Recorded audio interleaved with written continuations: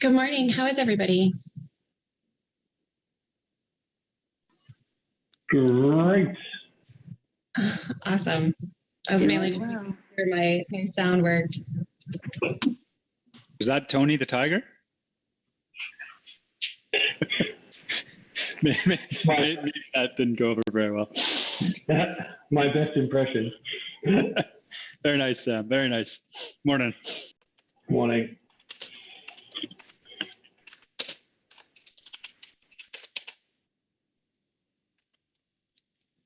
And Jane, everybody will be starting in about 2 minutes.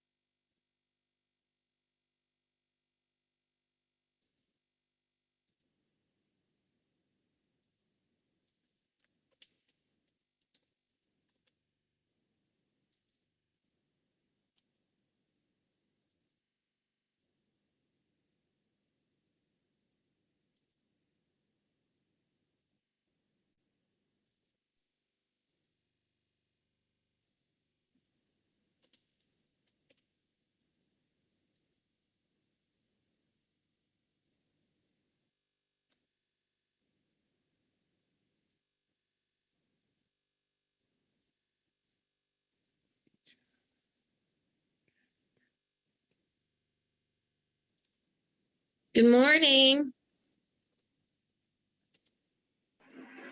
Good morning, Misha. Good morning. Morning, everyone. We're ready to begin.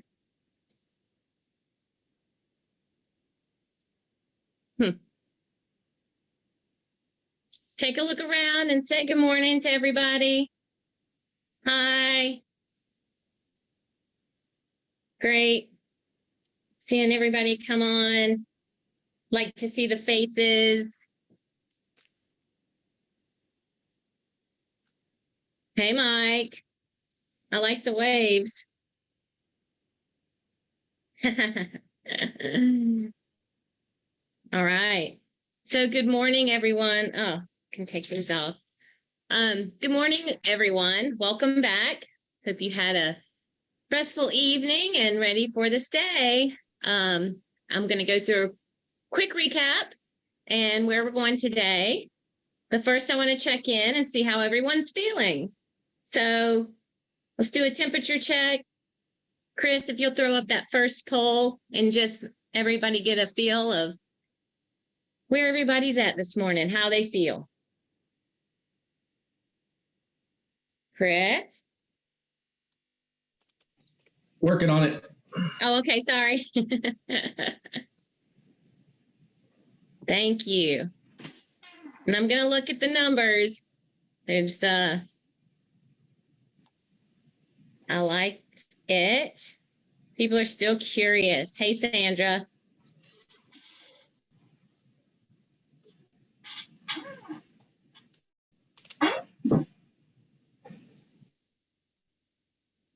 Mm-hmm. I like that there's still a lot of curiosity. Yeah.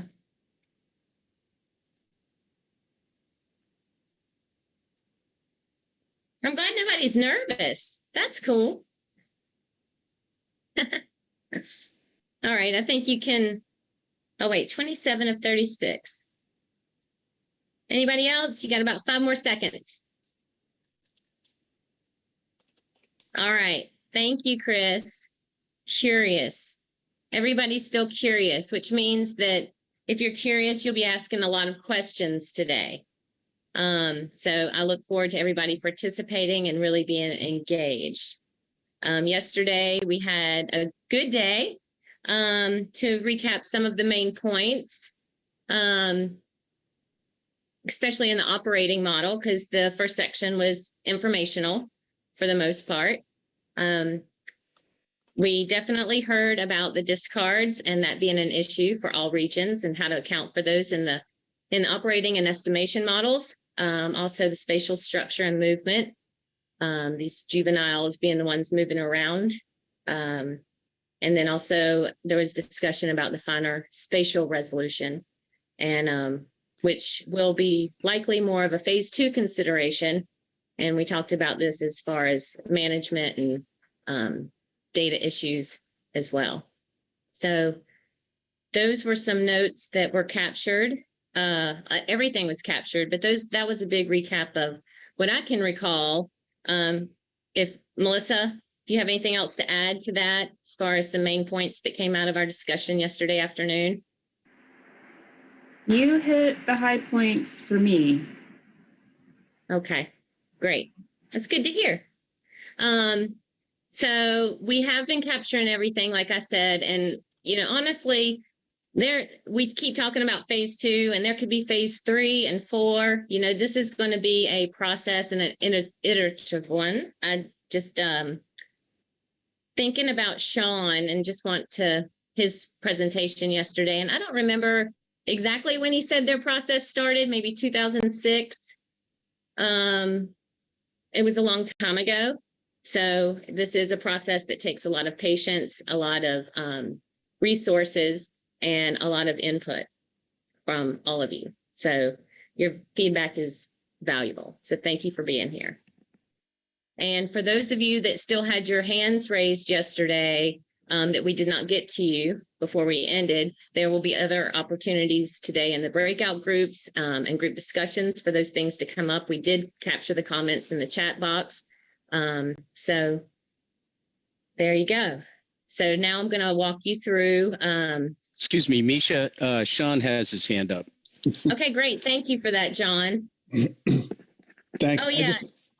I just ahead, wanted to Sean. quickly clarify that I'm not a proponent of long drawn out processes. That it's been going for a long time, but we literally had results happening within 2 years that, we're not formally adopted for a few years, but yeah, I'm more of a get it done quickly guy. So just to clarify that. Yeah. Well, and I think that should be our goal, right? To me, like right. Listening to, there's a huge participation, which is great. In the end, this is Maya's PhD, and that's like, and I think we touched on this yesterday. It's time for laser focus to get things done quickly. So, right, and trying to be humane here.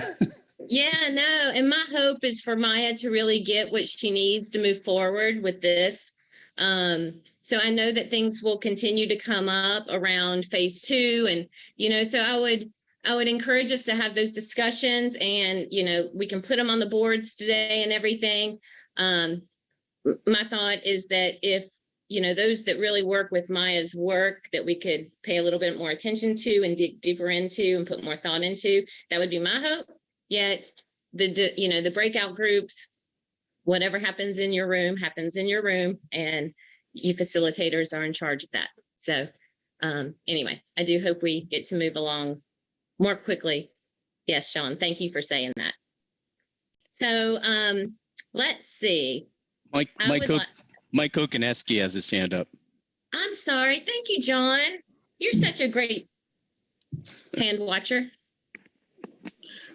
Just as I understand the process, it probably evolves as time goes by also. I don't think it's just kind of a status quo, do a stamp and take it out the door and make it work. It's kind of an evolving process as it goes along. Or is that true?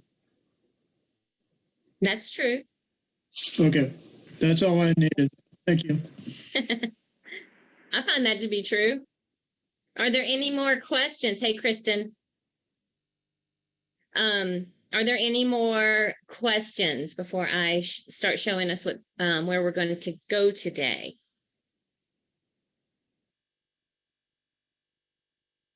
Okay. Great. Thank you. And so I'm just going to put up on the board or on the screen.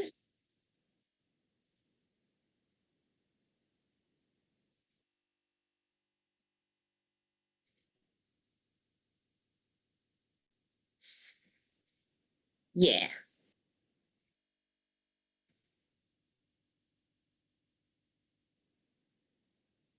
Where did it go?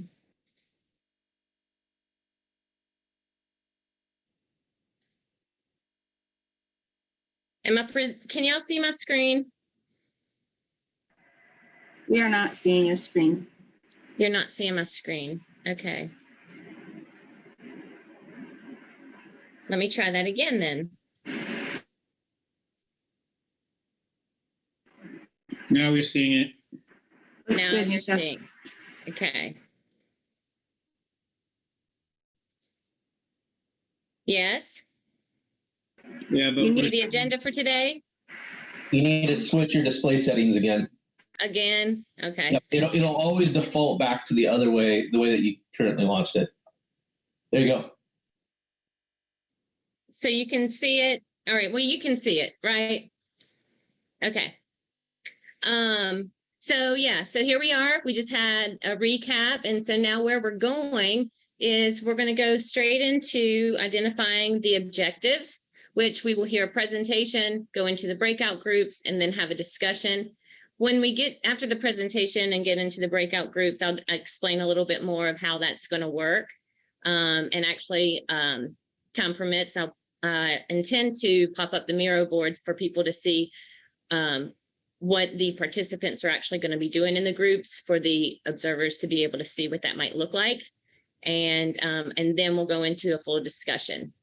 And then a break, then going into the performance metrics with the same layout as before. And then we'll have a lunch break. And then go into the management strategies, same breakout group kind of deal. And then we'll have a break before we wrap up and look at our next steps and adjourn for the day. So that's what our day looks like. And it's going to be a long one. And what did just happen? Well, I had a slide, but I don't really need it. Chris, the question is, let me stop sharing my screen. The question is, if you want to put that poll up, what superpower do you wish you had?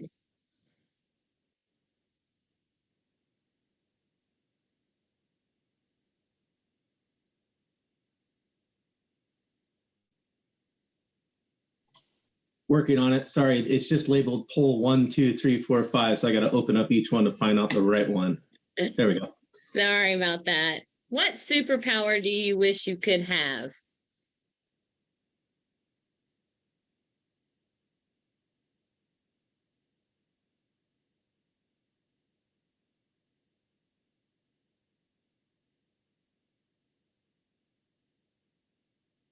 I like the ability to fly myself. For sure. Who wants to shoot lasers from their eyes?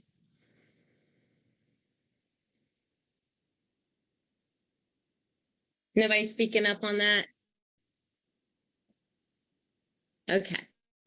Anyway. My husband sometimes suggests that I shoot lasers from my eyes. I say it's untrue. He can feel it. That's awesome. Okay, thanks for participating. Of course, anytime throughout the day, if you would like to get up, shake your body around, Sam, you do such a good job at that. But yeah, so all right. So if there are there any questions before we start into pretty much the meat of this workshop? Going into the objectives. Okay, no hands? All right.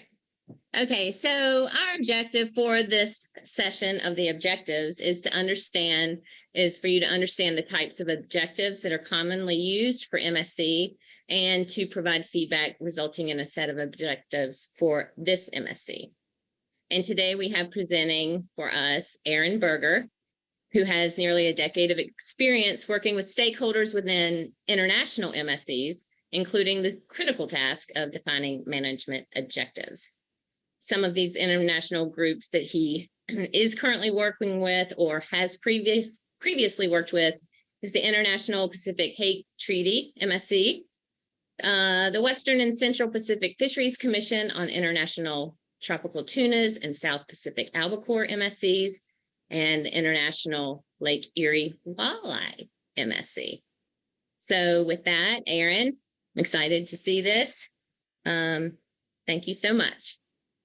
It's all you. Thanks, Misha. You're welcome.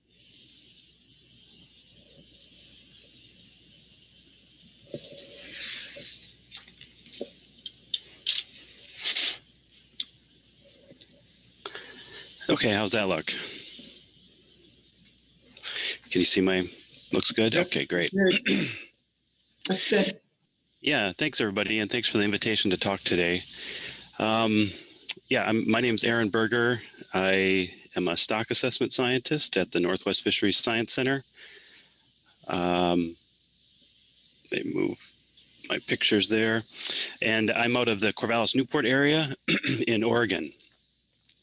So yeah, today I'll be talking about defining management objectives in a decision context, which can itself be an arduous task. And then I'll provide some examples of objectives. And then I'll step through a straw person set of sablefish objectives that we'll be asking you to provide feedback on for this first iteration of the Sablefish MSE. And my hope is that after this short presentation, you'll have a better understanding of what a management objective is, what makes for a good objective, and common types of objectives that are used for MSEs. So eliciting objectives from a broad set of stakeholders or resource users is a critical aspect of co-management in fisheries.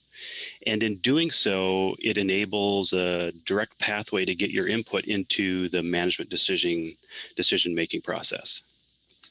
In a very simple sense, an objective states what you want from the fishery.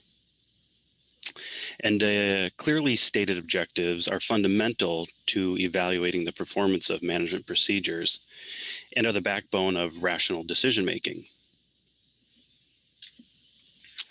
Objectives need to be stated explicitly, specifically, and unequivocally, and often can be categorized into different themes such as social objectives like the number of jobs or employment or food access, economic objectives such as profitability, biological objectives such as the low risk of a stock or fishery collapse,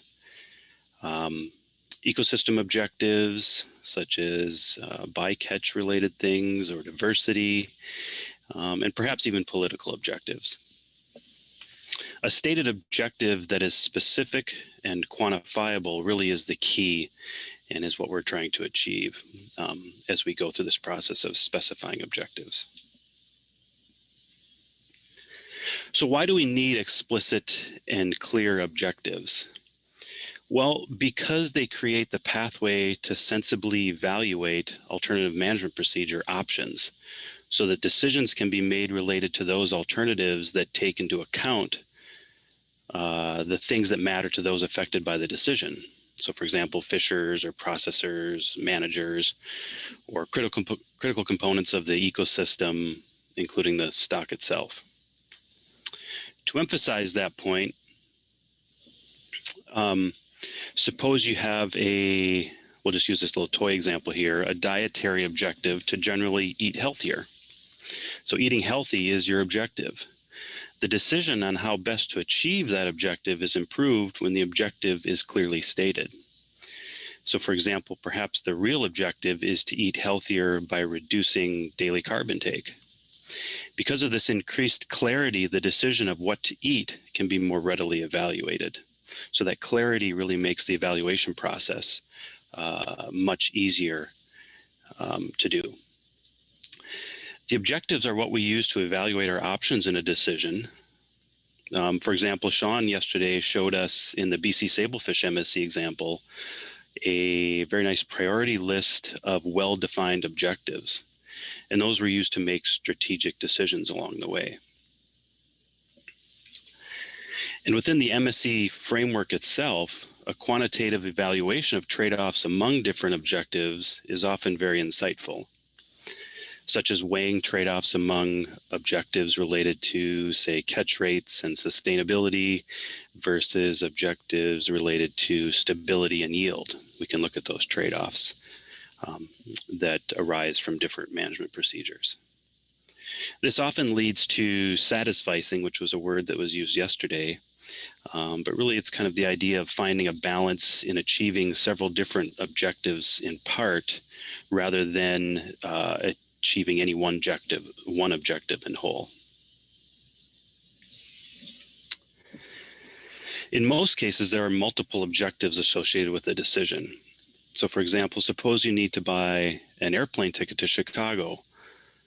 You may have multiple objectives associated with that decision, including things like finding the cheapest ticket, looking for a convenient departure time, airline safety or history of their safety reputation might be important, having a direct flight, an aisle seat, frequent flyer points. All of these are probably in the back of your mind when you're making that decision. And so these are objectives that knowingly or unknowingly you're doing in the back of your mind when you're making that decision.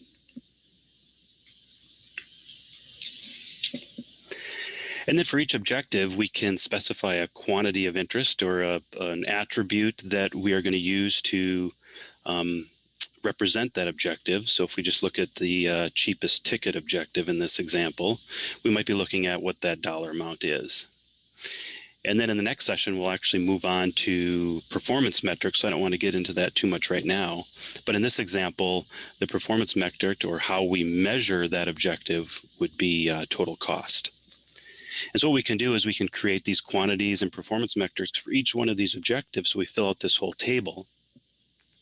And then that provides the basis for which we can quantitatively evaluate if we are achieving those or not, and how we can look at trade-offs among them when we actually do the MSE and look at management procedures. So specifying objectives, as the BC example also highlighted, takes time and is an iterative process. There is no requirement to get it exactly perfect the first time. And in fact, that rarely or never happens anyway. And what we are doing today is we're starting this iterative process.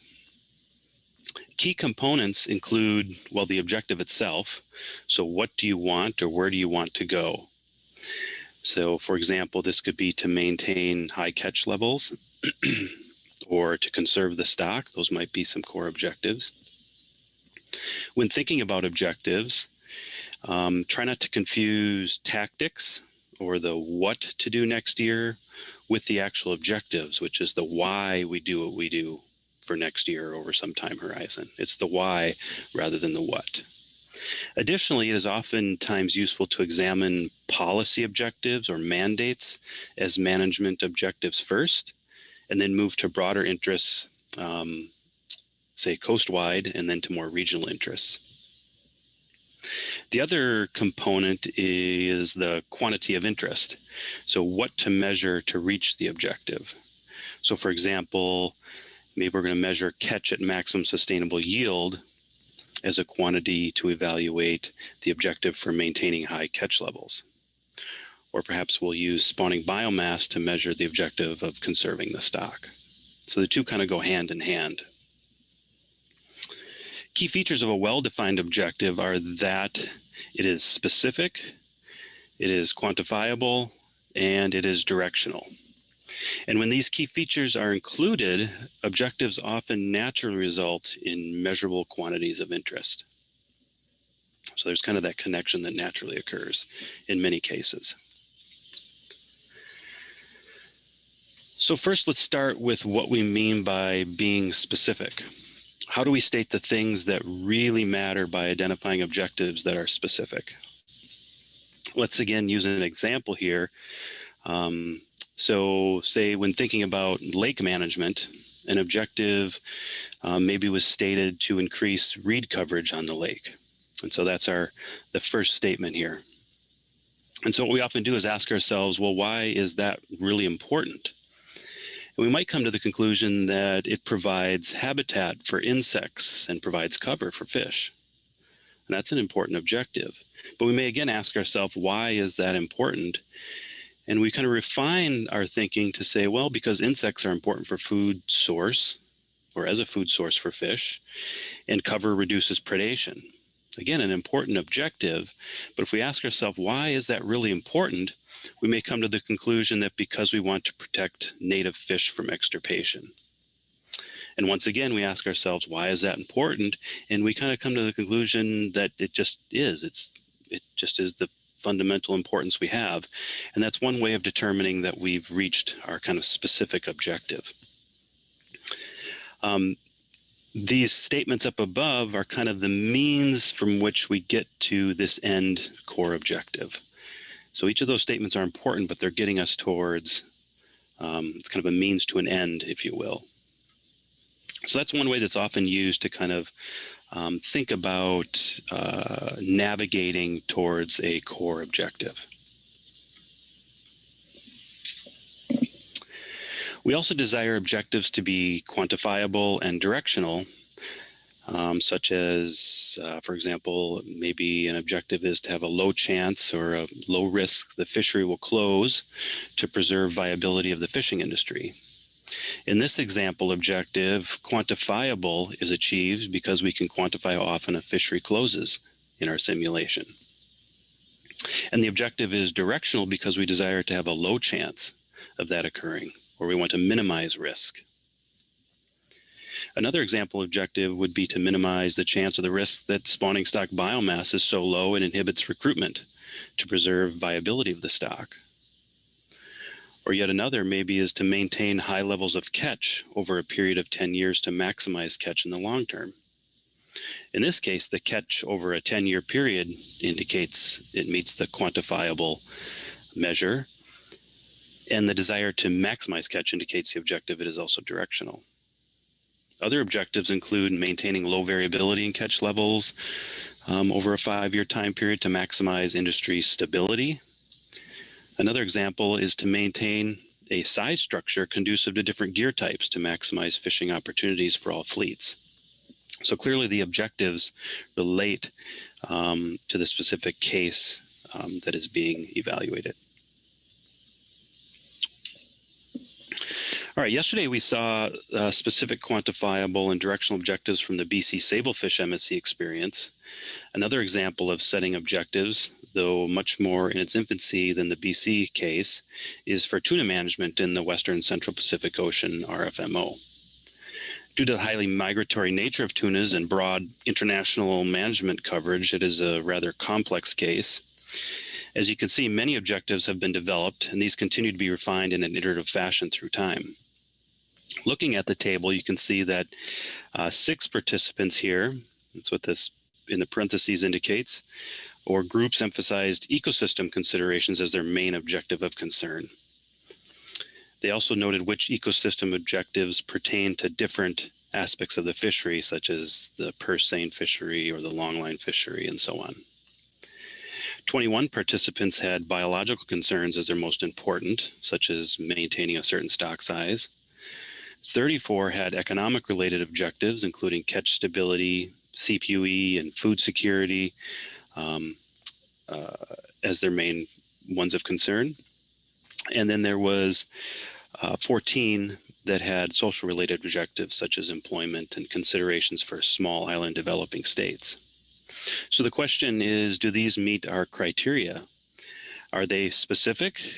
Well, not really, maybe some, but mostly they're not very specific. They're a bit general. Are they quantifiable?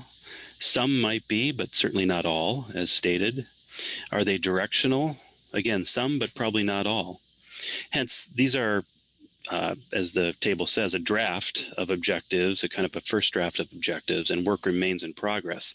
But it's an example of how to kind of go back and see if objectives are meeting these kind of specific quantifiable and directional criteria. Now let's turn our attention to specifying sablefish objectives for this first iteration of the Coastwide Sablefish Research MSE. The PSTAC contributors have started a short straw person list, and I believe you all have an access to a PDF of that list as well, to initiate discussion today. So let's go through those now. This initial list of proposed objectives was developed because these objectives, or versions of them, tend to be the ones that are common in MSEs worldwide. And this table lays out what the objectives are. So what do we care about? The second column is the quantity of interest, what is measured. And then there's a hidden column back behind here that describes the performance metric, which we'll get into in the next session. So I've got that covered for now. So for example, the straw person objectives include minimizing risk of the stock being overfished. And we can measure that. The quantity that we may use to measure is the size of spawning biomass. And so this is a kind of a conservative or conservation rather orientated objective. Another one is minimizing annual catch variability, where the quantity would be the level of catch variability. So this is sort of an economic objective, so that there's stability in terms of catch and industry stability. The third one is maximize short-term catch. We may measure that with the quantity of catch itself over the total catch over the short term. And again, this might be an economic objective to utilize fish that are coming through the population, maybe from some large recruitment year classes, to be able to take those when the population allows the catch to be higher. And then recall that collectively, these would be the things that lead to management decision options that incorporate things that are important to you. So your input on these is welcomed and will be the basis for the breakout discussions that we're going to have in a little bit. Additional objectives that you may want to consider could include things like maximizing old growth age structure as measured by mean population age, or maximizing old growth size structure. Could be a low risk of having harvest rate reductions, and maybe we'd measure that by tracking spawning biomass. Maybe there's alternatives of catch, like maximizing catch or maximizing long-term catch. Certainly there's all sorts of other objectives, including things like maximizing fishery profits, which we could measure with costs and revenues for each fleet per year, or ensuring fair allocation of quota to individual quota holders as measured through distribution and variability of quota among quota holders. I'll just note that those last two objectives there that have the asterisk by them are ones that would require further extensions in the operating model. So those would be things that could potentially be evaluated past phase one in future phases. A few lessons learned that I've gathered from my objective setting experiences or being involved in related processes, as well as from others, or things that I've learned from others, include the realization that the objectives are really the building blocks for making decisions in any context. And within a fisheries MSE framework, they form the basis for building, evaluating, and comparing management procedures. Objectives are never perfect from the start. Their development is an iterative process with periodic revisitation as we learn about the system or as priorities and problems change. So we don't need to get it perfect right away. It's an iterative process that evolves. The process itself of collaboratively stating objectives among diverse stakeholders and resource users is oftentimes just as important as the decision itself. Being involved in the process promotes a more comprehensive understanding of perspectives and needs among all involved, and that's really important. Core or high-level objectives tend to have broad support, even when initially that is not thought to be the case.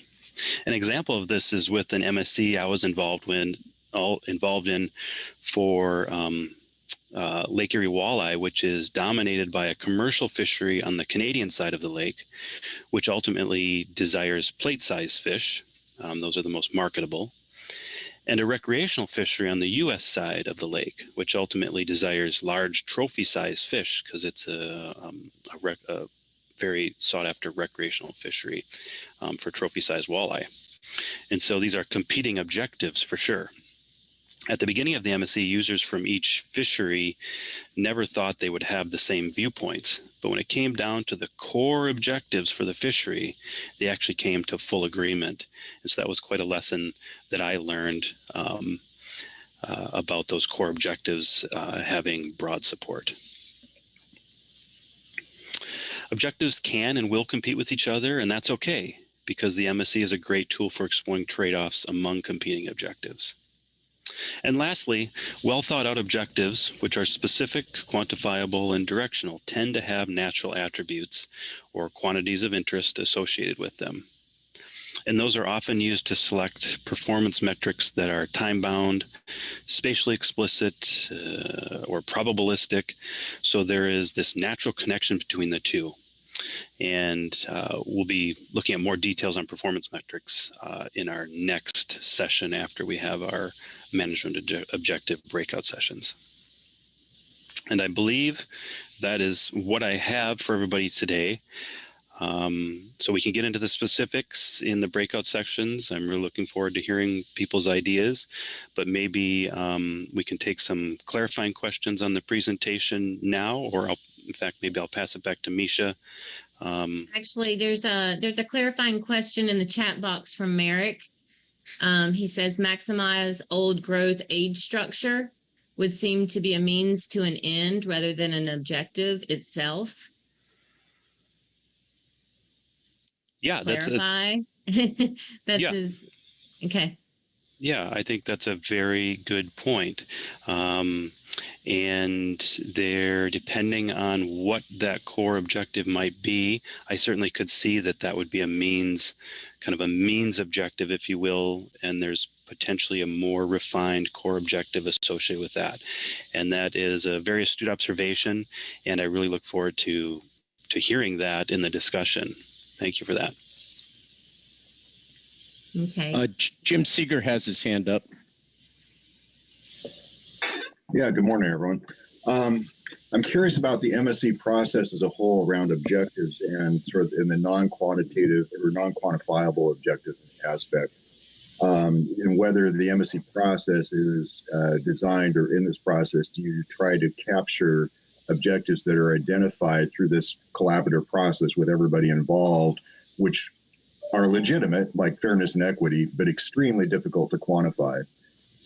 So that when you come out the end of the process, then you have sort of all your quantifiable objectives as a list, but then also sort of some agreement about, and here are some objectives that are non-quantifiable that as you go into the decision process, you may want to take into account because they are required and legitimate. So the question is, in this process, are you kind of collecting those as well and documenting those, or is that sort of just outside the entire process at this point? Yeah, thanks for the great question. And I'll let other PSTEP members chime in if they'd like to. I think from my perspective today, we are really interested in everybody's ideas. We'd like to collectively gather all the ideas, and maybe some of them in the end won't be so easily quantifiable like the examples you gave, but that's okay. If within the analytical framework at the end of the day, we cannot directly quantify those, we have to also remember that at the end of the day, through the MSE, or rather the MSE is really a decision aiding tool. So it'll give us a tool to help us make a decision, but clearly there's other things that aren't going to be in that at the end of the day go into a final decision, say at a council level or at an RFMO level. Those, even if it cannot be directly included in the MSE, are still important, and we'd like to hear about those types of objectives today. Is there anything from the other PSTEP members if you want to chime in and clarify or add something, please do.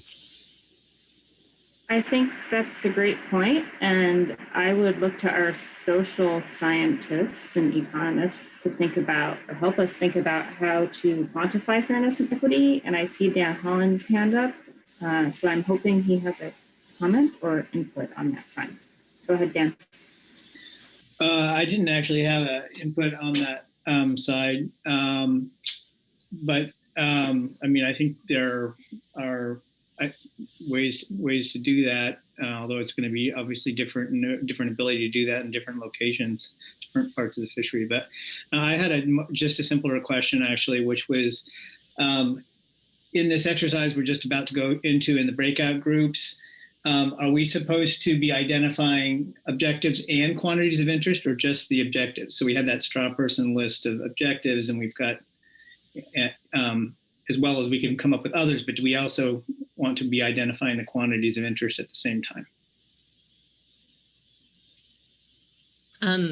No, that comes next, right? That comes in our next session. No, that's performance metrics, right? So we have. Well, I'm sorry, I misheard you then. What'd you say? There's objectives, there's quantity of interest, and then there's performance metric, right? And so when Aaron was describing, he was saying he was putting objectives and quantity of interest together. So the question is, are we supposed to be getting both the objectives and quantities of interest in this session? Because the next session is performance metrics, right? Right. Yeah, I think, again, other PSTAT members can chime in, but I think if there's very likely a natural progression if the objective is stated well, specific, quantifiable, directional, what have you. There's going to be a natural quantity of interest or an attribute that relates to that. I don't think it'll be difficult. I think if we find it difficult, we may want to revisit the objective. But to answer your question directly, Dan, I think we might as well do both at the same time. They seem to kind of go hand in hand. That would be my recommendation, but guidance by others is welcomed. Kristen Marshall has her hand up. Yeah, thanks. I was just going to add to Jim's point, or maybe suggest one way forward on the objectives that might be broader than this exercise. I think it's good, maybe helpful to remember that those objectives that are outside the scope of this work potentially could be really useful in informing what direction the work should go in the following phases. So thinking about like equity, for example, if that was something that was really important to a number of groups, that might inform some future model development that would allow the quantification of that in a way that could get at that question. And I think there's lots of interesting and cool approaches that other groups are using to move in that direction. So that might be a place for that. And similarly, I think with like ecosystem objectives that came up yesterday, if those kinds of things are identified, they can be used to sort of inform that that next phase of work, perhaps.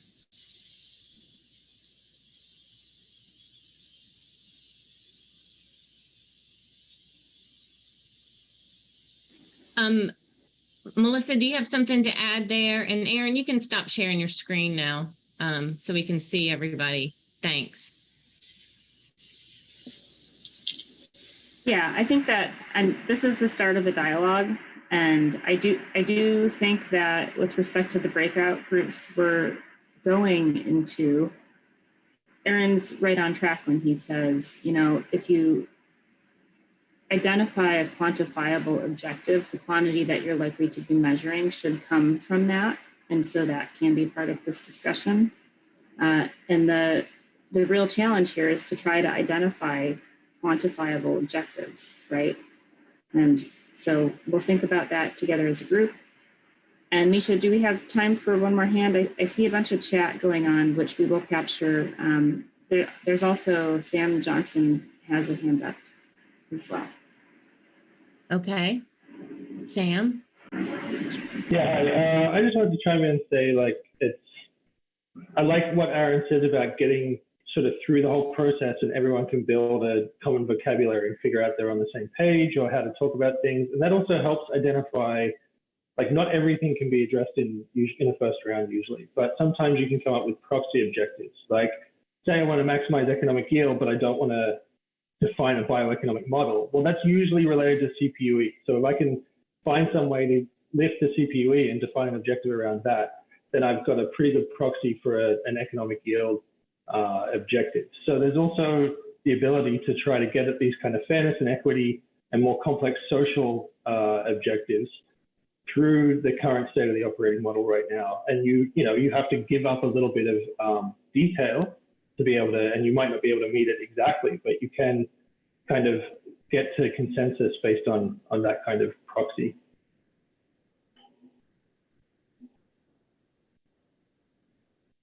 That's it. Thank you. That's some experience from BC anyway. Thank you.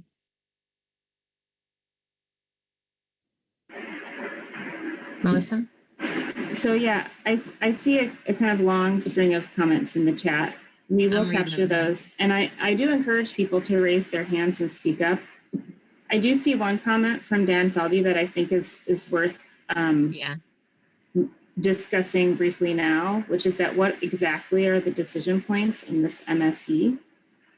What are we informing? And so in the simplest, well, we don't have any regional decision tied strictly to the output of this MSE. This is a first iteration to really look at how we can improve our scientific advice to the regions, and the improvement of that advice is likely to come in how we build our assessment frameworks and look at our current harvest control rules and potential alternative control rules that are developed amongst this group. So we're not telling the regions what to do, right? We have no pre-agreement. And that's why when I presented this earlier, yesterday, in the introduction, kind of termed this as MSE light, right? In the most formal sense of management strategy evaluation, you would have a pre-agreed decision points, right?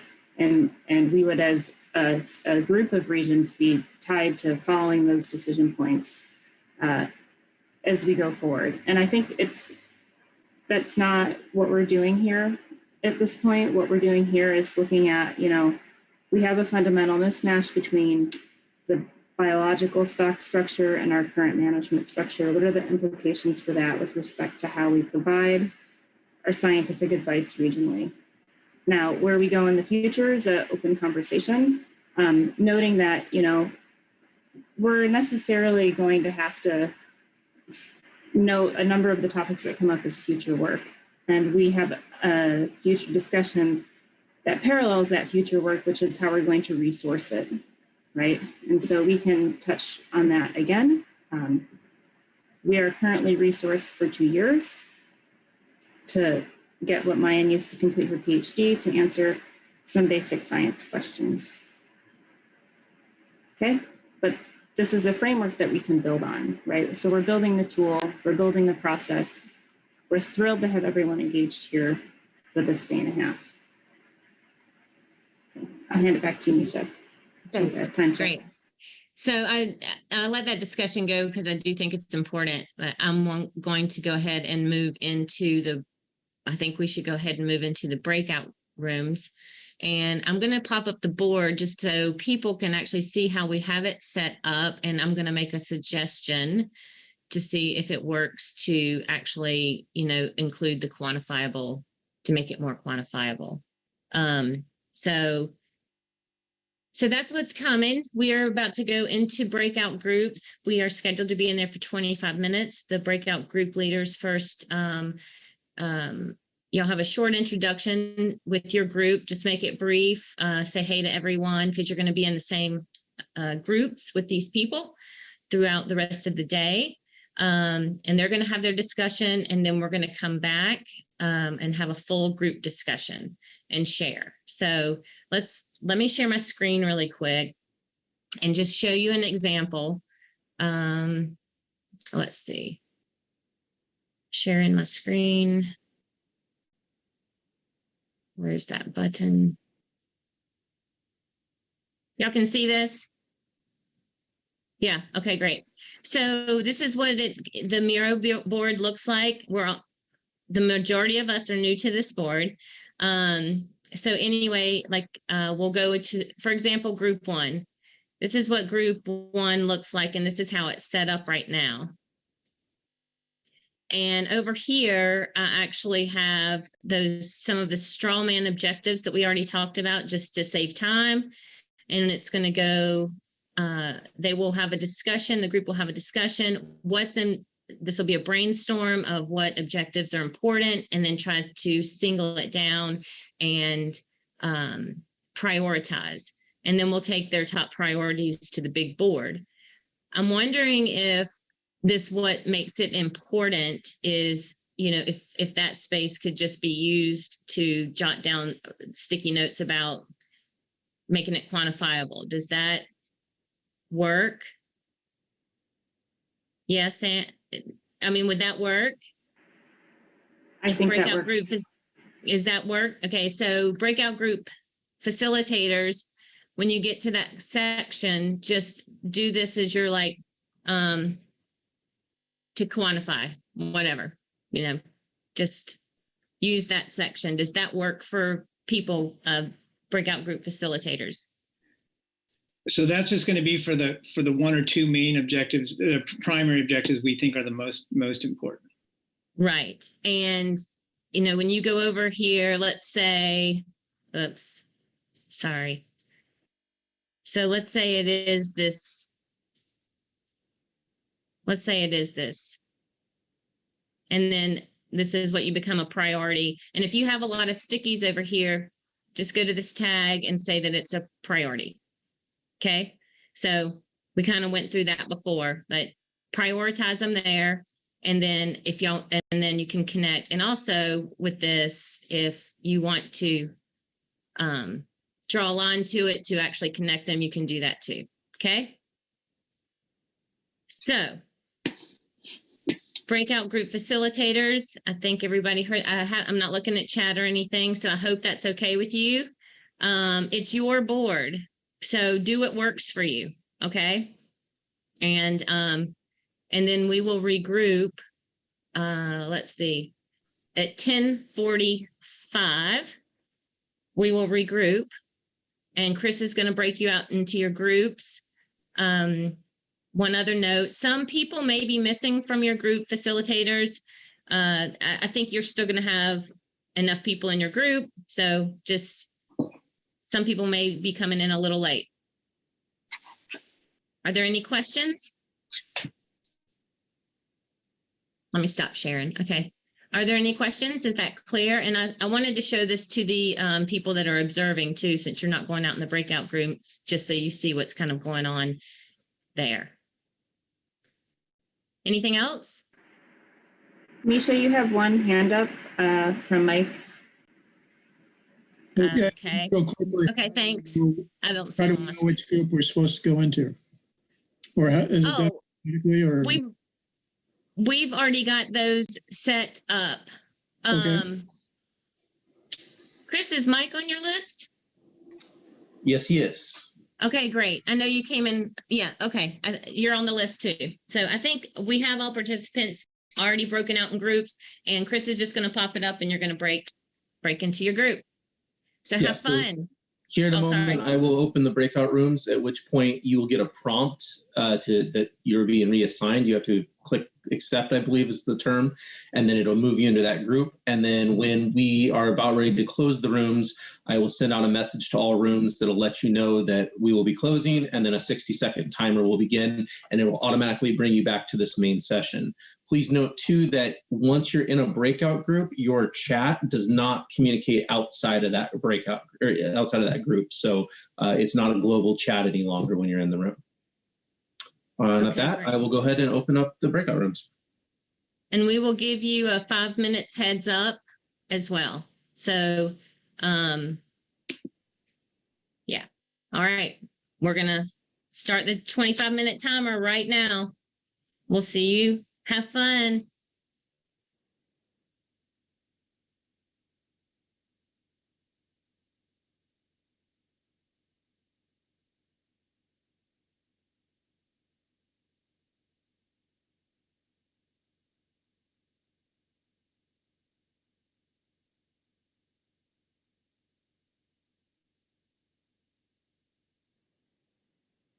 Chris, are you going to throw up the a slide of the questions? Great. Thank you.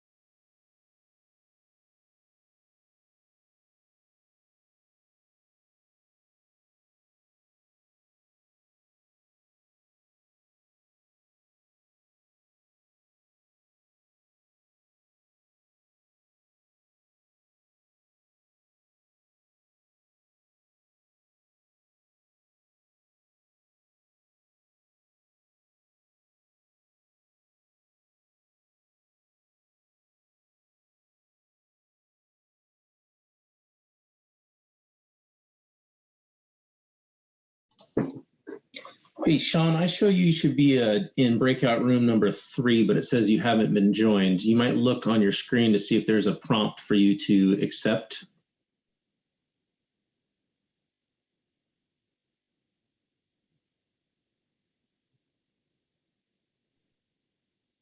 There's a button that says join breakout room, but that's what you need to click. Yep.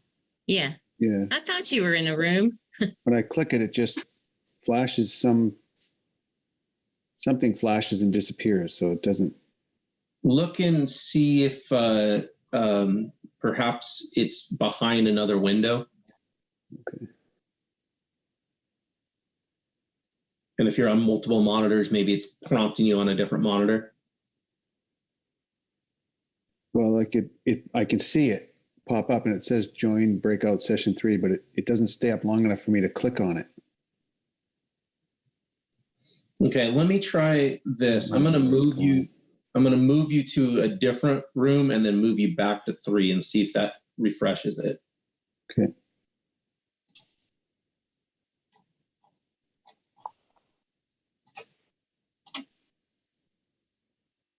All right, did you get a new prompt? No. It's still, I can just see it says breakout. You have been assigned to breakout room 3. If I press it fast enough, it actually, it's like watching a video. Interesting. I've not encountered that before. I wonder if it has to do with, I don't know if there's like everything about this software. When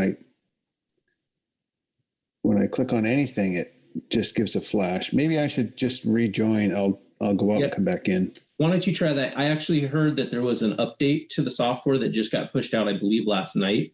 So when you exit, it might actually prompt you to install that update, and then go ahead and rejoin and we'll send you over. Okay. I can't even quit now.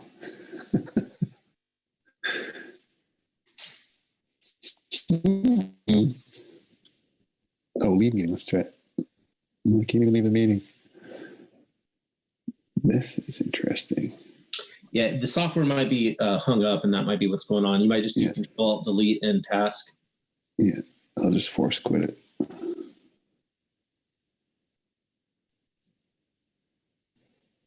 Hey, Chris. Hey, Brad. Hey, good morning. Am I supposed to be in a breakout room? I did not have you assigned to one, no, because you're an observer. Okay, that's fine. That's good. I just want to make sure because I miss things.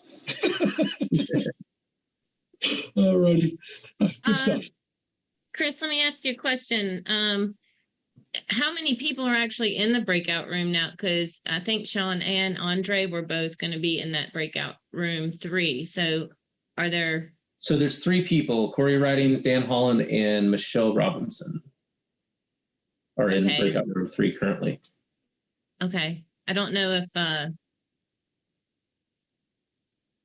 Melissa or Carrie or either one of you interested in joining that group, or you want to see if Sean makes it back in?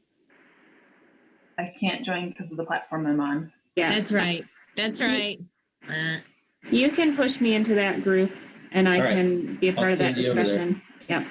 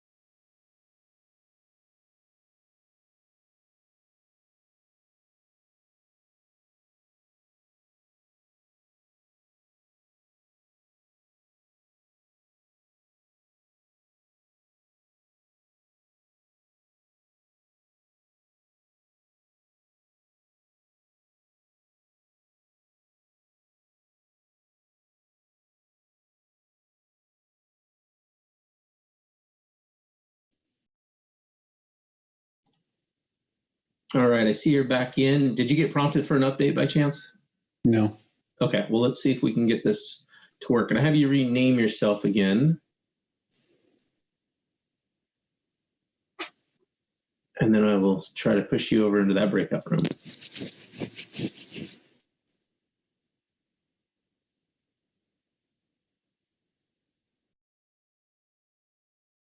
You want me to rename myself or you are?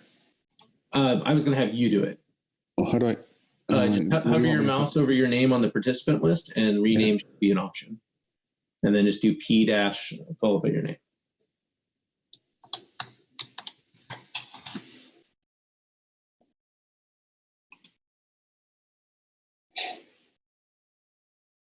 Okay, I'm going to send you over to breakout room 3 now. Hopefully it'll work this time.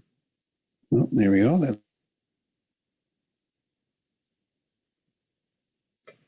Appears that it did.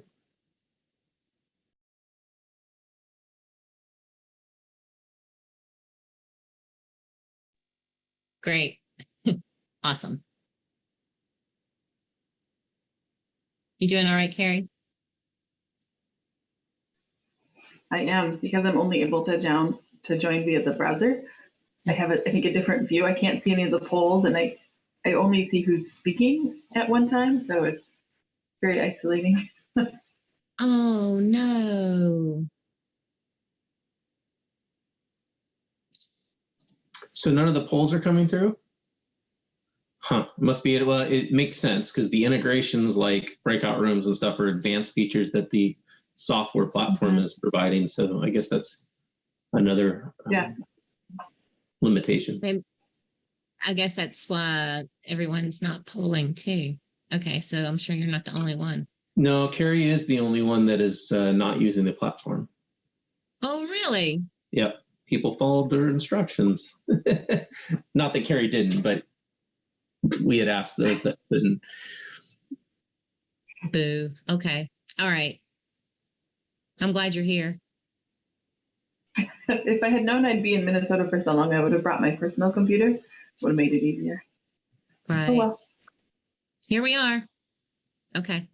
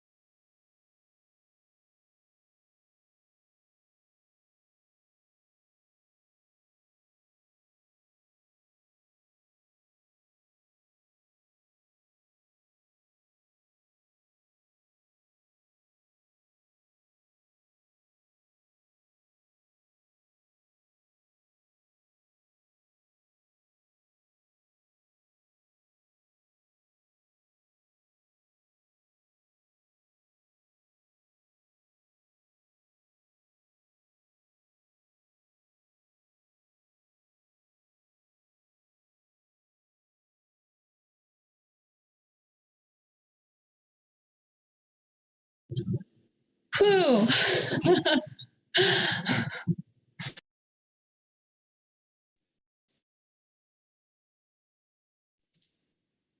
Huh. Huh. Is that you, Jane? Yeah, it was. Yeah, I think that the time was a little tight. What's the, okay. Yeah, that was the who about, but you got something?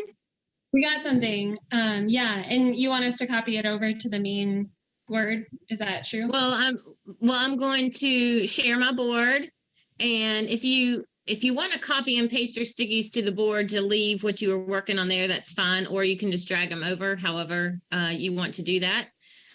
So we'll just dive right in. Okay, let me share my screen. I see all your little people going around.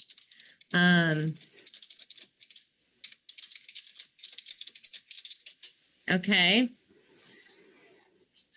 Let me go over here.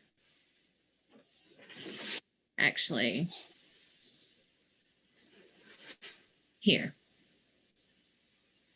Somebody already put in there. We're going to go in order. We're going to go by group. So I don't know where those came from. So group number 1.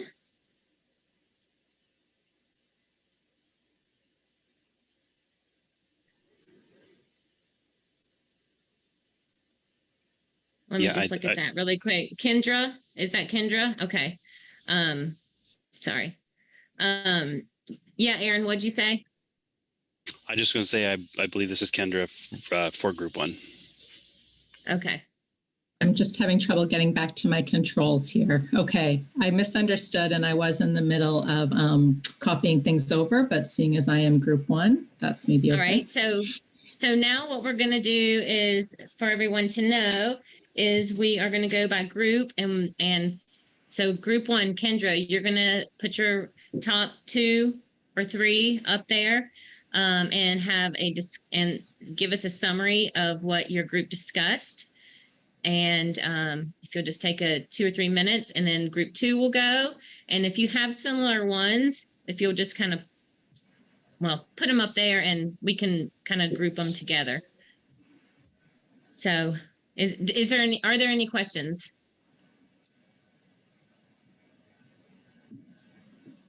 Yeah, okay. Misha, or who actually moves the stickies into this space?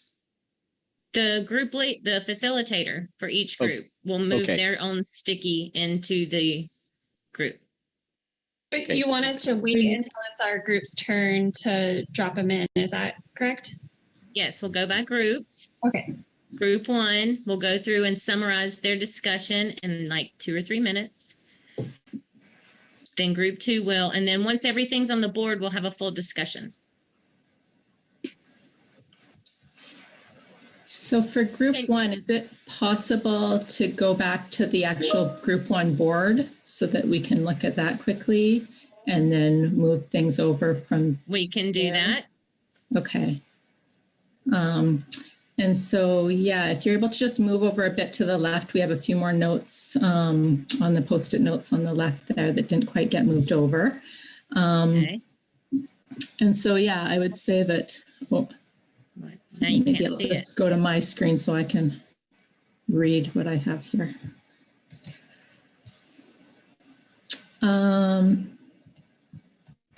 Okay, I'll try and just are you able to make it a tiny bit bigger? Sorry, Misha, I can't quite read that. No worries. This is we're all learning here, you know. Okay. Yeah. And so, yeah, where we got to was we kind of had these 3 objectives that we, discussed and agreed to move over. The first one that came up, which was raised in the California context, but that there was general agreement on, was a objective to minimize annual catch variability, and we noted that that was linked to market stability concerns. There was also some discussion of the first objective that was put forward, which was minimize the risk of the stock being overfished. And we talked about how that's in many cases kind of an obvious requirement from national fisheries policy, and how in like a hierarchy of objectives, that would be something that would be ranked high up. And then we also touched on the objective of maintaining the stock at or above BMSY, which was a new one that we typed out. It wasn't one of the original ones to start with, but was also something that's obviously linked to the Magnuson-Stevenson's Act, as well as DFO's precautionary approach policy. So those were the ones we gave highest priority. We have a few others over on the left that we had some discussion about. So I'm going to do this really quick. Yeah. So I'm going to touch your screen then, because if these are your priorities, like what's the most important, so can you pull your, whatever ones you're about to talk, I mean, like your brainstorming ones, I mean, what, you can pull them over, just, you know, that's where all of those were going. Right. Okay. So you can do that in a minute. We're just going to discuss priorities right now, but we've obviously captured everything. So was there any? No, I think that's the main things that I would report out from our group. There was a note just in the questions at the bottom of kind of how to include resilience to climate change, both for the stock and fishery in the kind of decision-making process or within the MSE. And that was just flagged as a question of interest to discuss later on. Okay, great. Thank you. So I'm just going to grab your priorities here then and just post them here, which that was that one. Okay. Oh, okay. That was there too. Couldn't read the font. And then this one. Okay. So here you go. Yeah. We've captured your top 3 priorities. Yep. That looks good. Thanks, Misha. Okay. You're welcome. Group 2. Do you want me to, would you prefer me to go back to the board like that as well? Sure, that's great. I just cleaned it up a little bit. So okay. Yeah, and and others, if you need to clean up your boards, go ahead and do that. All right, thank you for that. So if you want to give us a summary of your group's discussion. Sure. Yeah.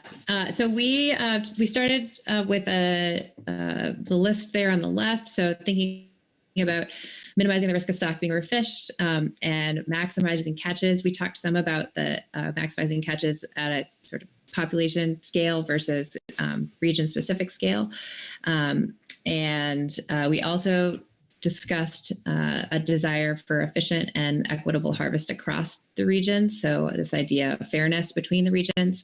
And then we touched on allowing, there was a desire to allow flexibility in gear that was particularly brought up in the context of the U.S. West Coast, and then thinking about adaptive management as well. So sort of going a little bit into sort of more of the how the management might be done, but the ability to respond to variable cohort strength. So our 2 most important ones, I think we kind of ran out of time to get to consensus on this, but were minimizing the risk of the stock being overfished and maximizing the catch at the region-specific scale. Awesome. Thank you. I'm just going to put them over here.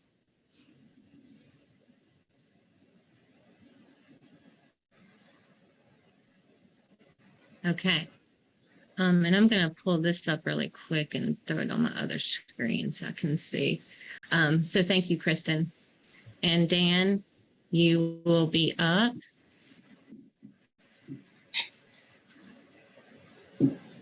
Okay. It's you? Yep. Yeah. All right. So our discussion was a little bit different, maybe a little less focused on some of the more specific types of objectives. And we spent a good bit of time talking more about kind of process objectives, I guess, that you might say. So we did in the end identify, some more kind of straightforward objectives relating to that straw person or variations on it. One in particular was that was brought up was minimizing the annual variation of catch so that it doesn't change more than 15% from one year to the next.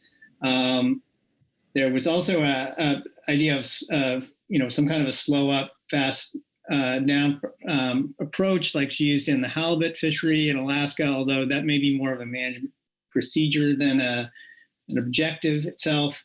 We want to minimize risk of the fishery closure and minimize the stock being overfished. That kind of the larger processing overarching objectives are to make the MSE process successful and to see coordination between the management groups in the different areas, the North Pacific and the Pacific and BC as well, I guess, see coordination and consistency, I guess, in terms of the way that management is done and across these. So there was one sort of priority. I don't know that we had complete consensus on what was the most important here, but maintaining a minimum catch level was put forward as a priority objective. So I moved it into that column, but we didn't really get a chance to come to a consensus and agreement whether that was indeed the priority.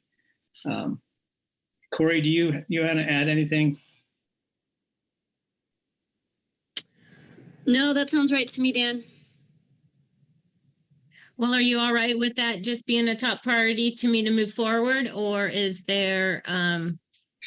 Yeah, well, maybe I would say this one was certainly one that was a priority. That's also minimizing the annual catch variation. So maybe we can move, put those two were kind of put forward by people in our group as being ones that were very important to them. So. Okay. Thank you, Dan. So maybe those two would be the ones to move over. Gotcha. And then, yeah, I don't know what that, I think clearly these overarching objectives are important to people, but I don't know if they have, if they fit in this in terms of the coordination and. That seems to be more implementation really than the management, than the MSE itself. Well, we'll start playing with all of these and put some things to the, we just want to capture it and we'll have a discussion around it. But thank you.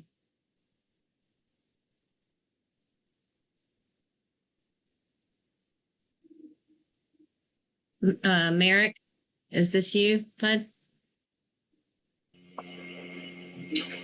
Yeah, hi everybody.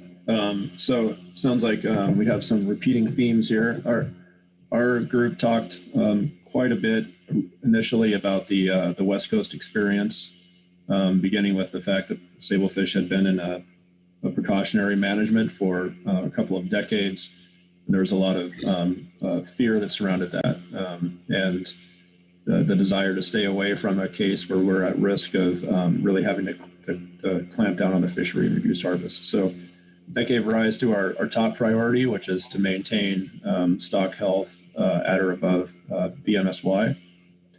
And then what followed was a discussion about really wanting to be able to build out and diversify markets, and maintain the health of the marketplace and maintain the value of the fishery.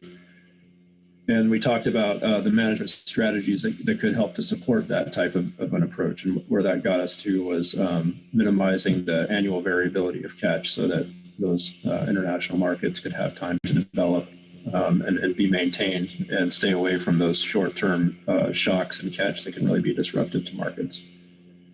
So yeah, our top two priorities: one, maintain the health of the stock, staying at or above BMSY. Followed by minimizing annual variability of catch. Okay, thank you. I appreciate that. Looks like y'all got some stuff. Okay, so this one, you want me to, oops, wrong thing. So can I move this one over here? Is that fun? Sure. Yeah. Yeah, as it's your most important. Yeah. Yeah, the These are most your important one is the one on top, and the second one follows that. right. These are your priorities of it. Okay. Yep. Thank you. Well, I didn't get both of them.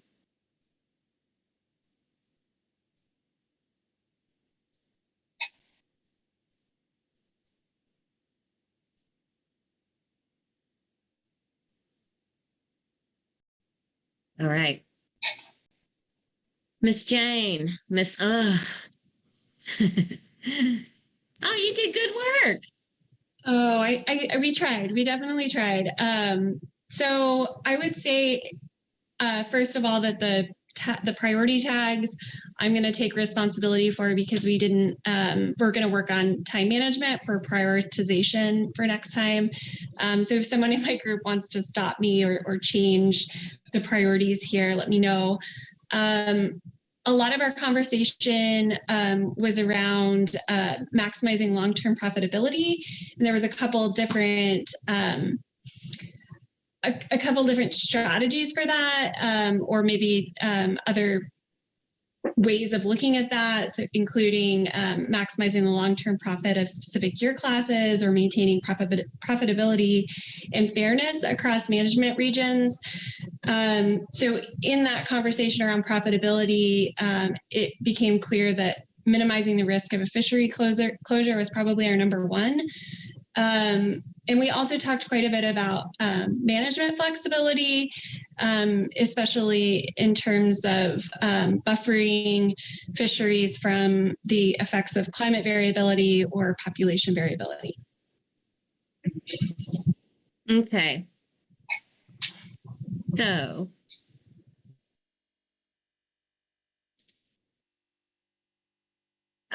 are you, okay, so I'm gonna take this one. Can I grab those three? Yeah, I guess. I mean, this is, I mean, that's great. We can keep it there. But as far as to throw on the board. Yeah, I think these three would be the three that. Okay.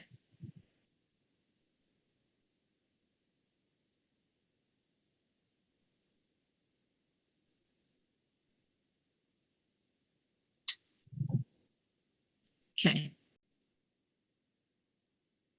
All right. So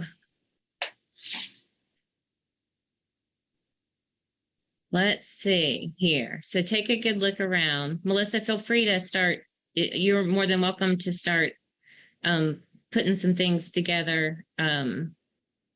Minimize risk of fishery closure. Okay. We got some of this. Was that other closed? BMS. We got some of this going on. You can minimizing catch, long-term profitability.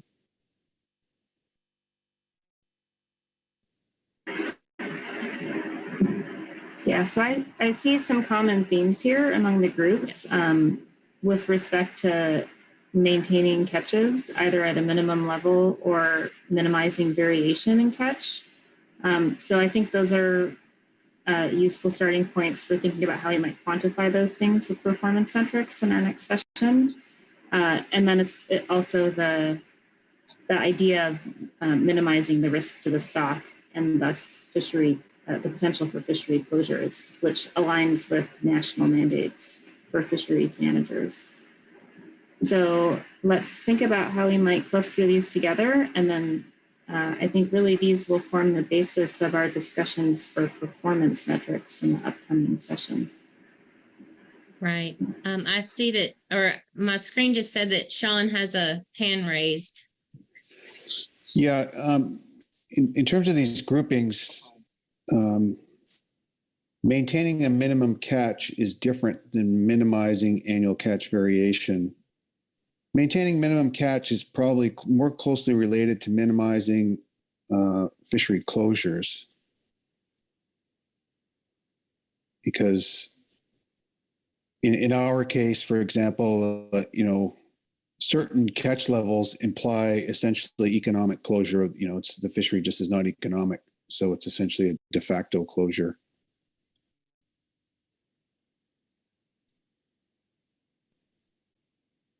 Yeah, I think those are right. And each of those could be individual objectives that we could think about how we want to specify performance metrics. Yeah, like those could be defined by region.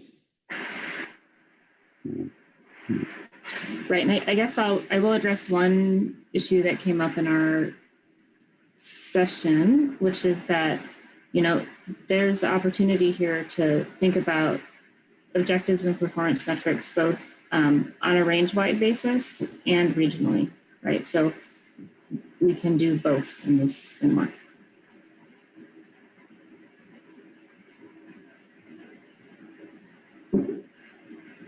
Misha, Alexander Stubbs has his hand raised.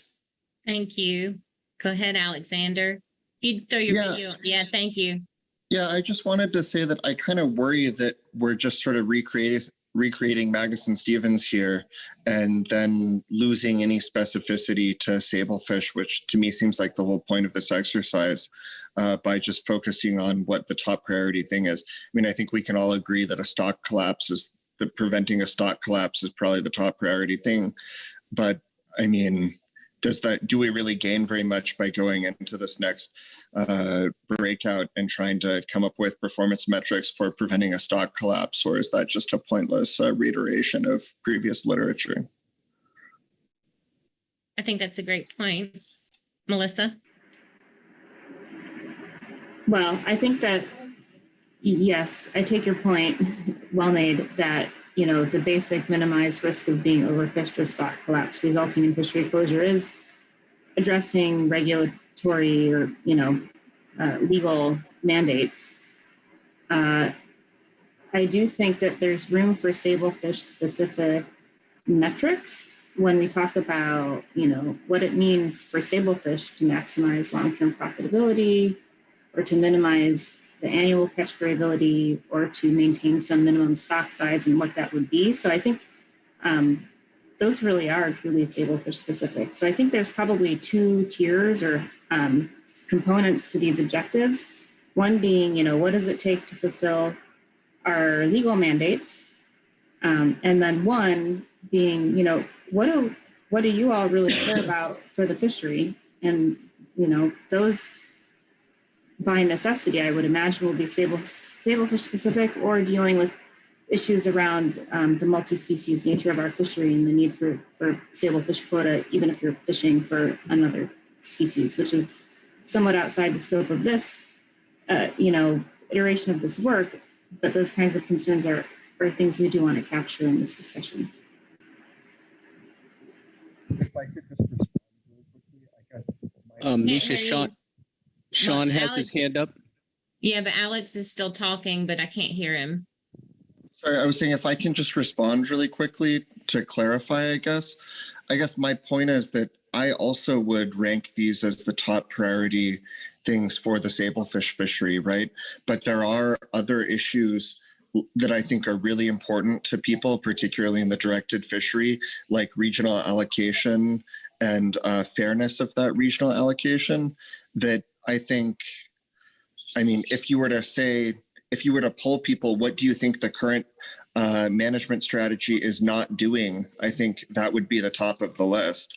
I think most people think we're probably doing okay at not overfishing the entire stock coast-wide, but I don't know that that's at least the industry's perspective of how current management is working in different regional areas. So that would just be an example, but that's not the only example.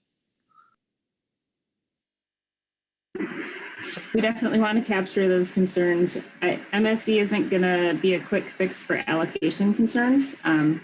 If we think about how we can quantify what people view as equitable regional allocation, then that is a good discussion to have. And again, that I don't think that's going to be solved in this workshop. That's something that's going to be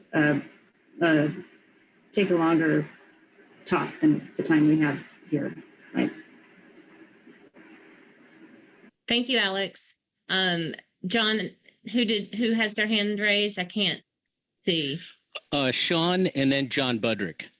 Okay, thank you. And those will be our probably last two, and we're going to have to wrap up this discussion. Sean? Yeah, thanks. I'm going to skip weighing in on the previous set of comments because depending on how you define regions and fairness, there's a lot packed up in there. So I'm not going to touch that. But what I did want to point out was something like maintaining stock at or above BMSY. I think I know from our assessments that our stock is not at BMSY. In fact, it's going to take about 30 something years to get it there. So I think some of this might be rebuilding stock to BMSY first if you want to maintain it, because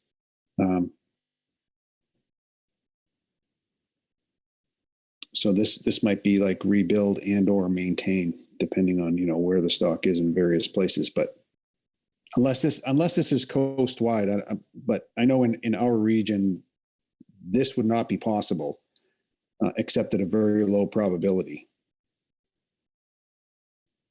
So in Canada, it's more of a rebuild to MSY objective.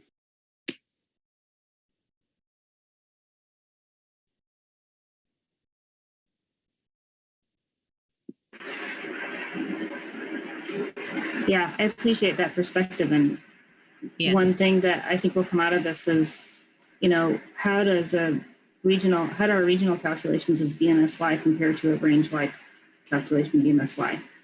That will be instructional for all of us. I see, Misha, do we have time for one more? I think John Budrick was there, but we're only going to have one more for now. So, John? Sure. Yeah. Thanks.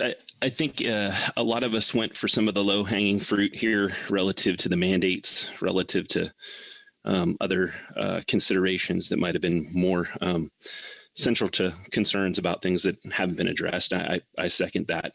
Just the time limitations to some degree contributed to that, and kind of us not getting into those other issues until later and then end up losing them to some extent. But in any case, one of them that was brought up that I don't see necessarily reflected here is access to other stocks as being a high priority, because this can be a constraining stock, as we've seen for Dover, as well as probably for the shelf rockfish as well, which is important to California. And I mentioned yesterday the misalignment of management lines pertaining to that, and the potential for not having access to some of those stocks because of the nature of the spatial management. I understand that's been identified as more of a phase 2 consideration, but I think it is a primary concern because economically, we're not just talking about the value of sablefish here. And when its value drops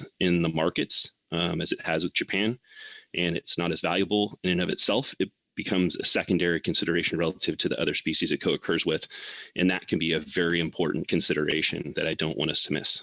So alignment of those spatial lines for the various stocks contributes to us having enough fish available, so that you're having allocations that are proportional to the relative abundance along the coast, so that you don't end up having the markets solve issues that should be eliminated from the outset, from where you place the lines relative to these species where you don't have population structure that dictates otherwise. Anyway, that's, I think, a major point. Thank you, John. Go ahead, Melissa. I was going to say, thanks, John. And as we go forward in this process, let's think about how we can indirectly address that concern through, for example, maintaining a minimum level of catch, right? So that you might be able to capture some of those concerns with an objective of that nature. Spatial aspect shouldn't be lost there, though, because when you're maintaining your BMSY, which is great and required, and an obvious top list item, we can lose some of the spatial aspects of this that really do have pertinence to whether you're able to attain the stocks that you have off your coast that are constrained by sablefish potentially. So. Right.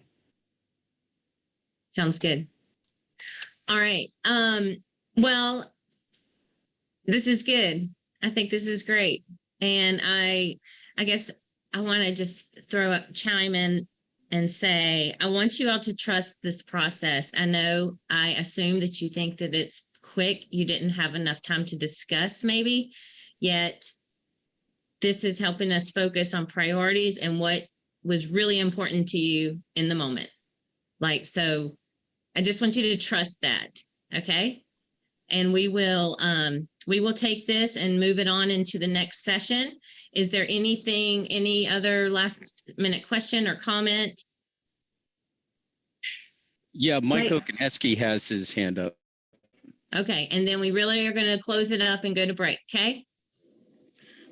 Yeah, I'll keep it real short. But they've got what John was talking about as far as constraints on other species. You've got the same problem in the Bering Sea, and it's complicated, but I'll leave it at that. Thank you. All right. Let's see here. Okay, it's about 2. No, it's not 2. It's 11. 18. Melissa, do you want to do any summarizing? Do you have any last minute thing to say? Or are you good? Okay, you're good. All right, so we are going to take a break and we will be back in 15 minutes. So let's just say 11:35. Yeah, we'll be back at 11:35. And also the facilitator breakout group and if you want to join us in a break, the facilitators and note takers, if you want to join us in a breakout group right now for just a brief second, you're welcome to. And we'll see you all back here at 11:35. Thank you.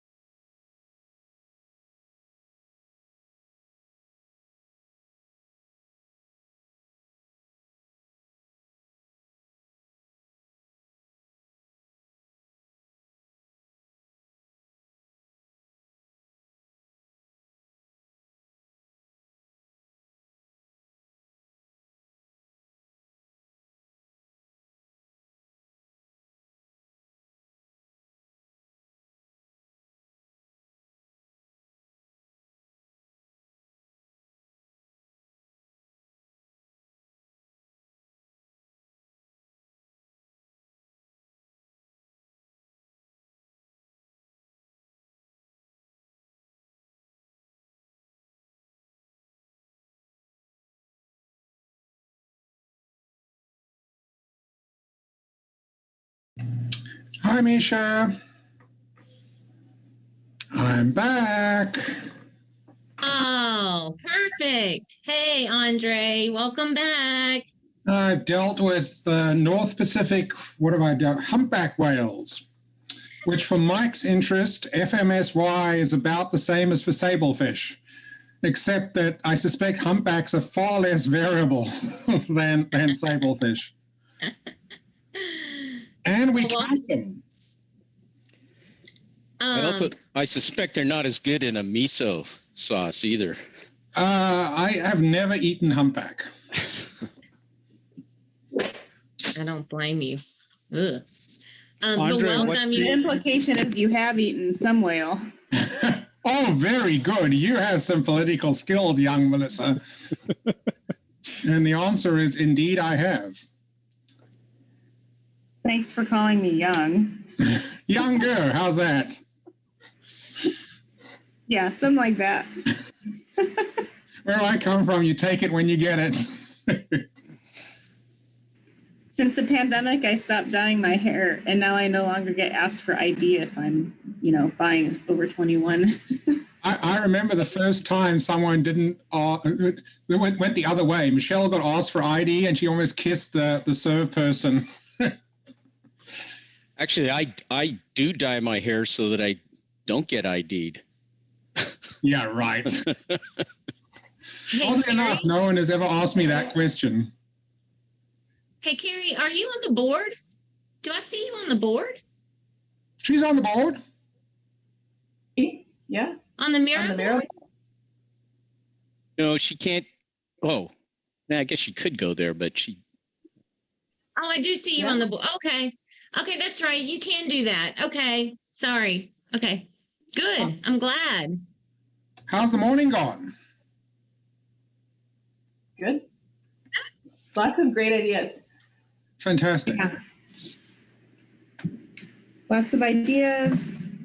I think we'll have a really informative discussion as we go forward. And I think one of the things we're going to learn from this is that we are all probably going to end up wanting more time, but this does not have to be the end of the discussion. I view this as the opening. That makes sense to me. None of these processes have ever stopped the first time you try them. Just don't do Western North Pacific minke whales. It took us 13 years to do an MSE for that one.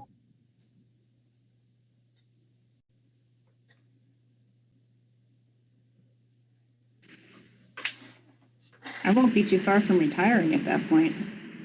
About a third of the people who started died before we finished. Charming.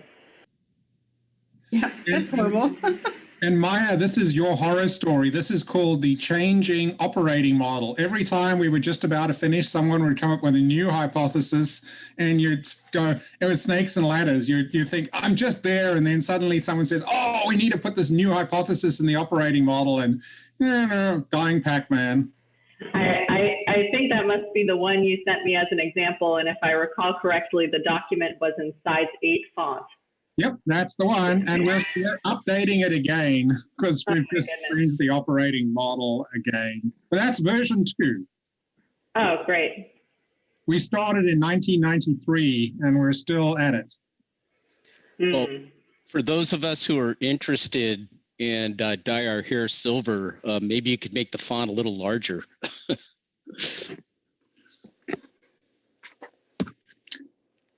John, just remember operating model specifications always should be in small font because no one reads them. And if you don't give them, someone asks for them.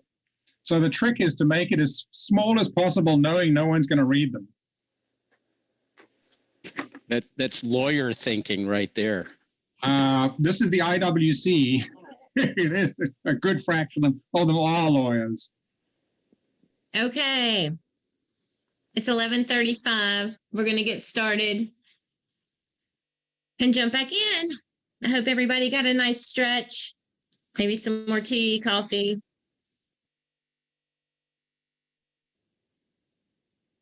Actually, I do need my glasses. All right. So that was a fun experience. I know that,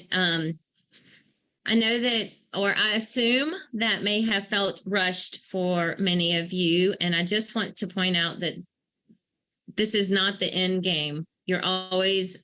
We are capturing everything, and you are always welcome to give us more feedback outside of this. So this is not the last time to give input on the objectives. And once we go through this next section of performance metrics, when you go back into your breakout groups, you're welcome to revisit objectives, matching them up with the performance metrics in the next session. So yeah, I just wanted to point that out. So everybody ready to move into the performance metrics?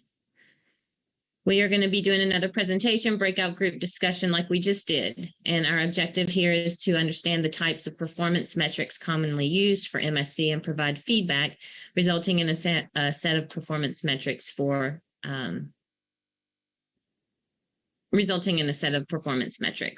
And Mr. Brendan Connors is going to be the presenter for this. And Brendan is a research scientist with Fisheries and Oceans Canada, and former Sablefish program head, where he was the DFO, which is Fisheries and Oceans Canada, but he was the DFO science lead for the BC Sablefish MSE. So Brendan, with that, go ahead and share your screen, and I look forward to hearing your talk. Great. Thanks, Misha, for the introduction.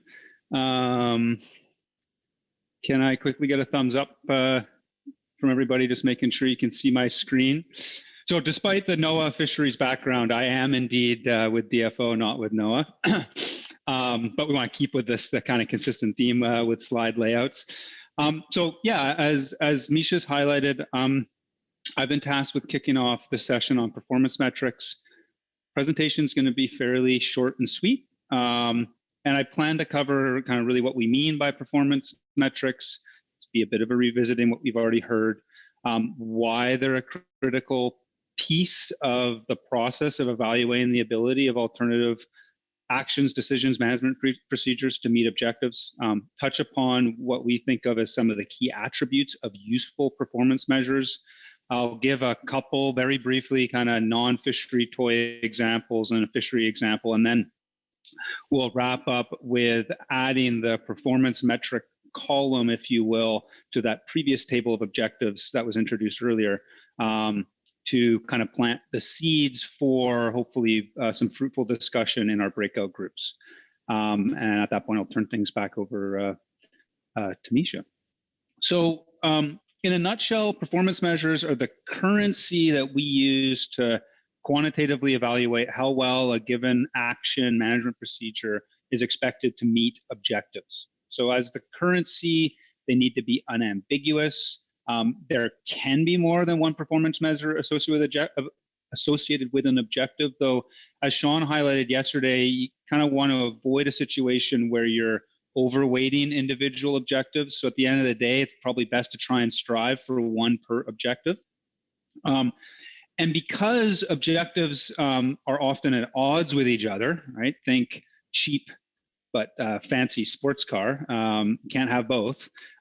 Performance measures help us quantify the nature and the magnitude of those types of trade-offs. And that ultimately, as been highlighted earlier, helps decision-making be more transparent and allows for more informed and enlightened decision-making. So really in this sense, the performance metrics provide the currency for that evaluation of trade-offs amongst objectives. So hence this kind of balancing scale with the question on the right. So Aaron gave this simple toy example of buying an airplane ticket to Chicago in the last presentation. You know, as an illustration, in order to understand the kind of trade-offs associated with a given ticket, we kind of need to translate the objectives, what we care about, into something that we can actually measure in terms of our performance of a given choice in that decision context about which ticket we might take. So if the objective is the cheapest ticket, as Aaron highlighted, we might go with the total cost of the ticket as the key way in which we quantify performance against that objective. Or if it's about convenient departure time, maybe the time of departure and whether or not that falls within whatever's convenient, depending on the individual. When it comes to an objective of having a direct flight, we might be measuring something like the number of stopovers or the length of stopovers. And I think in this case, thinking about performance measures forces clarity of thinking about the objective, because in this case, what is more important for the individuals making a decision when it comes to a direct flight? Is it number of stopovers or length of stopovers? And then, aisle seat, you got long legs and need that space, need to be able to run to the bathroom, then seat location can be one way in which someone might quantify performance against that objective, right? So once we have all these metrics, we can then quantify expected performance for a given ticket buying decision to understand that nature and magnitude of trade-offs, right? And the example, the silly kind of toy example here is that getting the cheapest ticket probably is going to come at the cost of a midnight departure on a flight that takes twice as long to get someplace in a seat that you don't want to be in. So that's just a bit of a silly kind of example of really kind of what we mean by performance measures. But in the fisheries space, and the reason we're gathered here today, we really think of kind of some key attributes of performance measures that are important to be keeping in mind as we work through this translating objectives into performance measures in our breakout groups. The first is that we want measures that are measurable and quantifiable. That was highlighted earlier, but ultimately we need to represent them with an equation. So that performance can be calculated in our iterative simulations, these closed loop simulations in the MSE framework. These can often come in the form of things like summary statistics. So it could be total catch, could be average catch, how variable catch is, or measures associated with catch per unit effort. But they also often will come in the form of things like probabilities or proportions, kind of risk of metrics. So risk of falling below a specific stock size, or risk of overfishing or becoming overfished, or probability of stock growth, things like that, including a number of which Sean highlighted yesterday. But we also want performance measures that are time bound. So we want to make sure we're explicitly specifying the temporal bounds on the metric. Is this a short-term metric? Is this a long-term metric? And that'll depend upon the objective and kind of the nature of what we really care about. And because, particularly in this case, we're talking about a spatially explicit set of decisions and operating model, we want to make sure we're very explicit spatially in the bounds of the performance measure. So is this something that is specific to a single management region or biological region, or is it specific to the entire coast or some combination thereof? So these kind of three key things are what we want everyone to be thinking about as we work through the exercise of trying to come up with performance measures. So a couple of examples before we kind of dive into sablefish specifically. Here we've got some classic common fishery objectives, and then on the right of the table we've got the performance metric. There could certainly be others. These are just examples. But in the performance metric column, specifically highlighted what part of the performance measure is the measurable piece, the time-bound piece, and the spatially explicit piece. For brevity, I won't walk through all of them, but maybe just take a couple. We think of the first one of maximize catch. One possible performance measure might be mean annual landed catch over the first 10 years of the projections of the simulations in each of the management regions that are represented in the MSE. If instead the objective was maximizing stability in catch from year to year, certainly something that came up in our previous discussions, then the performance metric might be something like the inverse of that variability, the CV of catch, again, perhaps over the first 10 years of the projections in each of the management regions. You can imagine all sorts of different ways and shapes you might slice and dice these to ultimately get back at the core of quantifying performance against a given objective. Again, the key piece that we want all of us to be thinking about is this measurable, time-bound, and spatially explicit. Hey, Brendan, I think Dan Holland had his hand up. Yeah, I do. Yeah, Dan, take it away. A lot of these objectives that, we talk about catch, and you have here specifically, you said landed catch, but in terms of the actual model that we're going to be using here, that Maya's running here, is landed catch simply the allowable catch, the ACL or whatever that's being said? Are they assumed to be the same, or is catch actually being modeled as a, in terms of some kind of an implementation model? Great question, Dan. I don't want to put my foot in my mouth. Maya, do you want to answer that? Sure. Sounds like a good one for you. Yeah, you guys can hear me, correct? Okay. Yeah, I mean, we are, this kind of touches a little bit on what we discussed yesterday about how the tax get translated into the model, but largely, at least for this first cut, we're envisioning that the tax goes into the operating model and that becomes the realized catch. Yeah.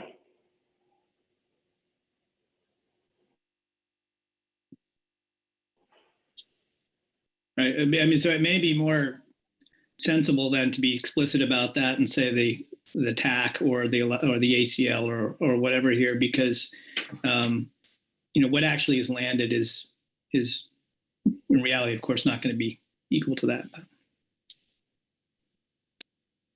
Okay. Yeah, I think it's a great point to raise, and I think this underscores the importance of being as specific and explicit as we possibly can when it comes to thinking about these performance metrics.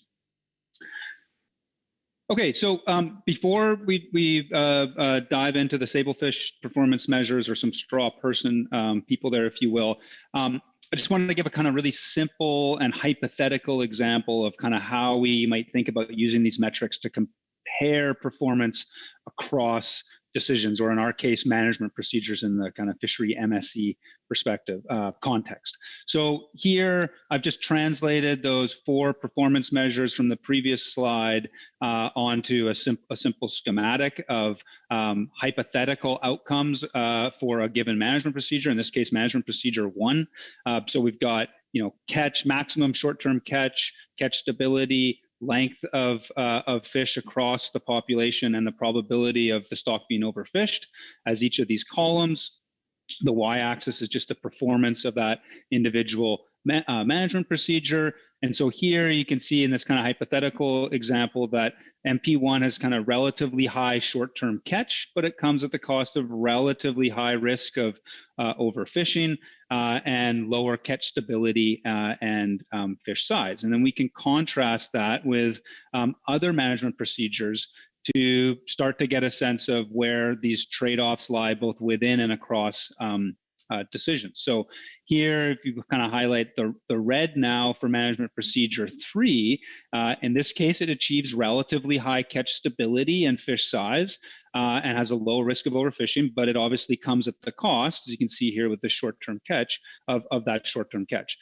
The simple kind of toy example, but it just simply highlights how we might go about visualizing some of these trade-offs across performance measures and management procedures. And then MP2 in this case is kind of somewhere in the middle in terms of performance. It doesn't perform super well against any one relative to the others, but might fall in this kind of satisficing kind of world if that was ultimately the objective of this decision-making process. But as kind of emphasized yesterday by Sean, at least in the BC Sablefish extent, we might imagine a case where kind of the the National Fisheries Policy Mandate kind of is that first tier of the hierarchy of evaluation of decisions, which might be this kind of probability of overfishing.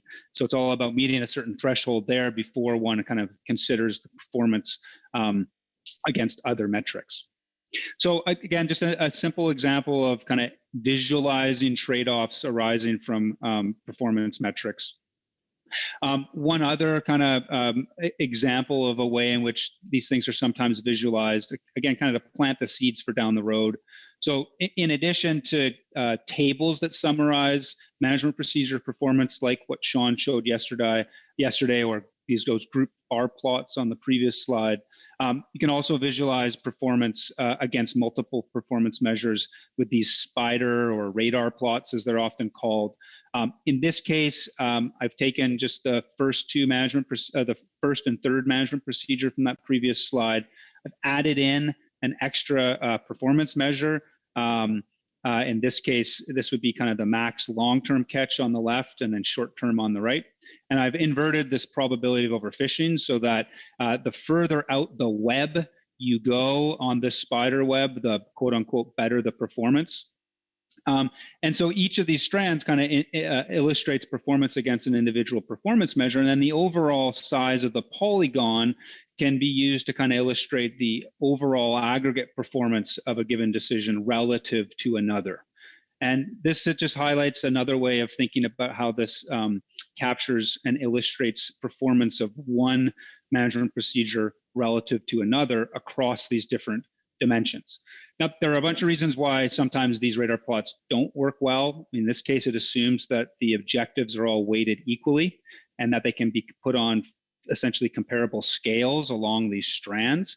But this is just meant to be one way of illustrating another way in which these trade-offs are often visualized. Okay.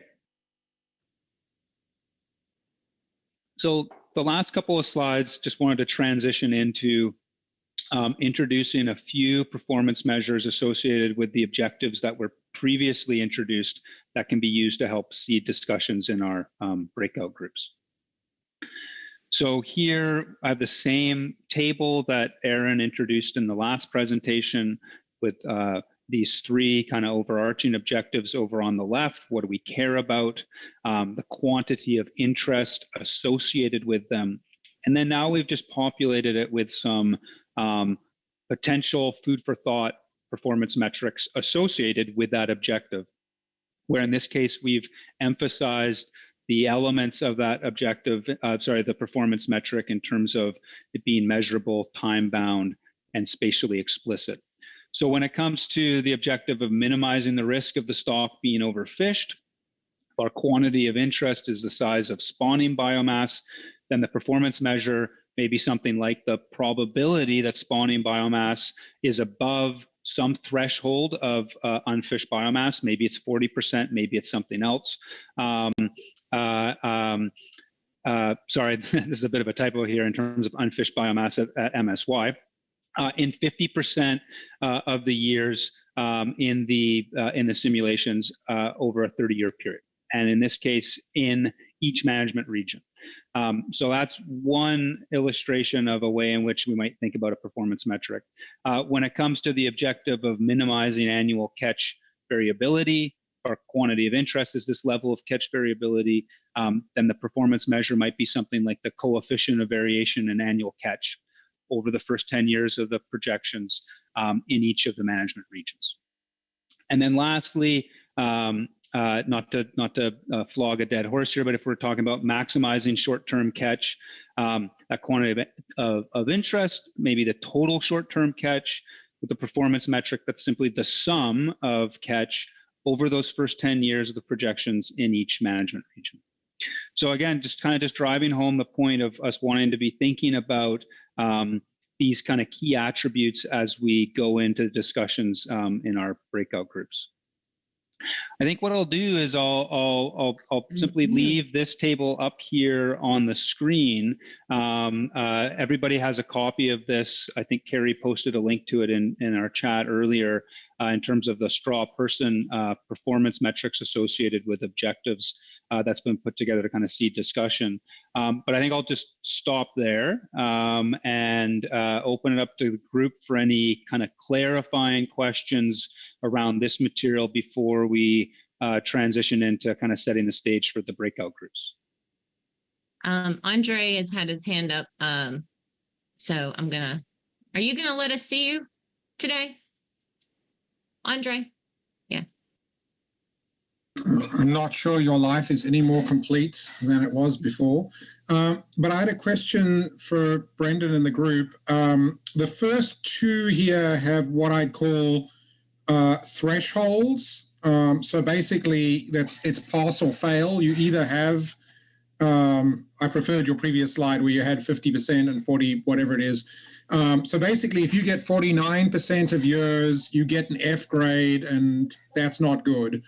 Is the group intending to try to get the thresholds like that as well? Because you could have a performance metric that's the probability is above 40% of the MSY over 30 years. So basically no threshold. Getting to a threshold is actually quite hard because in principle, you could have a threshold in terms of catch, in CPUE, in coefficient of variation, you've got one here, but you could have one for every single performance metric and then have no management procedure that could possibly satisfy everything. But I just wanted to get a sense from the group whether they were after that threshold for success or not. Yeah, I think it's a great question, Andre. I think maybe my 2 cents is, all of this is up for discussion in the groups, but I think I would maybe encourage us to try to avoid defining thresholds that may not set us up for success in terms of that just kind of that really kind of rigorous pass fail or binary pass fail to allow kind of a better kind of more nuanced understanding of kind of the probabilities of things occurring without those thresholds. But I'd encourage others to kind of weigh in from the group if they have thoughts. Yeah, I think you bring up an important point, and I think also the consideration does vary somewhat by region. So like in Sean's talk yesterday, they maybe are more willing to accept this whole pass-fail notion of is the stock declining or not because they're in a rebuilding phase. Whereas in other regions where we've finally, lifted above the target, it might be less concerning if we go down to 41 versus 43%. So I think as a first cut, I could imagine that becoming quite complex, and maybe getting each region to define their threshold of risk right now might be too in the weeds. And I guess what I would maybe go back to is seeing if in the aggregate, kind of the combination of the management strategy at large is able to reach this general objective for all regions. But yeah, I'm open to hear what other folks think.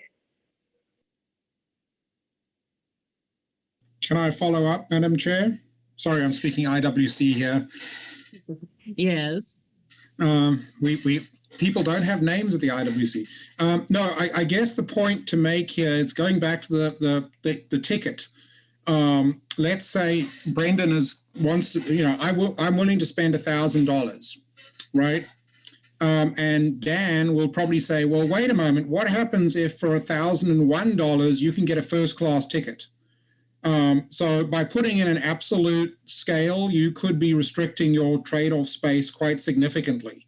So I like thresholds because it makes decision processes easier, but at the same time, it can really limit the trade-offs that you might have. So just to bear that in mind.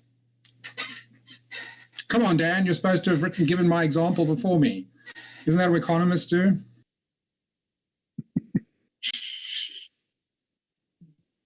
Are there any more clarifying questions out there for Brendan?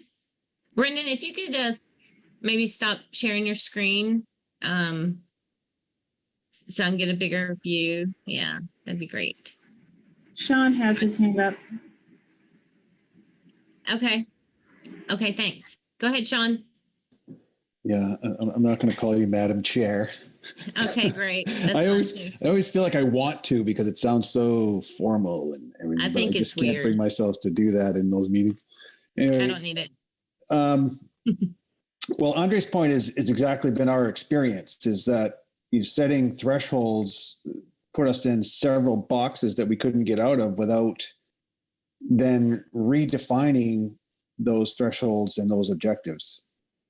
We have, like in the list I showed yesterday, objective one, which is, keeping the stock above the limit reference point 95% of the time. We recognize that. So what happens if it's only 94% of the time? What do you do then? That one is like, yeah, whatever, it's close enough because those probabilities are probably not stable anyway. But objectives 2 and 3 are ones that we, took several iterations to get to the point where we could work with them. And so one of them, for example, objective 2 has a sliding scale. So it accommodates whether a stock is severely overfished or not overfished at all. That one objective has a sliding scale that applies differently. And then the third objective, which was to get the stock to BMSY, originally we had worded it as Brendan's example, maintain the stock above BMSY 50% of the time, but it was impossible. So we reworded that so it was somewhat conditional, and then we finally, the way it's worded now, we can meet it with some reasonable probability so that it's not going to really be such a strong constraint on the fishery. So that's one way is through the iterative process is to revise those things as necessary.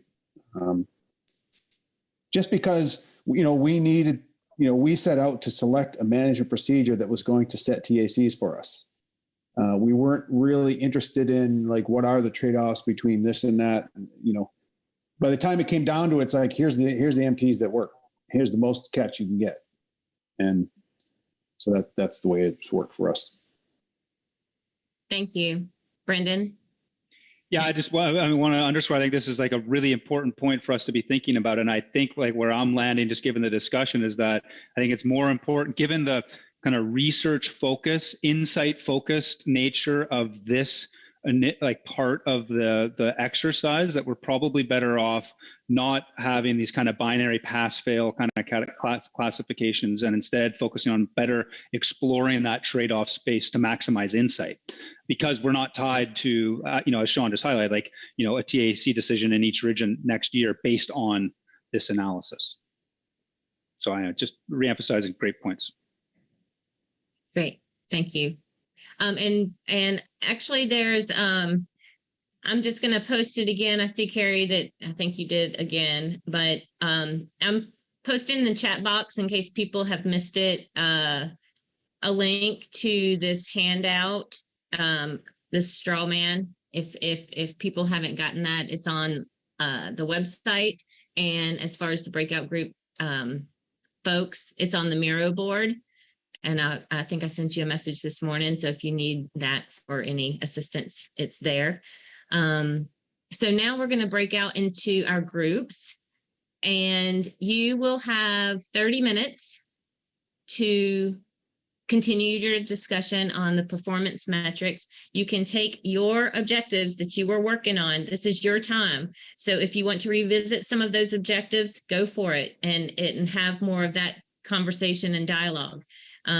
So you have free will to do that. So you can revisit your objectives and work on your performance metrics during this next session. Any questions? Okay, let's just jump right into it. Chris, if you'll break everyone out into groups, and we did give you a 5-minute warning last time. I don't think all of you saw it, but you will be getting a 5-minute warning. Thanks. I'll talk to you two in a minute. Carrie, Melissa.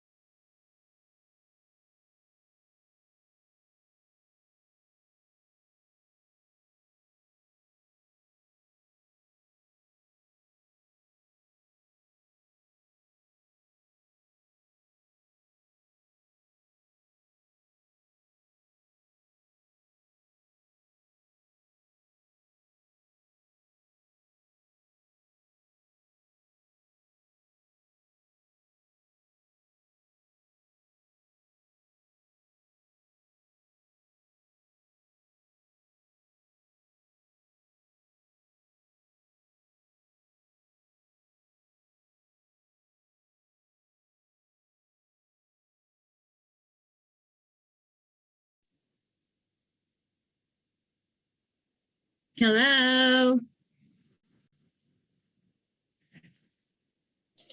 Was that more fun this time? A little bit more fun? Oh yeah, you're here. Okay. It was fun last time. It's fun. It's more fun this time. Oh, great, Mike. I love that. Thank you. All right. Mike, the next step Well, we didn't get anywhere. 3-day strategic planning and vision statement writing session, just so you know. Oh, hey, Gary. Good to see your face. Oh, you just disappeared off my screen. Great. Howdy. Okay. Andre, I think I can speak for the rest of us. We don't want to live in your world. All right. I don't disagree. So, hope that was, you had a little bit more time that time. And so I hope that was a little more, or that you feel better about that. And now we're going to go through and I'm going to share my screen again. And how I'm going to do it this time, instead of me putting things on the bigger board, I'm going to go to each of the breakout rooms and you can share and summarize your board. And then when I go to the next one, then I want you to take your things and place it on the bigger board. Does that make sense? And just do your priorities and, you know, take your little line with you to match, you know, if you want to take your objective and your performance measure so we can see. And I made the board a little bit bigger. We'll make it work. So does that make sense to everyone? I'm going to go to your board. You summarize your group's discussion. And then when I move to the next one, then you can take your own stuff over to the big board. Does that make sense to everybody? Can I get thumbs up or something? Okay, thank you. And Kristen even did it with a smile. Okay, thanks. Is there any questions? Okay, so that's what we're going to do. Let me share my screen.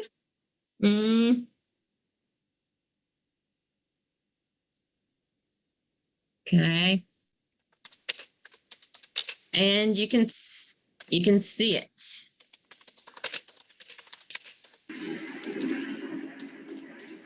We just need you to zoom in as much as you can. Yeah.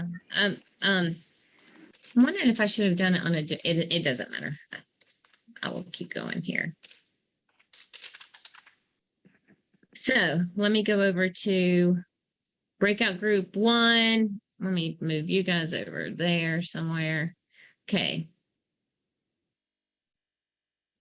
Okay, let's do, oh, busy. All right. So can you, Kendra, you're number 1. Can you, yes. and this is again, you've got your priorities. That's great. Yeah. So go ahead, give us a couple of minutes of a summary of what happened in your group. Sure. Okay. So I'm going to jump around a bit because I'm going to touch on our priorities ones first, and then some of the other kind of objectives that we came back to and tried to think about a bit. And so the first one we have here is this minimizing annual catch variability, which we noted was linked to market stability. And that's a priority. I just tagged that for you just as you're speaking. Go ahead. That's perfect. Thank you. And so for that one, there is support for just a really simple metric, such as the % change between years.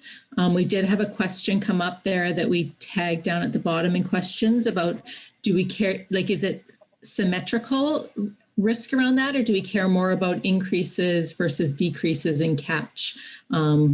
Yeah, so that was just a note we made about that discussion. In terms of the next 2, which are related to kind of the biomass level, maintaining stock at or above BMSY, as well as the minimized risk of being overfished, which we took to mean below something like 40% of B0 or some other limit reference point. For both of those, we basically just thought of it in terms of the probability of spawning biomass being relative to those reference points, like the, overfished biomass or BMSY, and noted that there's obviously a trade-off there, that we might want to have, like a really high probability being above our limit reference point, whereas it might be more of a medium level, 50% probability related to BMSY. And that trade-off kind of speaks to what came up earlier with the, rebuilding, recognizing that if you're already at a low spot, you're going to want to avoid going lower and work towards getting to a target. A couple other things that came up was we had a bit about an additional objective around profit or maintaining a high price per pound. And this is kind of a case where I guess we're thinking in terms of a bit of a proxy here of looking at performance measures related to size, structure, and the metrics of the catch as a way to ensure that you're maintaining that high price per pound. And then we had some discussion of kind of an objective of maintaining equity across space. And so we had some discussion of what does equity mean and what does space mean. And, there was obviously a recognition that this would be something that would have to be part of much further down the process and some bioeconomic modeling. But yeah, recognizing that maybe possibly something like maintaining equitable revenue among regions or among ports might be something of interest related to that. Awesome. Thank you so much. That looks like a great discussion y'all had. Good. Thanks. So if you'll just take your priorities over with just make that switch over there while we go to the next group, that would be very helpful and save us some time. On it. All right. Thank you so much, Kendra. Oh, that's so nice and neat. I'm still working on my arrows, so I'll just have to walk you through how these things are connected. That's fine. Let me blow it up a little bit more. And you've got your priorities on there, which is great. No, we didn't. We actually didn't get to priorities, but I think I know what they are. So what those are. Oh, okay. That was just a tag. Okay, go ahead. We started with the catch objective and talked about how we'd quantify that. So both in the short term and the long term, and then also sort of introduce this idea of perhaps a middle term in that the very, very short term might be like 1 or 2 years might be really important to the implementation of any sort of actual management procedure if this were to go that direction in the future. And so for catch, this would be average catch. We noted the importance of tracking both the retained and discarded catch. And in the short term, identified that as the first 5 years in each region, and the long term, sort of the last 5 years of the simulation period. We talked a little bit about different simulation periods and sort of pros and cons of those. We also identified another potential metric for catch, which was the trend in the average catch over the whole period, with some desire to capture what was happening, not just in these sort of limited windows, but rather also identify how things looked over the long period of time overall. And then the last one we have down here is about, we also talked about the value of the fishery being related to size. And so brought back the idea that we might want to track the average size and potentially a question for the larger group or a point to come back to is how to develop a metric for this. Some of the challenges being that you can end up with the same average with a lot of really small fish and a lot of really big fish, or just a lot of medium-sized fish. And so, so this might be an area for more discussion within the group or within the PSTAT down the road. And if anyone else wants to add anything to our discussion here, I'm happy to allow for that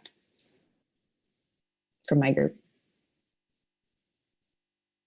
Anybody else in your group, in her group? All right. Thanks. Yeah, thank you, Kristen. So if you'll take your top 2 or 3, and put them on the other board, I'd copy and paste them so you can leave, so this is still, okay, you got it. Great. Thank you for the head nod. Next, group 3. We'll move on down. This is kind of fun.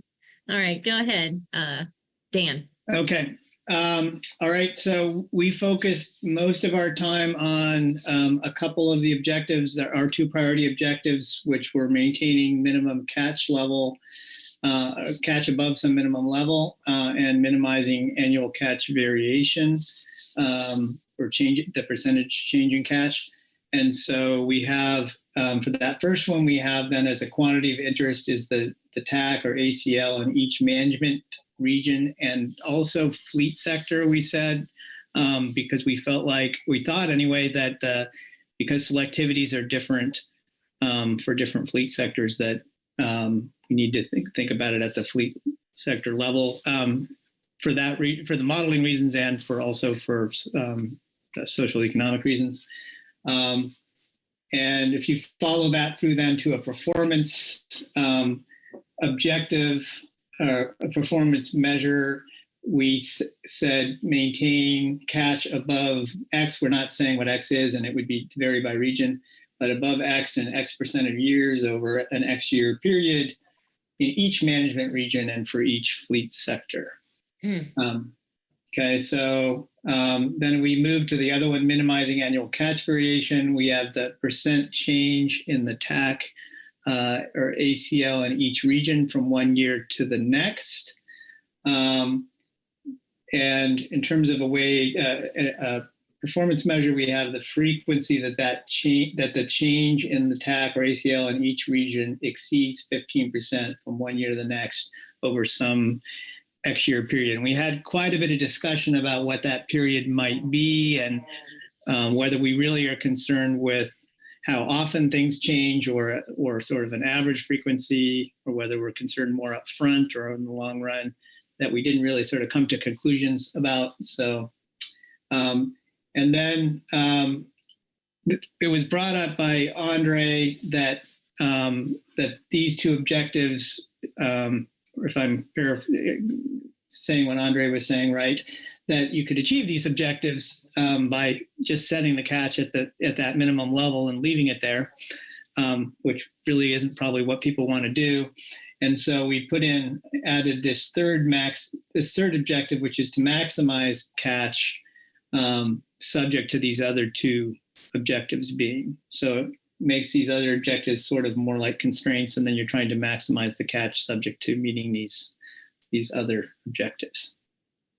In addition to that, we were talking about sort of a higher level, or maybe it's a phase 2 or phase 3 objective about monitoring the subfleet social effects. And so this goes beyond fleets in terms of the gear sectors, but would include First Nations, tribes, or different subsectors of the fisheries in different regions. Joe had out that we didn't. Okay. Yep. And so we want to be monitoring those and understanding what the impacts of those are. It wasn't really an objective in terms of we want some specific outcome or constraint for any particular group. Did you get those captured in your notes? I don't think so, other than what's really here. I'm not sure. Corey, did you? No, I can attempt to do that though and add something if that would be helpful. No, it's just we heard it, so it's good. I just wanted, I was just looking at your board to see anyway. Okay. Yep. So I think that covers it. I don't know if Corey. Oh, there it is. I see the sticky now. Okay. Thank you. Oh yeah. But there is a little sticky there about it. Okay. Okay. Anything else? Well, Andre went on and on about wanting to achieve ecosystem objectives, but I'm not really sure what he had in mind there, so we didn't get it written down. Okay. Well, that's a different phase, I'm sure. So, if you'll take your objective and performance measure over, that'd be great. Okay. Thank you so much. Y'all look like you had a good discussion. Merrick, simplicity. Oh, that's so great. Yes, I've been accused of being simple, Misha. I love it. Thank you. So yeah, we largely stuck with our original two major objectives: maintain stock health, and then minimizing the variability of catch. And the first objective was pretty straightforward in our opinion. Tracking that through measures or indicators of spawning biomass, and then looking at the probability that the stock is above BMSY. The second one, we had a pretty rich discussion, actually, that I think we probably got a little bit ahead of ourselves thinking about how we would actually pull this off. But in thinking about the desire to minimize annual catch and why we were interested in that, one of the main drivers was the stability of markets and how, in order to expand markets and maintain the price of the stock or the price of the catch, that you really want to try to minimize variability to keep that there and to be able to develop and diversify markets for sablefish. And so where that got us to is this conclusion that admittedly seems pretty rough until we look at it in more detail, but that something on the order of 15% variability from year to year and trying to keep catch within a 15-degree or 15% range from year to year is probably going to be desirable as we seek to maintain the value of the fishery. And of course, that got us to quickly were the trade-offs that seem to exist in between the abundance of the stock and the desire to minimize the variability of catch. We started talking about the Alaska pollock fishery, for example, and how in some years, if they didn't have an ecosystem limit, the TAC there could be above 2 million tons, but they don't chase it. And because they don't chase it, they're able to flatten out their catch even as the biomass swings up and down. So what that told us is that there might be a trade-off worth exploring between the desire to minimize catch variability from year to year and the size of the stock and how that might argue for something well above BMSY. So again, maybe a little bit ahead of ourselves, but it was a good discussion. Good. We'll stop there, but invite my group to add anything more if I missed something.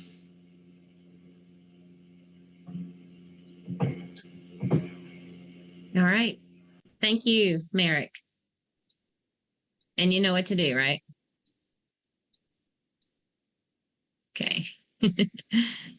Ooh, this looks fun. We're not quite as concise. It's all right. And you can, you got a lot going on here. So I am going to ask you to summarize or at least just talk about like your top 2 or 3 priorities for now, if that's. Yeah, you got it.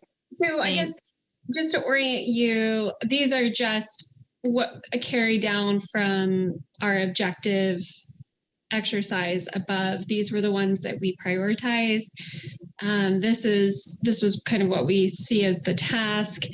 And really our priorities came in a couple different flavors. So the first is that, and it's not a performance metric per se, but we have this desire to have our performance measures at the finest spatial scale that's possible.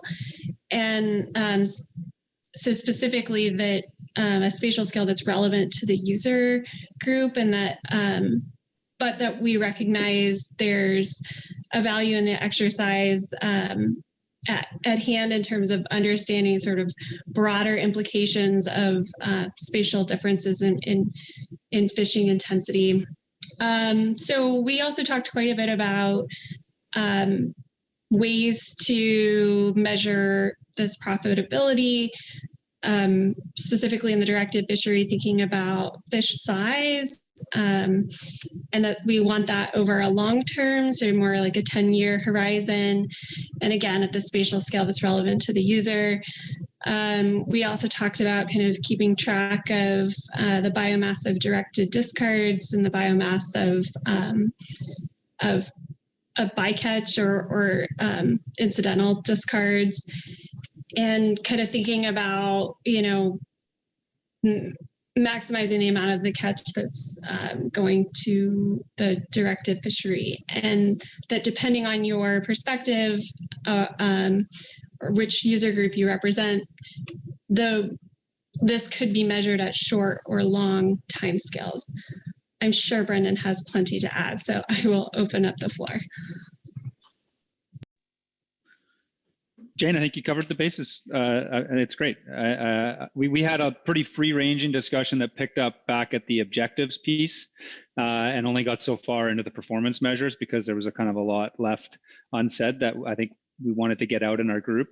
And just to reemphasize, I think there's a real tension, like a healthy tension between the spatial scale at which things matter the most for the users of the resource versus what can practically be accomplished with this first iteration of the exercise, and wanting to be mindful of where there are opportunities to generate insights even at the core spatial scale that things are currently being done that might be transferable or translatable to those kind of finer spatial scale considerations, particularly when it comes to mismatch between fishing pressure across regions and how that plays out in terms of kind of the transmission of consequences across them. And then to reemphasize Jane's point, there was a lot of discussion around the importance of quantifying catch-related performance metrics at both a short and long time scale to make sure that the trade-offs between the two are as illustrated as possible for the diversity of resource users that are interested in the exercise. Yes, and then we also, sorry, just one more thing. We had the conversation about using gear or sector as a proxy for looking at some of those finer scale spatial considerations, and that seemed to, at least for some issues, be satisfactory. Great. Thank you. So that sounds awesome. Am I on mute? No. Okay. All right.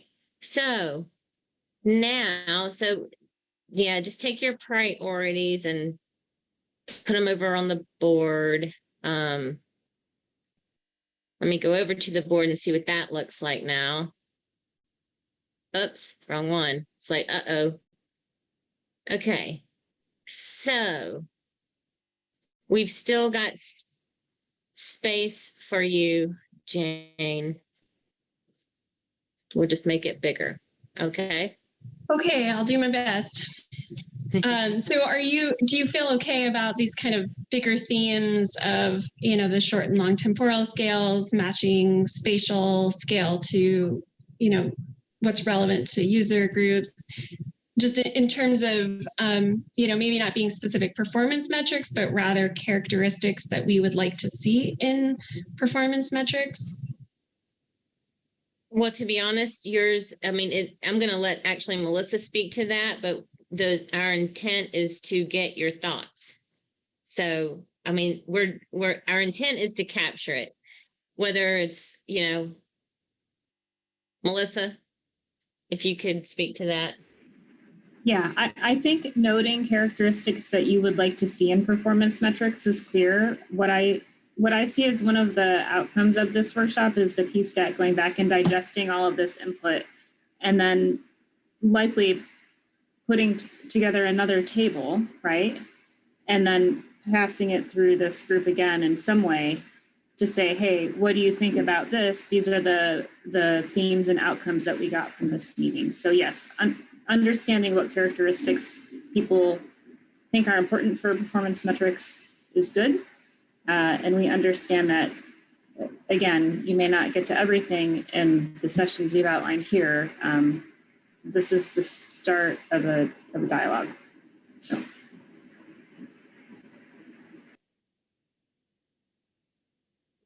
And I'm just going to open, Aaron, your hand just popped up on the note. So I would love for you to go for it.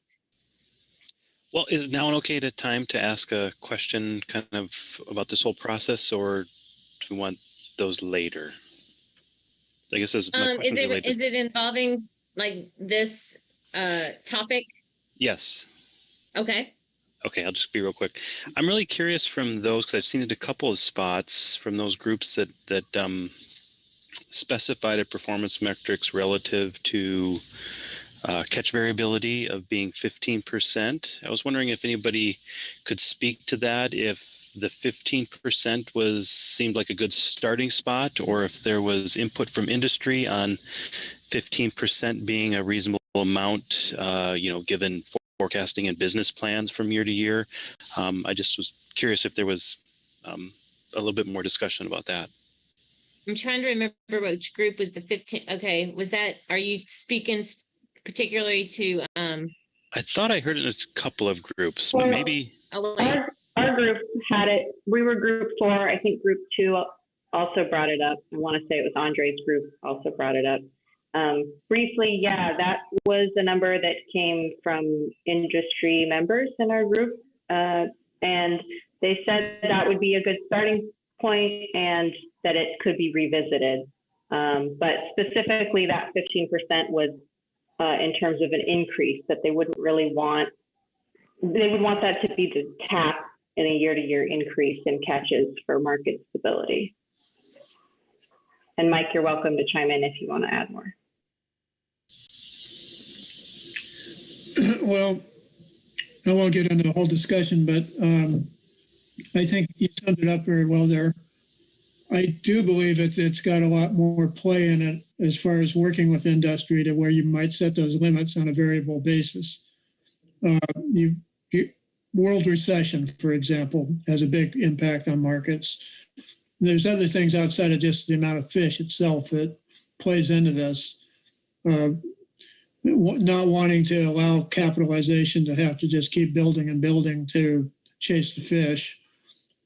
All this stuff. So industry could actually, on a year-by-year basis, I think ideally somewhere down the road, just start here where we are, but then get industry involved as a stakeholder in the process for MSE, like I've been reading about, and they could probably give good feedback as to what, is maybe, because if you think about it, 15% could be a compounding thing too, if you got an increasing stock, and it's like compound interest, it'd be multiplying on a bigger number each year. So I think if you have real-time information or as close to it as you can get and for advice, why not use it? But that would be the ideal, maybe somewhere 10 years down the road or something. That's what my take on industry is. Yeah, thanks as always, Mike, for your insights on that. So no, this is really good information. I just wanted to make sure it's being caught in the notes because some of these are really useful to capture. Great, thank you. Did y'all get that in your notes? My group 3, Dan. Well, I just want to say that I'm not, so that was focusing on increases. And we did, there wasn't talk about like a fast up, a slow up and fast down kind of approach in this fishery, but I wasn't sure that whether Michelle, who brought up the 15%, not having changes more than 15% with any high frequency, whether that included both down and up. My understanding was it was trying to avoid drops of more than 15% as well as increases. Maybe Michelle. All right. Well, we have a note taker going on too. So hopefully John DeVore just captured that. And because I'm sharing my screen, I can't see hands raised. If Melissa or somebody can, I saw Andre's up, and then we have Andre and then Dan Falvey. Thank you, Melissa. Andre? Yeah, I think Mike raises a really good point, and that is that people don't always understand what a 15% change actually means. Where we've done other elicitations of these sort of things, we've actually produced trajectories of catches and said to industry, this is what 15% looks like. And with compound interest, it looks pretty horrible over a long period of time. So we found that particularly with industry, it's easier to understand a percentage by actually looking at trajectories of catch limits, because people can see what makes sense and what would be horrible, rather than arbitrarily selecting 15%.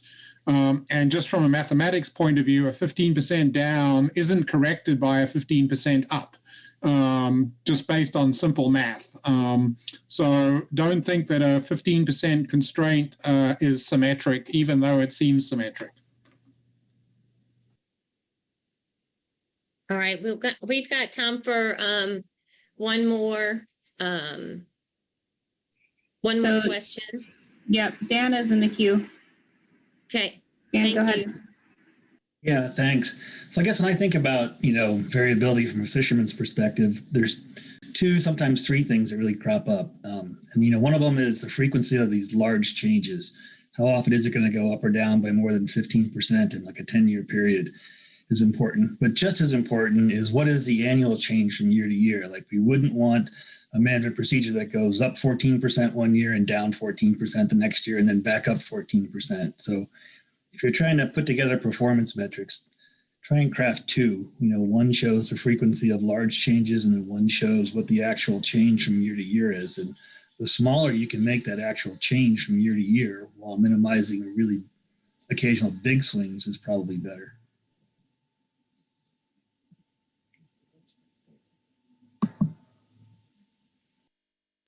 Anyone else? Or Melissa, Thanks. You got something? Well, and Michelle Robinson writes in the chat box that she's met with fishery participants, both harvesters and buyers, prior to the meeting, and that the 15% change came from them and was intended to apply to increases and decreases from year to year to promote stability and predictability for fulfilling markets. So some common theme of a desire to promote stability for market reasons. Awesome. Thank you. Thanks for that, Michelle. I'm going to stop sharing my board now. Thank you so much, everyone, because this is great. Am I the only one that thinks so? Okay. All right. There's some thumbs up. Okay. There you go. That's what I want to see. Okay. So we don't have to do that board. All right. So that was great. And actually,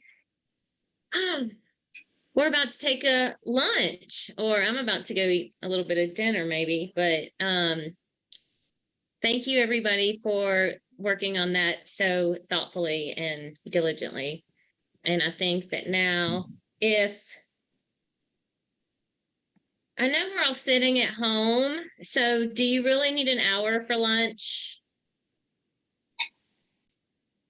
Some of us scheduled a meeting on that lunch. Okay, that's fine. Well, let's say, okay, that's fine. How about 50 minutes? Can we just say 2 o'clock? Would that be okay with everybody? 2 o'clock, we meet back here. All right, thumbs up. I love the smile. See you back then.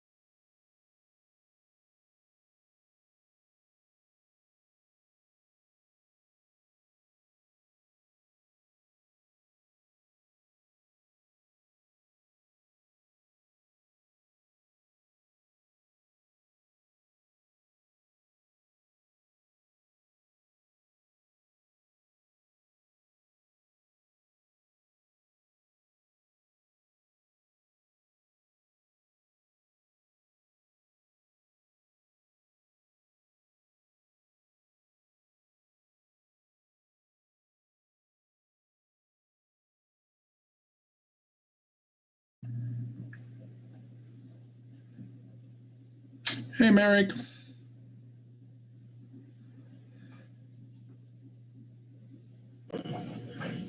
Hey, Andre, how are you?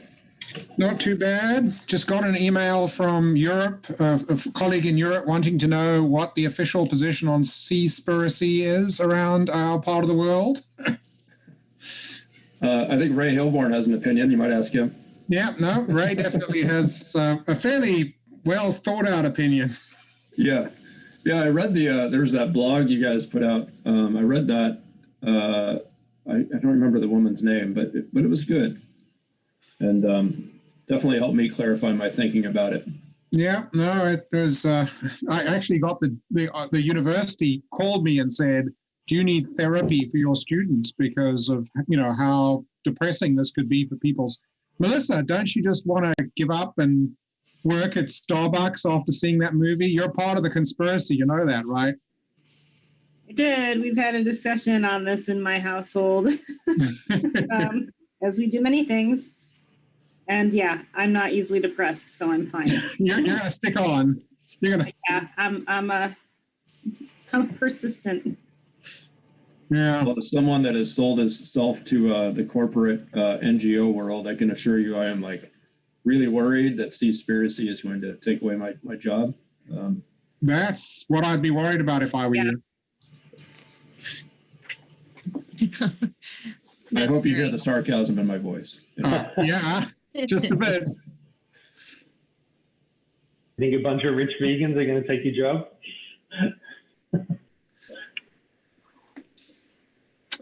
Yeah, we don't care about the whatever it is, 2 billion people who require seafood to live. It's okay; they can work it out, right? Yeah. Yeah, they've got options. Right? Yeah, plenty. Yeah.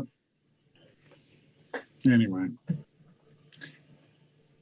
another day, another crisis.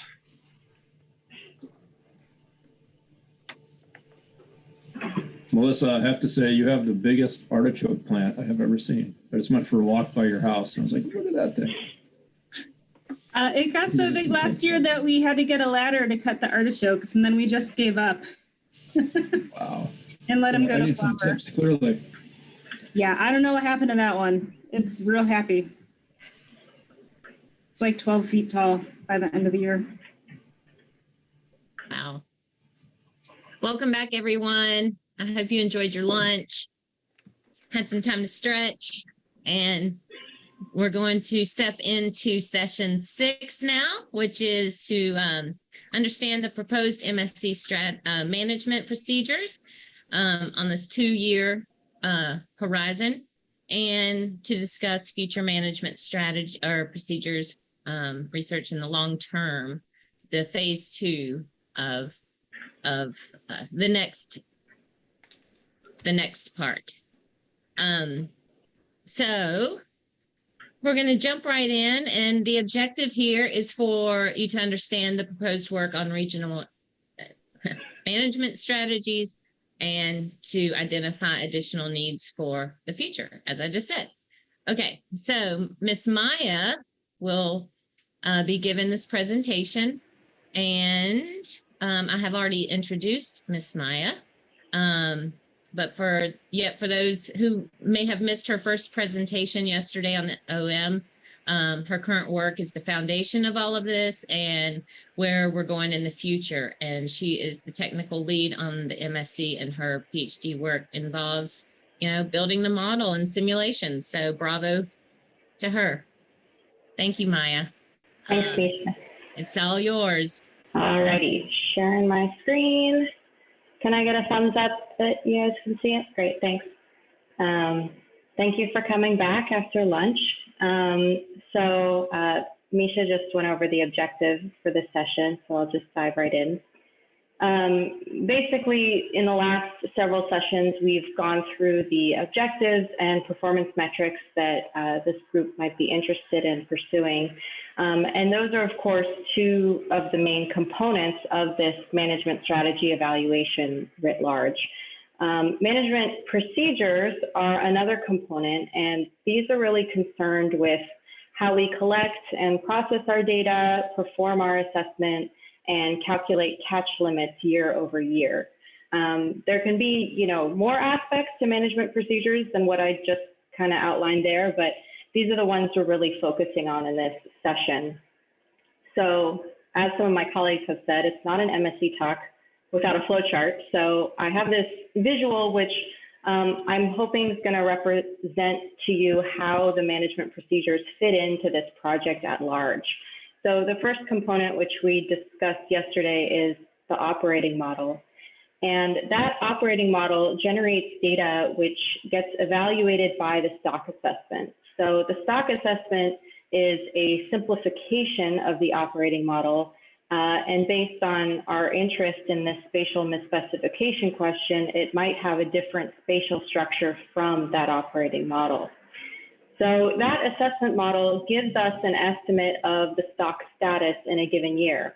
And we feed that information into a harvest control rule to determine next year's catch.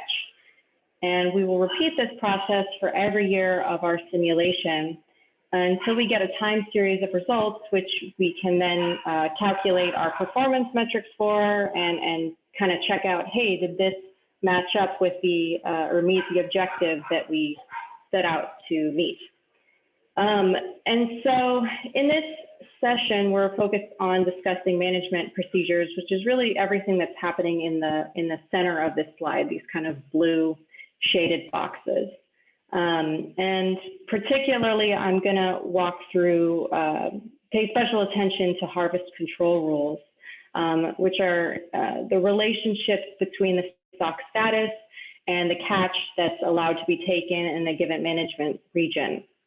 And so in the next couple slides, I'm going to walk through the procedures we're planning to test in the near term and kind of provide a framework for how we might think about harvest control rules we're interested in the longer term.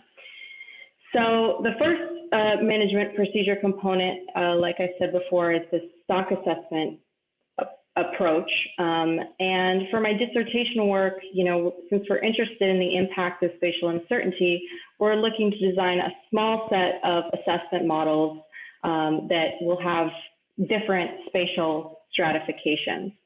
So each of these really represents a different approach to processing data and evaluating the population status. And so one assessment model, for example, could match our concept of the biological population structure. Another could match the current political boundaries. And a final one could be panmictic, which basically means treating the entire area as a single well-mixed stock. And so this would lead to a total of 3 assessment models. And so something I want to point out here is that particularly this middle guy, the one I've labeled political, the assessment model based on the political boundaries is not necessarily going to be a totally faithful replication of the assessment and management procedure in each region. Really what we need for this simulation to be tractable in the near term is to do something that's simple enough to meet the needs of our harvest control rules and run in a reasonable amount of time. So it's important not to confuse what I'm calling the political spatial stratification with the entire political status quo. And in terms of what this simplification looks like from an assessment standpoint, we are still in the kind of decision-making process.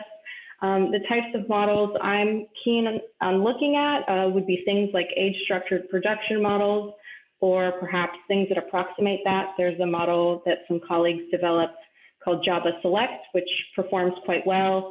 It's a Bayesian state space model using different life history priors, and could be a potential here, but we're certainly open to folks' thoughts on that. And so in the next set of slides, we're going to talk about the second component of the management procedure, which is all about the harvest control rules. So this figure is a schematic. I've really kind of flattened out a lot of the quirks that are specific to each management region, just to get a visual of what the harvest control rules presently look like in each management region. And so what you'll notice on these plots is the y-axis is some measure of fishing intensity or fishing mortality, and on the x-axis is a measure of the stock status, typically some measure of spawning biomass. And what you'll notice is they all kind of have this hockey stick type of shape. The values and cutoffs change region to region, but generally fishing mortality is maxed out at either MSY or a proxy thereof and declines linearly below that to a lower limit. And so, like I said, I'm not showing in detail, steps that occur after this graph gets implemented. For example, in the California current, we have a buffer system which incorporates uncertainty in our stock assessments. That's not represented in this image. It's more just to show what it looks like if we have 3 different harvest control rules happening in each area.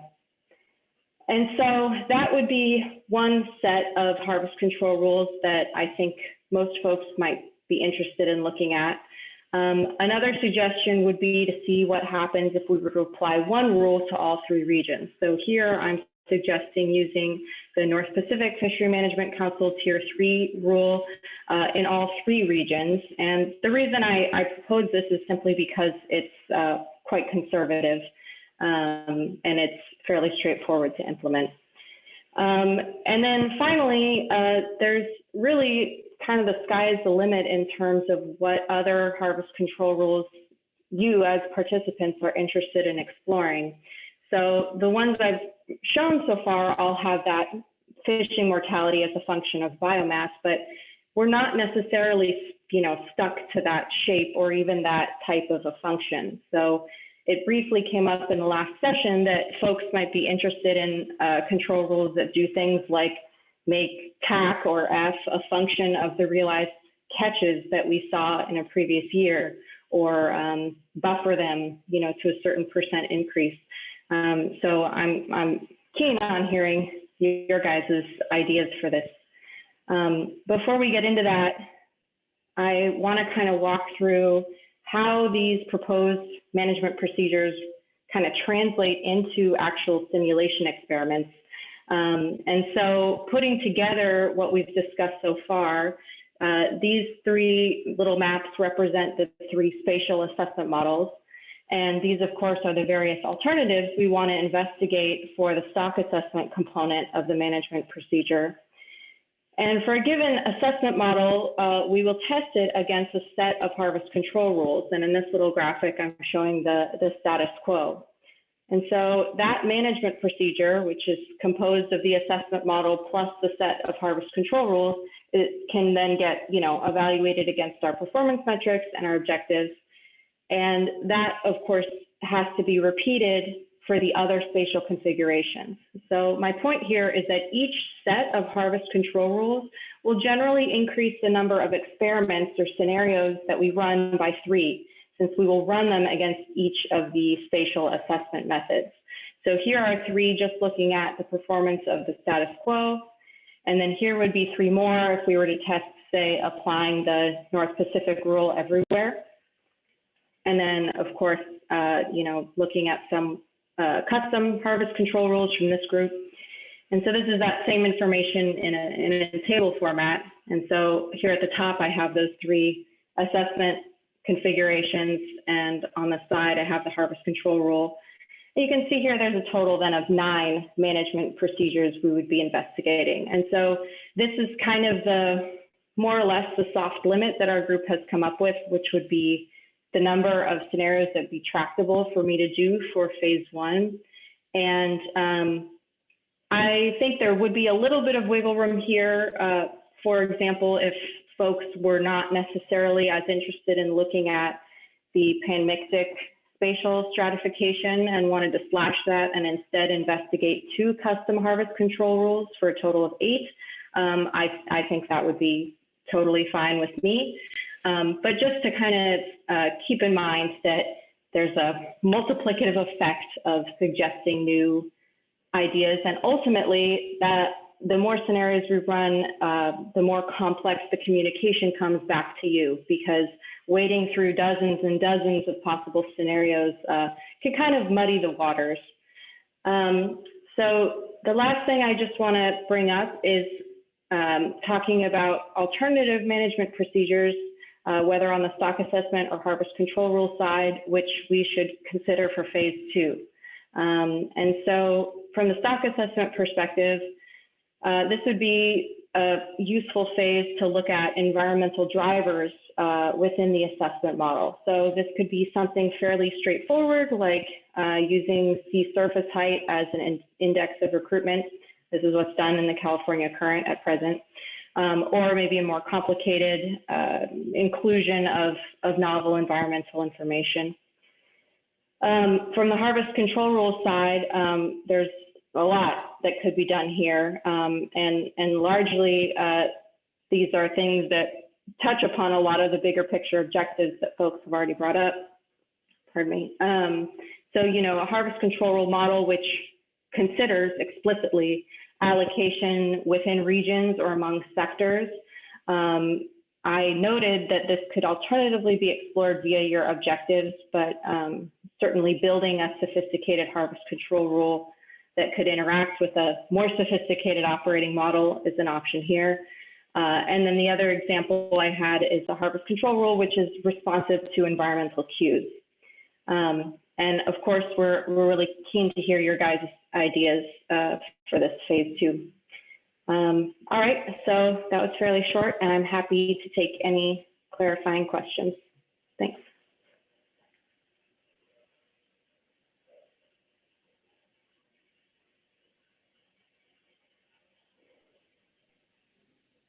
Sean Cox has his hand up.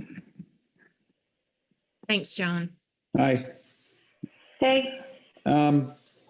So I can help you eliminate some stuff if you want. Well, that sounds good. Yeah, you could eliminate that BC specific harvest control rule because then you'd have to use a whole bunch of other BC specific stuff to make it work. You know, that particular rule is specifically designed to work along with the assessment model that we're using, and then it's all tuned to the operating model. So really that's not that important. So I would say, like, yeah, just a common one harvest control rule across all would be reasonable, because I'd be more interested in what that maximum harvest rate would be. You know, the cap on the harvest rate, because that's going to really determine the long-term performance. Yeah, and the other thing I was thinking was if you wanted to really make it simple, but still common across regions, would be to use a common biomass. You know, something like age 3+ biomass. You know, have an assessment model that tracks assessment, 3+ biomass or something like that. Mm-hmm. Yeah, I think that's a good suggestion. Thanks for that, Sean. Are there any other clarifying questions out there before we go into the breakout groups? Rob? Oh, sorry. It just popped up on my computer. Was that, did you have somebody before him? Okay. Rob? Thanks. Could we just go back to the notion that the stock assessment model and the procedure is somehow giving an indication of stock status? So I'm thinking here of a situation, I mean, you know, BC Sablefish is one example where the surplus production model and the procedure is really highly tuned, and we don't use it to determine what stock status is, because that's the operating model's job. And to extend it further, let's say you had an empirical procedure where you were, say, just basing things off a survey index trend and hooking it to a harvest control rule. Then there again, I wouldn't say that the assessment model in the procedure is determining stock status. So maybe I'm misunderstanding what your intent is there. Can you explain that? Yeah, and let me know if this isn't answering. I think what you're getting at is, you know, why are we necessarily considering these different spatial assessment methods as part of the management procedure? I think that's what you're getting at. And part of this is arising from curiosity about whether the status quo harvest control rules, or whichever other ones we come up with, are robust to pretty obvious spatial misspecification in our assessment models. So it's sort of we know from other literature that we are very likely inducing bias in our reference points by misspecifying the spatial structure at which we're doing these assessments. And so what we are kind of reverse engineering is, well, if we're going to stick with this assessment paradigm where each management region does their own thing, is there a set of harvest control rules which precludes, major outcomes, negative outcomes for the fishery? Does that kind of get at your? A little bit, but moreover, I would be looking for the operating model to be the arbiter of what stock status is, however it's configured, and anything in the procedure is just a tactic for getting the performance you're looking for against objectives. But status itself should be measured, I think, by the operating model, not by something in the procedure. Okay. Yeah, I mean, I agree from the perspective of, yes, if we're taking the operating model to be the most true representation of this population, why would we choose an assessment model which is inherently biased from that? That we are fairly sure is going to give us incorrect measures of stock status. And I think that's part of kind of the research question we're trying to address here. Obviously, it's not ideal to do it that way, but if the paradigm is such that we are stuck with these political boundaries, and by definition, the assessment model, that is quite distinct from the operating model, is what's going to be giving us our status, stock status, how can we use our harvest control rules to more intelligently respond to that inherently biased information? So I agree with you that if I wanted to manage the stock correctly, I would probably want something that's much more faithful to the operating model, if not the operating model itself. But for political reasons, that might not be as possible. I see it, John. I've got 4 hands raised, and I know. Well, I want to ask, are they clarifying questions? Because we're going to have discussion later. If it's a clarifying question right now, if it's not clarifying, it's clarifying. Okay. If it's not, will you take your hand down for now and we will talk about it in discussion? Thank you. Okay, go ahead. All right. So Mike, 2 questions. One is with, this was probably covered in one of the earliest presentations, but now I'm not remembering it very well.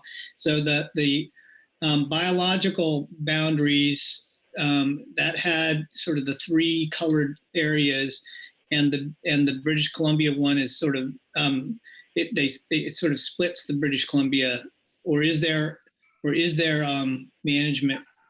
Because the line still shows up there, but it's not completely clear to me. The 3 areas that are being modeled. So if you're looking, are you looking at the biological or the political? The biological. Yeah. So in that assessment model, there would be 4. There'd be this little gray guy at the bottom. Oh, okay.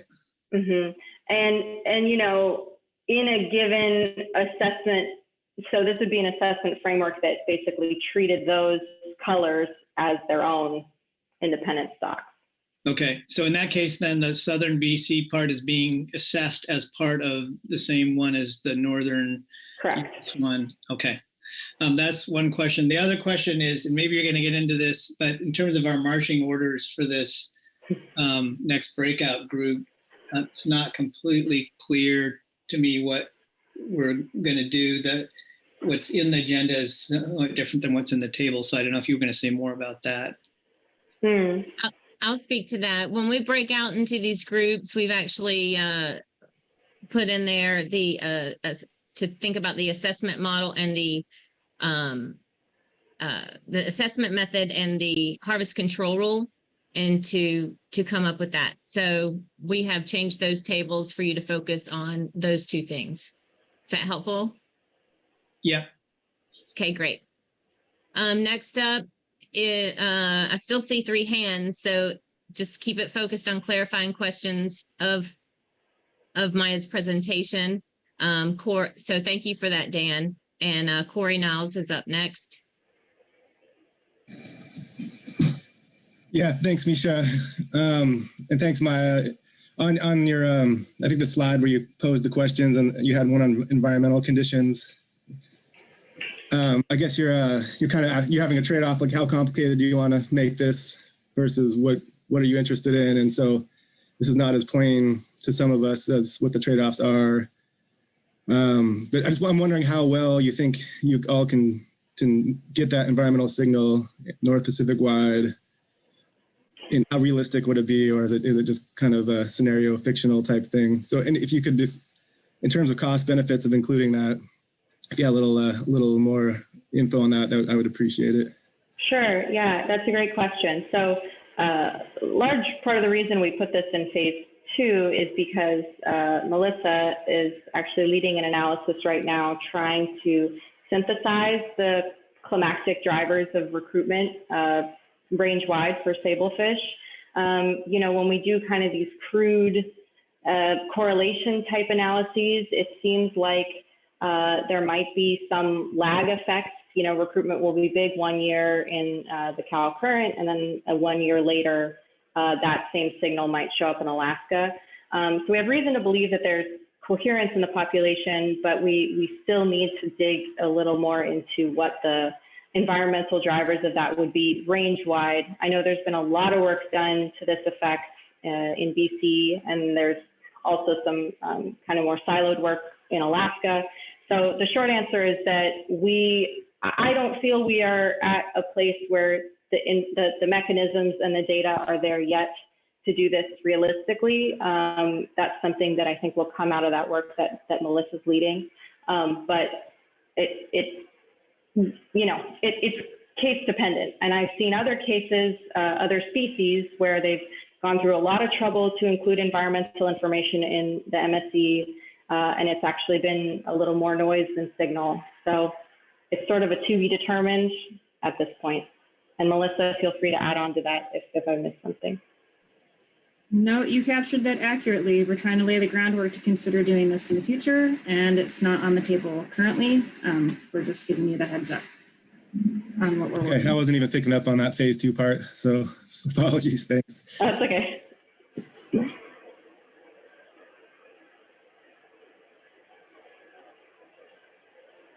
Misha, I think you're muted. Thank you. Sure.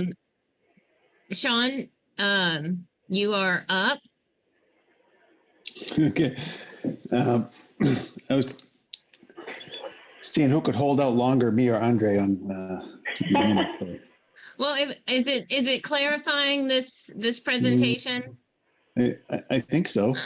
Okay. I mean, it's to me, listening to the presentation on the alternative harvest control rules and then the assessment models that can be used, it's becoming less clear to me what the question is here, whether it's an MSE question that we're looking at trade-offs, or are you looking at the ability to have these assessment models estimate biomass and things like that? Because just looking at the way you're chopping up the stock into different, according to the different assumptions, like you're going to have some really small spatial chunks that have short data sets, and you're going to wind up trying to fit models that are going to try to estimate BMSY and FMSY and things like that, and they're not going to work.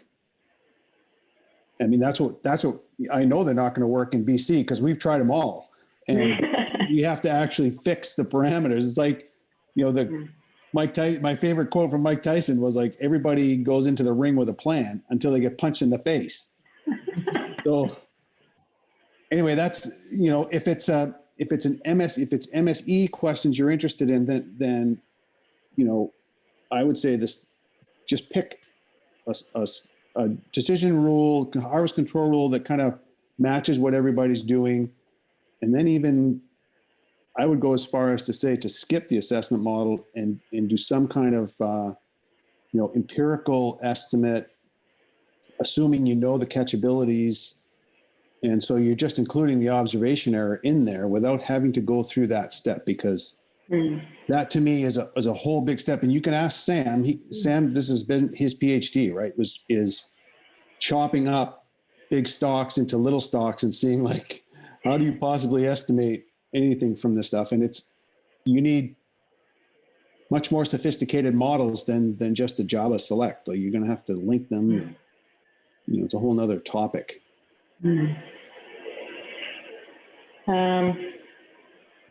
Yeah, I mean, thank you. Thank you. Thank you. Last one, Andre, and then we're going to break out into groups. Okay. Yeah, sort of related to what Sean was saying, a little bit of focus of the next session would be useful. I too would not focus too much on the estimation methods at this point for some of the reasons Sean says and other reasons. The control rules you showed us are schematic, and so it would be useful, particularly at the custom level, to get a sense from you what you want to talk about, because basically in a threshold control rule, you've got 3 decision points. You've got where does it go to 0, where does it reach its maximum, and what is the maximum? So there's 3 dimensions. Is that what you want us to talk about? Or and I won't get into it, although you should be aware of it, Sean's point, which is if you want F40 is only defined in a certain context. So if you use Java select, you'll get a biased estimate. And so F40 isn't what you think it is, which is why I'd keep away from estimation methods, because we just don't understand the biases. But yeah, getting a sense of what the question is would be quite helpful. And I agree with Sean that setting up a way to triage fast through a lot of strategies without, the method doesn't work, don't simulate the estimation method 100,000 times. Anyway, we can talk about that offline. But yeah, a little bit of clarity of how many dimensions of management procedures are you interested in? Yeah, thanks, Andre. So I'll just answer that last part and then I'll turn it back to Misha. So Andre mentioned how the schematic that I showed looks like the talkie stick figure at the bottom with the 3 kind of breakpoints. If folks want to volunteer ideas for those types of breakpoints and build a harvest control rule that looks like this, that's fine. But we want to give the flexibility where if people are interested in looking at more kind of crude or simple harvest control rules like what I've listed in these bullet points, we're open to that as well. So it kind of comes down to the types of rules people are interested in looking at. Yeah, and the comments about estimation models are duly noted, and I worry about them nightly, so we can discuss more. Thank you, Maya. And you can stop sharing your screen now, which now potentially, given that conversation, I want to reach out to some leads, Melissa, Carrie, even Brendan, whoever. I'm always open to switching gears if we need to. So the way we have things set up now is that still how you want it set up for them to go in these groups? Is it better to just sit here and have a discussion around this? We don't even have to break out into groups. What would be the best for you to get what you want? My suggestion, I think, based on this discussion, and Carrie and Brendan should chime in here, is that perhaps we focus more on the harvest control rule points, right? And I heard some comments focusing around empirical or data-based harvest control rules where you don't actually need to know stock status. You maybe need to know stock trend, and that's enough. And maybe that's enough to set catches smartly. And so I think perhaps we can focus the discussion around those ideas. If people still have comments on the kind of assessment model estimation framework component, you can certainly discuss those. But it seems like perhaps the harvest control rule component is more important to this group. I'll stop there and look to Carrie and Brendan to add to that. Here we go, thumbs up. Brendan, do you have anything you want to add? I think it sounds great. I think there's still very much value in breaking into breakout groups, particularly given the context that's been set here. Yeah. Focus. I think the point's been well made that let's not dwell too much on the nuances of detailed assessment models. And I would encourage each breakout group to think critically about what they think would be most fruitful and illuminating from this exercise, given where it's at. And then we can regroup and see where people landed. So do you break out facilitators? Are y'all all cool with that? Does that sound good? Do you understand? You got it? Okay. All right. Well, then we will, it's see 3:05. Okay, so we'll break you out in the groups now. You're gonna have 30 minutes. Do we need, is that too much time for this discussion for us to come back and have, okay. I saw a head nod. So anyway, we'll do 30 minutes. Chris will come back at not 6:05, 3:05. And your table set, do whatever you want with your table. Like I said, it's your space. So I really enjoyed watching all the different styles on the boards. There is no right or wrong, as long as everybody's clear about where they're going into the room. Cool. All right. We'll see you back here in 30 minutes. Have fun.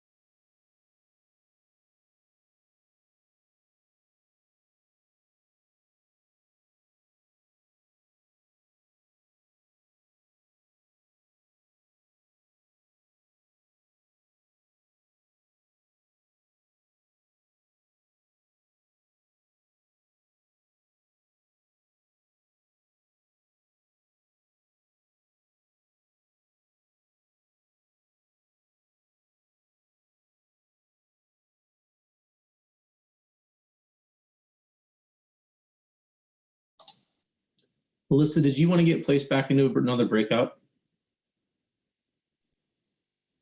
And Chris, I'm trying to type you over here, but that first question still needs to be up there, just not harvest control. I mean, just remove the assessment method part, not just leave the harvest control rule question part. Yeah, and I think the breakout group that I was originally filling in is now fully staffed and occupied. So yeah, I'm happy to hang out here and take care of the other things. Okay. Thank you. For asking.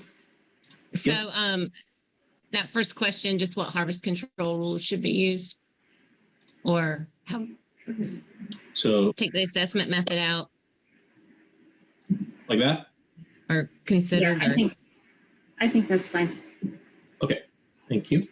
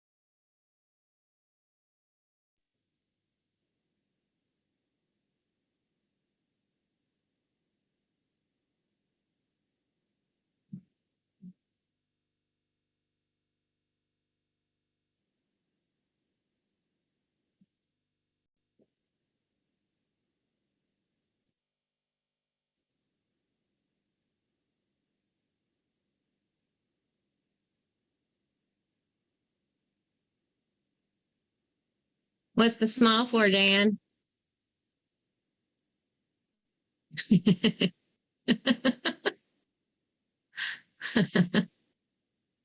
So I have to ask, so observer me has been blocked out for the rest of the entire, poor old observer me is sitting in its little corner waiting patiently. Is that what observer me is doing?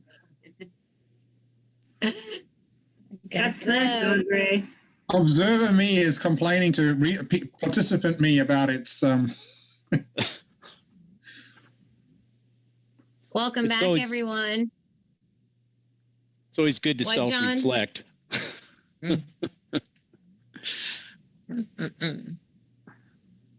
Okay, so about to go in this and I'm sorry, folks, I didn't remind our note takers and stuff today, but I totally trust them that they did all they were supposed to do. But Brendan and Melissa, you're on this discussion.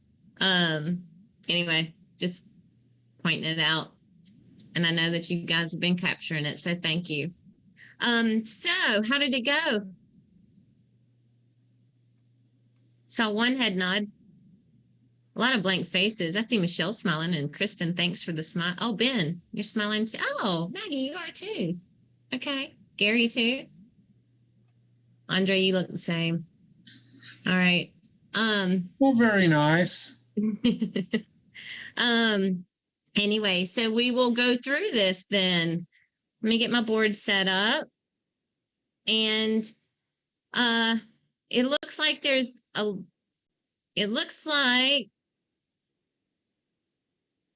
okay, cool. Thank you, Melissa. Okay, so we're going to go through this, and I want to hear the summary. I think you got some priorities.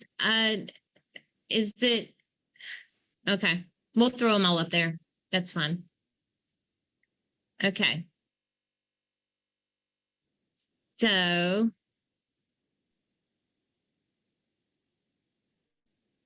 or let me ask, well, y'all didn't discuss it there. I was going to see if Maya preferred that you just give your top priority, if that would be helpful.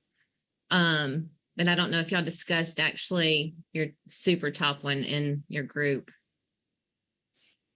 Yes, no, okay. Let me share my screen.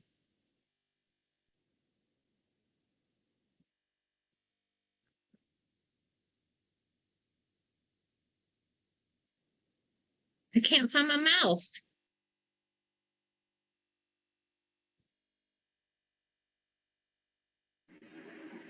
Do you want me to share my screen, Misha? That'd be great, Melissa.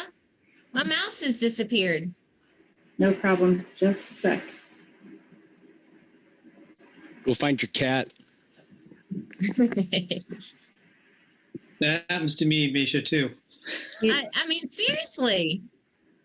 Do you see my screen on breakout group 1 management procedures?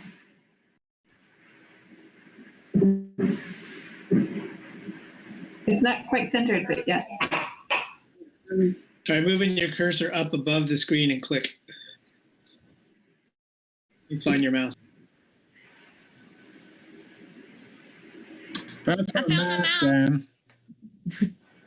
Okay. Okay, great. Better? Uh-huh. All right.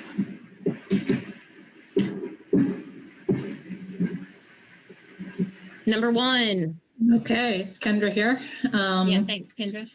And so for I'll start off in our harvest control rule column because that's where we started out. And a thought we had early on was that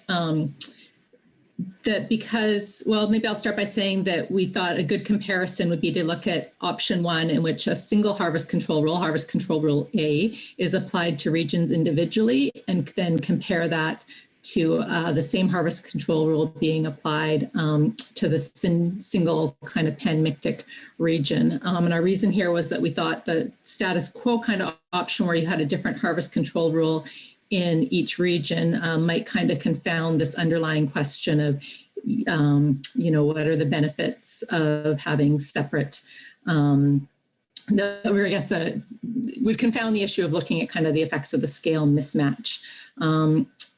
And related to that, we noted that all 3 harvest control rules were kind of pretty similar in their shape, so that there might be a potential to just take a middle of the 3 options. And then I'll also just touch on over at the assessment method then. We just noted a couple comparisons of interest. One was to, use an assessment method that would assume no movement among regions in the assessment, and then compare that to an assessment method that did allow for the movement among regions. And we also noted that there would be the potential to look at model-based versus empirical-based assessments as well. And then I think the last thing to notice is we just kind of noted that it kind of maybe the choice of harvest control rules came to down to a decision context. And we asked, what is the benefit of looking at harvest control rules in a given region where it probably can't be applied? So there's still a value in looking at, some American harvest control rule for the BC fishery. Was kind of a confounding factor we noted. And I think that's it. Yeah, we struggled a bit to get the conversation going. Does anyone in our group want to add anything to what I've summarized here?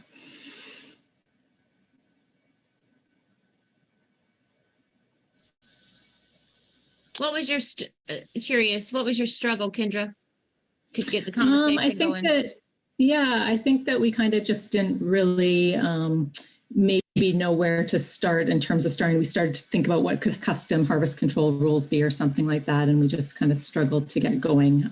Okay. Yeah. Okay. So if you would like to take your 2. It seems like you have 2, because I think Maya's just wanting the harvest control rule part on the board. So it looks like you have 2 options there. Yeah. Yep, so we can go down. Yeah. So we'll go down to the next one to hear a summary, and if you could take those over to the board. Okay.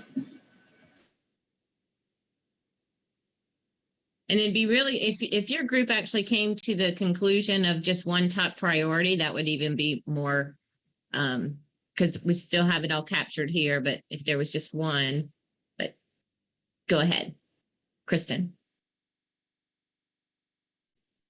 Sorry, couldn't find my mute button because I couldn't find my mouse either. Must be a thing of the afternoon. Yeah, so we talked a lot about wanting Maya to graduate. And so we focused on simplicity in our discussion. And so sort of talked through some options with respect to the assessment method, but mostly kind of came down on the idea of on focusing on simplicity in the approach moving forward, and that is going to sort of help everything be a bit more smooth in the short term. So in terms of the harvest control rules, again, we sort of suggested in terms of our top priorities is focusing on just that status quo for each region. And then sort of as a second phase would be if that set of control rules doesn't achieve the objectives that are set out at that point, then try some other ones to try to you see what you have to do to move those control points around to achieve the objectives as they're stated. And then some other ones that we talked about a little bit at the end, we're thinking about trend-based decision rules rather than status-based decision rules. And those in the context of potentially a sort of more hierarchical management procedure or the meta rules that came up in the BC example. And then one thing I'll just highlight for phase 2, we discussed the desire to come back to the environmentally driven recruitment work that Melissa has done previously, and noting that that work showed that the future climate change scenarios for sablefish recruitment, at least along the West Coast, may not be very optimistic. And so that might be worth considering in the next phase of work. And if anyone from my group wants to add anything, I'm happy for that to happen.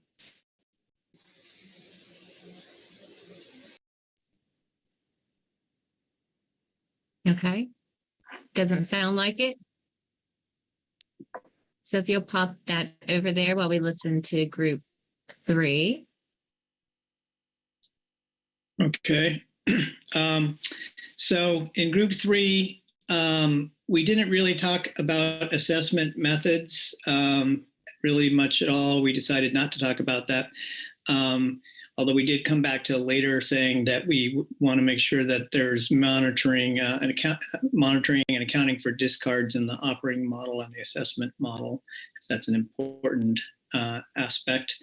In terms of harvest control rules, I think where we came out was the most interesting thing to look at is some type of a double hockey stick, or it's a variation on the hockey stick where you also limit very high catches at high biomass. So either with a downward bend in the hockey stick in terms of the fishing mortality rate when the stock gets high, or with some cap on the TAC. And also, we would potentially want to look at a hockey stick where the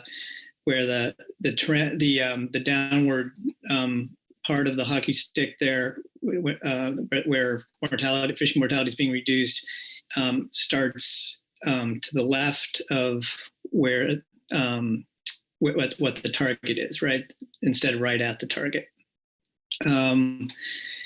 In addition to that, with that sort of basic harvest control rule in place, we might want to look at adding some bells and whistles to that, things that would constrain the frequency or the percent change of the TAC from year to year, as we sort of discussed before in our objectives. We also discussed the possibility of doing some kind of an empirical strategy using a survey index or something, perhaps with a less frequent full assessment. But Andre in particular was very negative about this. And I don't think anybody else felt strongly about doing it. So I guess it didn't rise to the top, which is why it's still there in the bottom section. Then we weren't really sure exactly what we were supposed to be doing over here in the phase 2 part, whether this was sort of talking about management, the actual management strategy evaluation or management procedure, or whether it's just things we wanted to be looking at in the future after Maya gets done with her PhD, the next iteration of this. Anyway, I think so. We basically were sort of agreed that economic and equity considerations, and equity would have to do with sort of allocation issues, I guess, or equity with both between fleets and within fleets, which might be communities, things like spatial concentration, I suppose, and such. I think that mostly summarizes. I know, Corey, you were taking a bunch of notes on the side, which I think go into more detail about what we were talking about. I don't know if you have anything to add or if anyone else in the group does. No, Dan, I think that was a good summary. Yeah, please feel free to take a look at all the notes.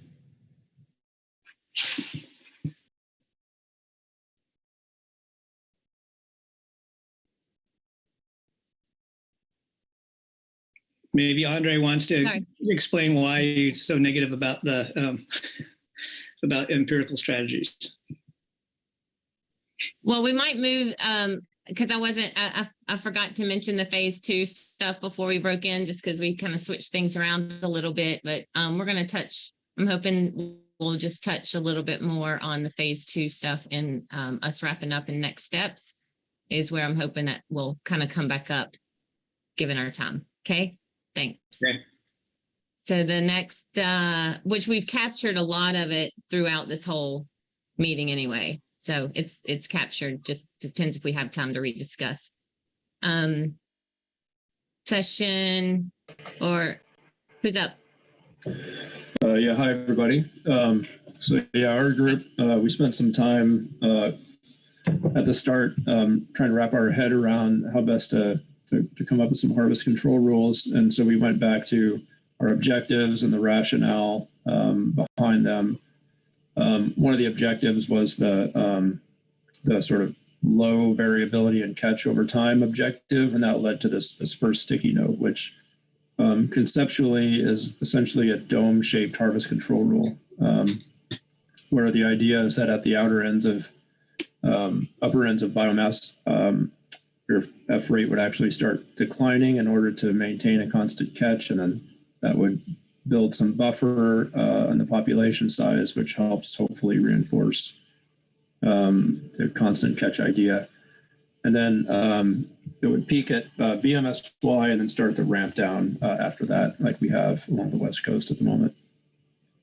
The second idea was based on this logic that we started this workshop with the idea that sablefish is a transboundary stock, and so perhaps what we're looking at is an assessment model that's really a full coast-wide model, but within that, looking at different reference points across space, and so where those reference points ought to be, we didn't talk about that too much, but the idea was coast-wide model with within that looking at different strategies across each of the regions. And then our third idea was based on the idea that we're all familiar with of pretty good yield, and this was an idea that we should just explore something that's a little bit more relaxed and just say let's have an F, whether that's at B35, B40, B45. Let's not stress out too much about it. Let's have an F that's there. If it drops below B35, we should start ramping down quickly, of course. But that was the logic behind that third one. Our top two priorities were the first two, and again, sort of the first one mapping back onto our objective, which is let's try to stabilize catch. The second one being, if we're really here talking about a transboundary stock, let's do an analysis that's reflective of a transboundary stock. I'll stop there and invite any other comments from others in the group.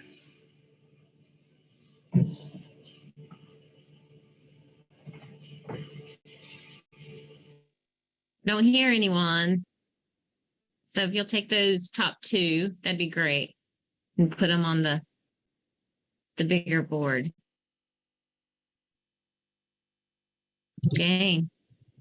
Misha, we did not prioritize, so the order of this list doesn't necessarily reflect priorities. But we did talk about, really wanting to see some good spatial contrast, both with respect to fishing intensity, but then also with respect to how discards are managed. And so we've laid out a couple different scenarios to contrast this idea or these ideas. We talked briefly about an empirical harvest control rule, both with respect to maturity, but also, this idea that the size distribution of fish within that index should be reflective of the fishery itself. With the noted concern from Alexander Stubbs in the chat about the potential for bias in these survey indices, and in particular, he's talking about the Alaska Longline survey and the issues with whale depredation. So that's harvest control rules. Do you want to hold off on phase 2 stuff? I've already grabbed those and put them in for a later conversation that you can talk to. Whatever y'all had in your thing, I went ahead and threw it in my stuff for us to be able to touch on if we have time. Okay, thank you. Thank would you. anyone else in the group want to add anything?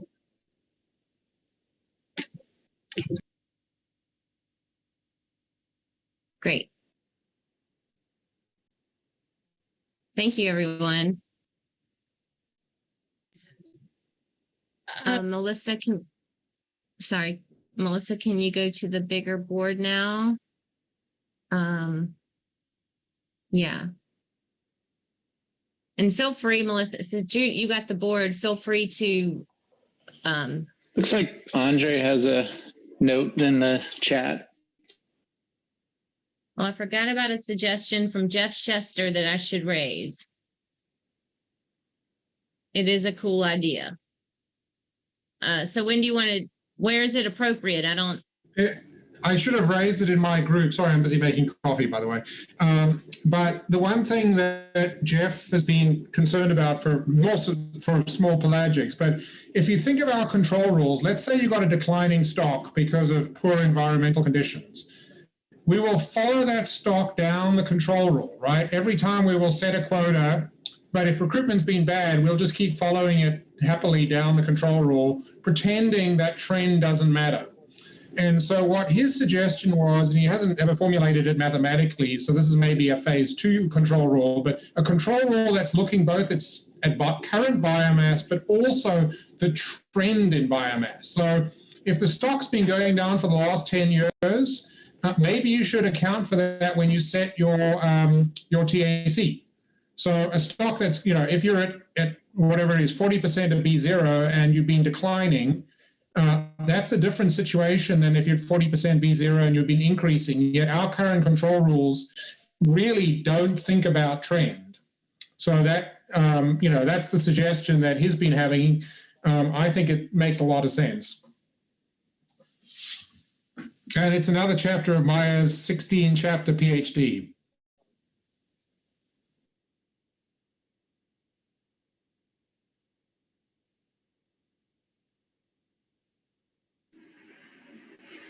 Well, I think we've captured that one in the notes. I see Corey says that she's got it in group 3 notes. I think that's a really interesting idea. Maybe we're going to need to recruit some more students and funding to capture all this.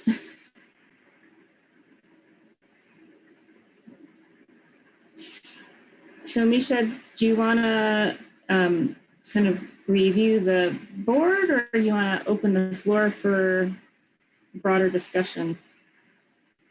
I like all the, great ideas. I'm open to discussion.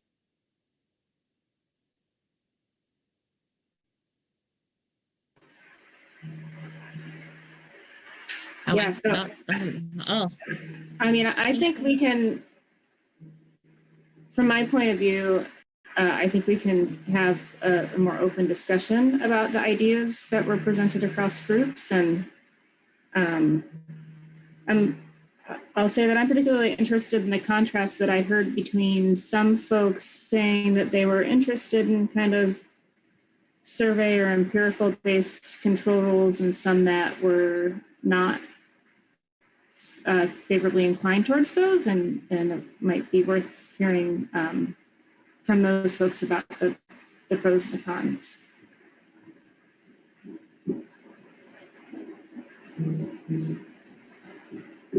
Now I think I'm going to stop sharing this board for the moment so that we can see each other.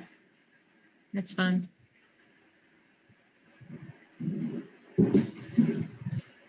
I guess. No, I was just going to say it's open for discussion. So she just asked what she's curious about, that contrast. So. Yeah, I would just say that in Alaska, we're seeing really steep increases in our ABC based off of our status-based control rule, and the sentiment is not mirrored in the by stakeholders, and so there's this mismatch between, kind of as these young recruits start to mature, they aren't necessarily valuable in the fishery, and so having an alternative like an empirically based harvest control rule that could help bring some realism back into the picture.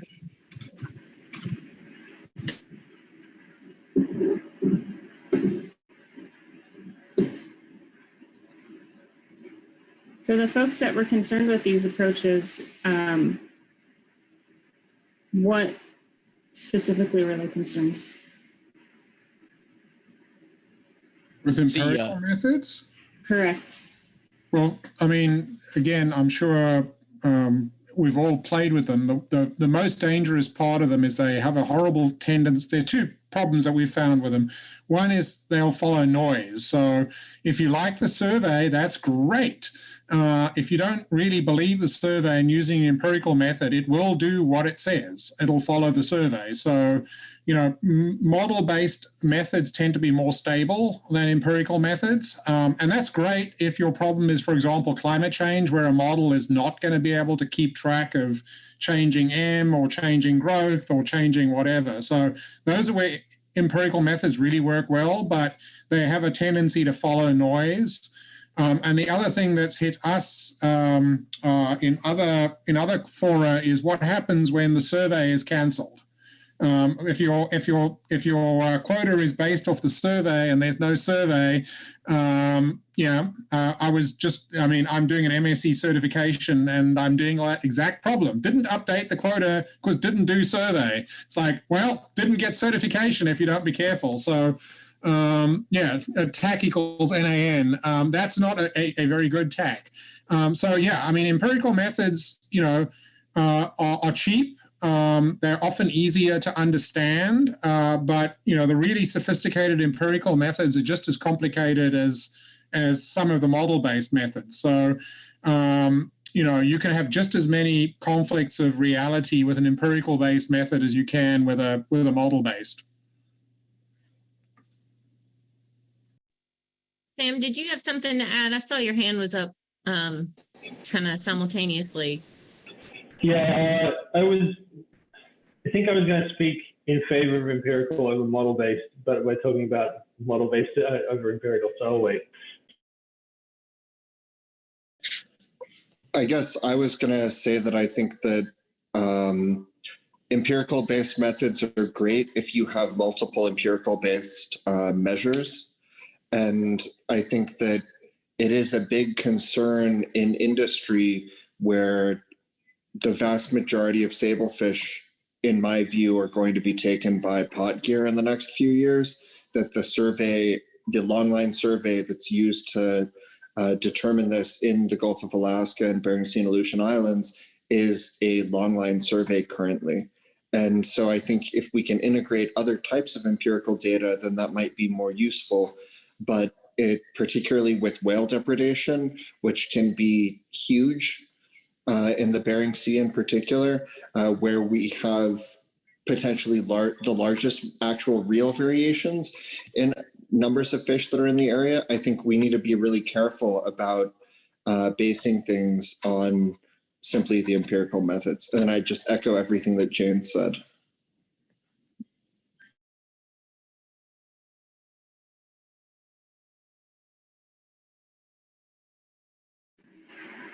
I see Sean has a hand up. Thank you. Yeah, I mean, one of the things that I've learned over the years from doing MSE is really that once you adopt an MSE approach, your perspective on what the assessment is changes. It simply becomes a way to set the TACs. And you actually, you have the operating model, so you know the truth. And so whether you do it, we're using empirical kind of undefined here, but let's say you have one survey and you want to use your empirical method is going to set the quota proportional to that survey. Well, then you implicitly or explicitly, you know the catchability of that survey. And you can simply just say, okay, I know the catchability of that survey, so I'm just going to convert the survey index to a biomass, and then I'm going to multiply it by a harvest rate. That would be a dead simple empirical kind of method that you could use.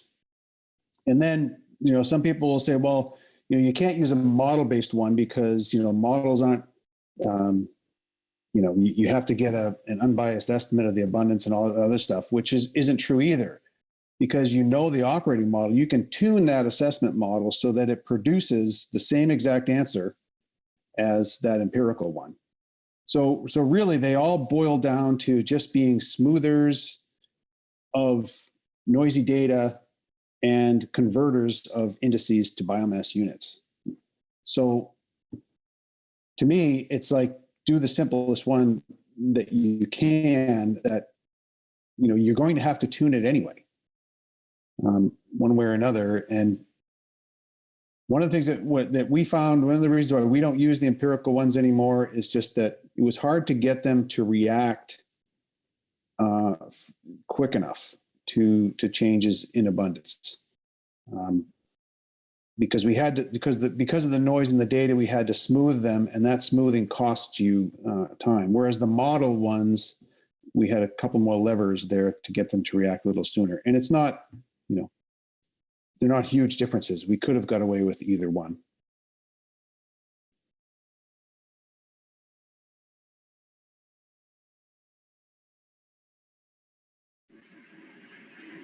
Okay. Is there any other comments or discussion around this topic? Do you want to go ahead, summarize? Go ahead. Well, I mean, I think we have lots of ideas here. Another interesting idea that hasn't actually been implemented, as far as I know, by any of the regions on this call, is this idea of limiting catches at high biomasses, which seems to be a reoccurring theme here. And so I guess if people have any other thoughts or comments on that front, that would be interesting, because this is something that we, you know, could implement, that MIA could implement, and that parks could roll, essentially a cap. And I guess that next question is, what does that cap practically look like?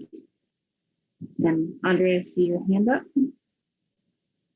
Yeah, the sort of max catch cap is pretty common in particularly the small pelagic fisheries control rules that are used mainly because they boom and bust. So you can end up with very large quotas that essentially end up either reducing prices or exceeding processing capacity. So what we've usually done with those is ask industry what the maximum they can work with, and then finding out whether it actually does work when you put it in the control rule. And but yeah, we find that operationally, you know, there's the max catch comes into play quicker than it does from a performance point of view. It's very easy to simulate a 1 million ton sablefish fishery, but I'm not sure we've got the vessels to take it. Okay, I see a hand up from Sean, and it'd be interesting if anyone on the industry side has thoughts on this front as well. Yeah, I was just going to actually mention that back when we did the first round of the Hake MSE, we went through a similar process, and I believe it was Mike Okonowski who recommended, or his suggestion or his input was, well, you know, 350,000 tons is about what we can handle in a given season. Maybe that's changed over time since then, but we ended up coding that as a cap in one of the procedures. So we mixed that with a 40-10 rule. And when we did those simulations, we found it was better all over in all performance measures. It was better in catch, it was better in conservation, it was better in catch variability, all those things. And so we've used those, we use them now in our herring fisheries because we have big assessment errors in that case. And that puts a cap on the impact of those assessment errors. And that's where they really benefit. Okay, so I guess there's a request here, which perhaps is not answerable within the context of the time we have here, but the request for industry to think about what this kind of cap, or this idea of a cap would mean for sablefish. We could think about that regionally. I was saying then we could think about that regionally and implement it either regionally or range-wide in this process. I'm sorry, Jane. Was that message still fresh? Yeah, it's still relevant. Sorry, I don't know why I can't figure out how to raise my hand, but probably doesn't bode well for other things. So I guess my one clarifying question is, are we talking about total biomass, or are we talking about spawning biomass? Because at least in AK, right, total biomass goes up and immediately you've got a bycatch problem. So limiting catch is going to choke other species really quickly, or other sectors. Or if we're talking about spawning biomass, then that's a different thing. So I guess if someone could clarify what they meant, that would be helpful to me.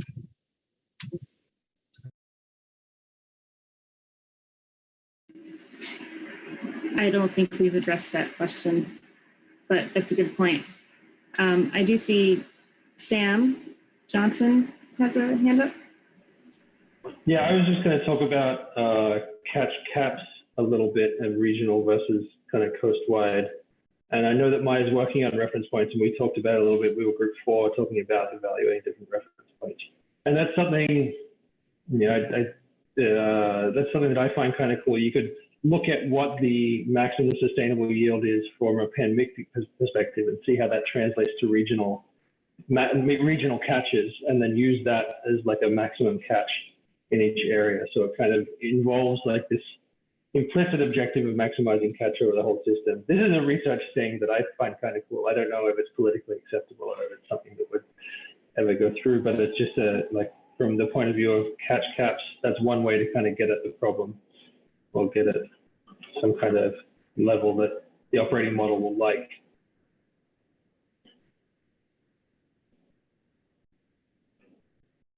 Anyway, that's it.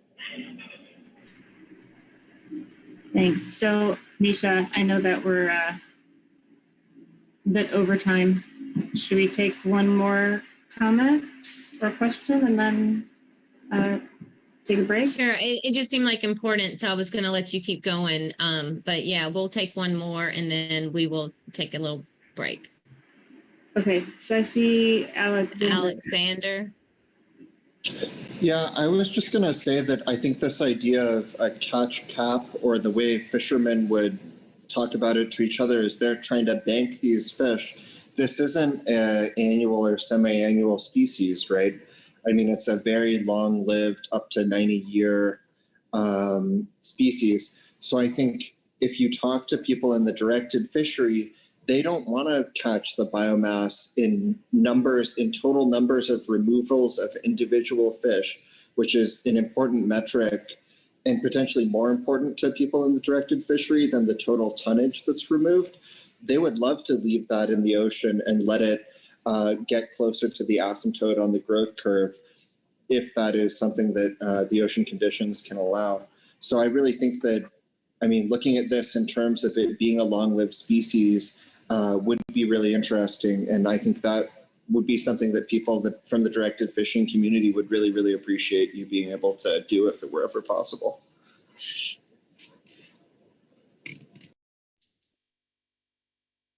Thanks, Alexander. Thank you. All right, so we are going to, we'll wrap up this session right now. I would like to take a 10-minute break instead of a 15, just a 10-minute break, and come back to wrap up and go to our next steps, where we go from here, so we can end on time. Thank you. Thanks, Misha and company. I'm disappearing now, but this was an awesome workshop. It's really good to see this finally came together, and there's a lot of good ideas, and I look forward to the group trying to work out how to prioritize all of them. Right. Next steps. Thanks for joining. Thanks for joining us. It's good to see you. Almost as much fun as humpback stock assessments. Yeah, well, dang, we missed the boat. Which are really cool. All right, take care, Andre. Thank you, always.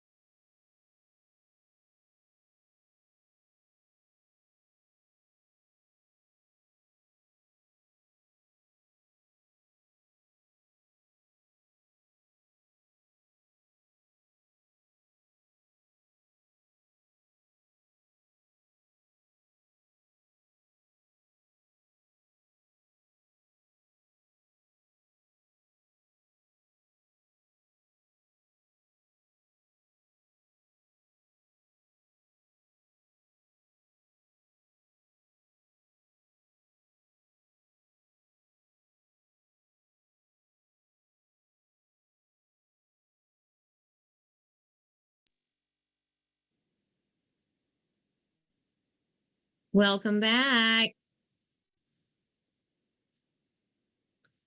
We're going to go into wrapping up this meeting now, and I really want us to focus more on our next steps.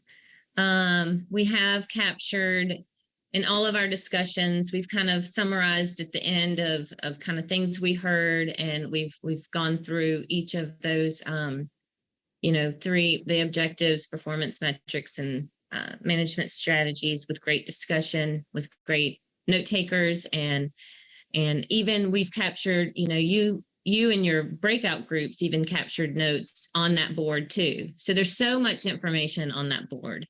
It's really just a lot of valuable information that we're going to have to sift through to get a report out of this and look at, phase 2, and discards were a big thing that came up, and the spatial and the movement, and everything. We've captured all of that.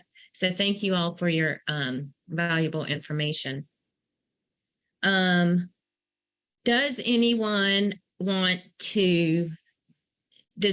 have any burning desire about phase 2? I captured those on the board. If anybody had anything more specific to say about phase 2, and it's basically been in our on and off in our discussions throughout, but I want to open it up for anybody. If you have any last minute comments that you want us to hear about before we go into the next steps.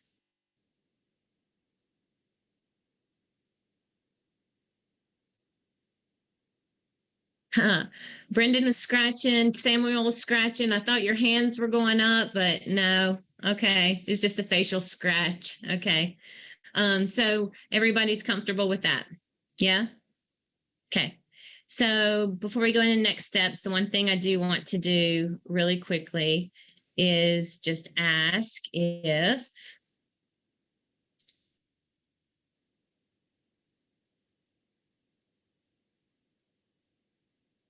let me do that.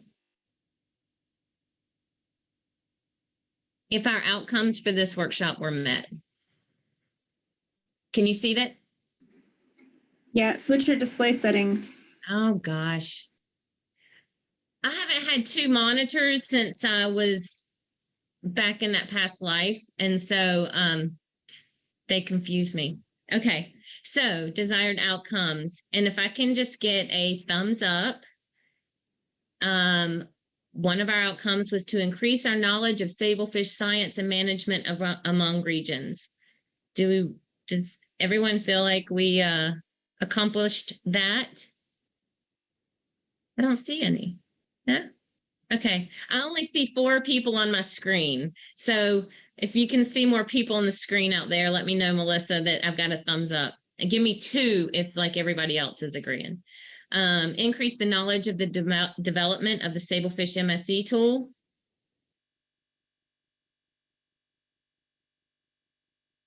I'm seeing lots of thumbs. Okay. And smiles. Okay. Gosh, I'm missing You're this. just happy it's almost 5 o'clock. Well, I know I was going to offer to extend the meeting if y'all wanted to, and I think I'm just going to keep us on track. Obtain stakeholder feedback on inputs for phase 1, Sablefish MSE, on the objectives, performance metrics, and management procedures. Yeah, okay. Thumbs up. Okay, and gathered information to support a possible phase 2 MSE. Okay, all good. Then I will stop sharing my screen now. Okay, great. That's good. That's good. That was the goal, is to reach these outcomes. So we've done that. And now my computer, I don't know how to get off that screen. Oh, well. So next steps. We put together a couple of questions just so to get us moving in the direction of the next steps. And so we're going to have a couple of polls right now. And so Chris, if you would like to pop up the first one about potential future meeting topics, if you could do the survey here for us to have record. Take your time to read them.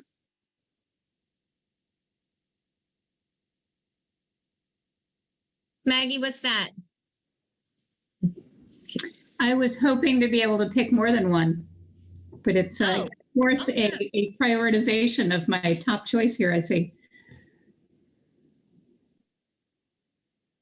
Awesome. I didn't see the, I can't get out of my screensaver thing now. Okay, sorry, I'm gonna focus here. Okay, I didn't see the results. Can I see those again? Is it possible, Chris? I still have it live right now. Do you want me to close the poll? I don't see it. The window's probably behind one of your other screens. If you still have your slideshow up, click on that window and hit escape. I did, and then it took me to like canceling. Okay. All right, thank you. Got it. Don't know why it worked the first time. Okay. So none of us are seeing poll results yet because it's still open. Yeah, it's still a live poll. So do you want me to close it and then you can see the results? But I don't even see I don't see the poll up. Well, once somebody submits their submission, it should go away until I end it and show results. Hey, oh, got you now. Sorry. How about I just do that? Go ahead. Why don't you end it? Yeah, we've done that. Thank you. Okay. Operating model uncertainties, management procedures. Okay. Well, we've got that captured. Does anyone have anything that they want to say about that poll? Okay. Let's go to the second one then. We've got an idea of where the topics, where the interested. Okay.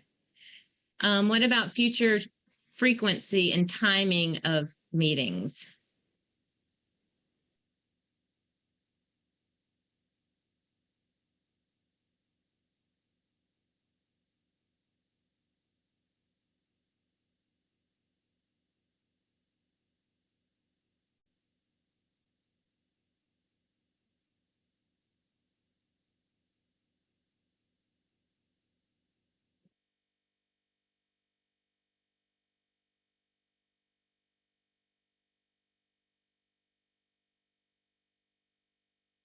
Okay, not until there's, that looks like the most, not until there's preliminary results, which can anybody speak to when that may possibly, what that looks like, just for next steps kind of purposes and planning purposes? I would like to maybe get a little clarification on this. So the previous question gave me the sense that folks would strongly like to have another opportunity to weigh in on the operating model. And based on the way this workflow is structured, there's not really going to be much in the way of preliminary results until that is more or less nailed down. So I guess for someone who voted for both of the majority options, meaning would like to discuss discards further, but don't want to meet until there's preliminary results. Which of those two is more important, or did you have something different in mind when you thought of what preliminary results meant?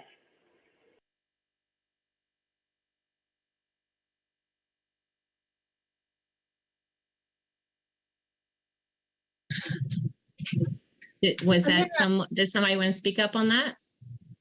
I'll speak up because I'm an offending party who selected both, and I totally see your point. I guess I think that the discard topic is a more focused conversation, and it doesn't need to be a huge group of people. I know it's really hard to get everybody organized, and then in terms of bringing back the full group. Once there's some results, makes sense. That was my line of thinking, at least. Thank you for sharing, Jane. We're going to take a moment on these polls just to really get clear on what's important. So thank you for speaking up, and thank you for Maya addressing the question. Sean and then Corey have raised hands. Thanks, Sean.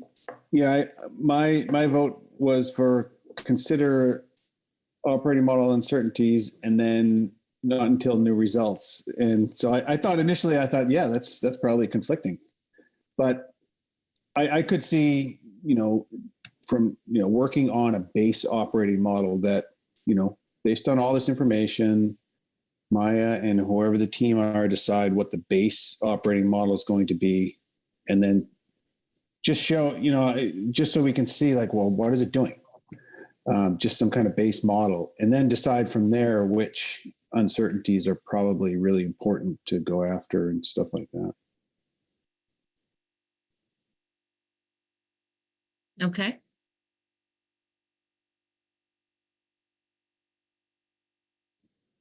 So go ahead, Chris. The medium term. Corey still had his hand up. Oh, sorry. That's right. I'm sorry, Corey. No problem. Thanks, Misha. Yeah. I guess Maya said we need some meta rules on these polls. If you answer this, then that. But I guess I'm kind of confused, and sorry I missed the morning time, but the question I didn't hear, I'm wondering what's happening next, is what the results of that last discussion. What are the priorities to look at harvest control rules wise? I was in Merrick's group and agree that, we kind of started on this to really look at what the effects of the transboundary issues are and doing the assessments as we have. So that's what I have. I answered other to both poll questions and like Maggie would have probably answered more than once if I could have, picked more than one if I could have. Yeah, I guess that's the big question I have, and what is going to be the focus, the priority for this phase one. And apologies if it's just me. I don't mean to derail the conversation here. No, that's all right. That's what we're giving it time for. And actually, thank you for bringing it up, because I did want to ask on the last one, the people that chose other, I meant to ask what other was it? So.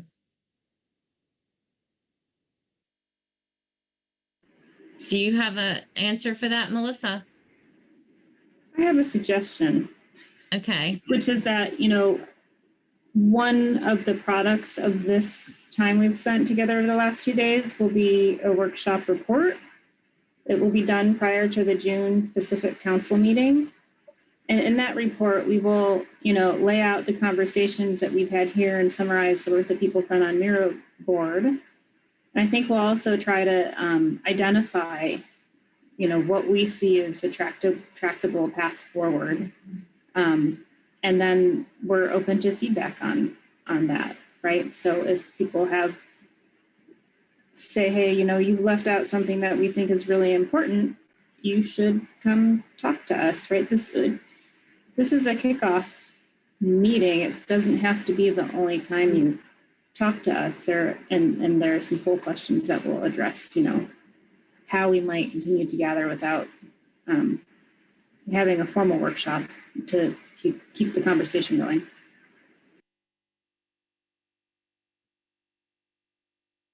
Thank you. Yeah, we definitely want to stress that this is not our last opportunity, and there'll be more to come. And as she said, there's more polls to come. We've only got 2 or 3 more, but we're initiating discussion here to see what's going to work in our mind or their mind and yours. So go ahead and do the next one, Chris.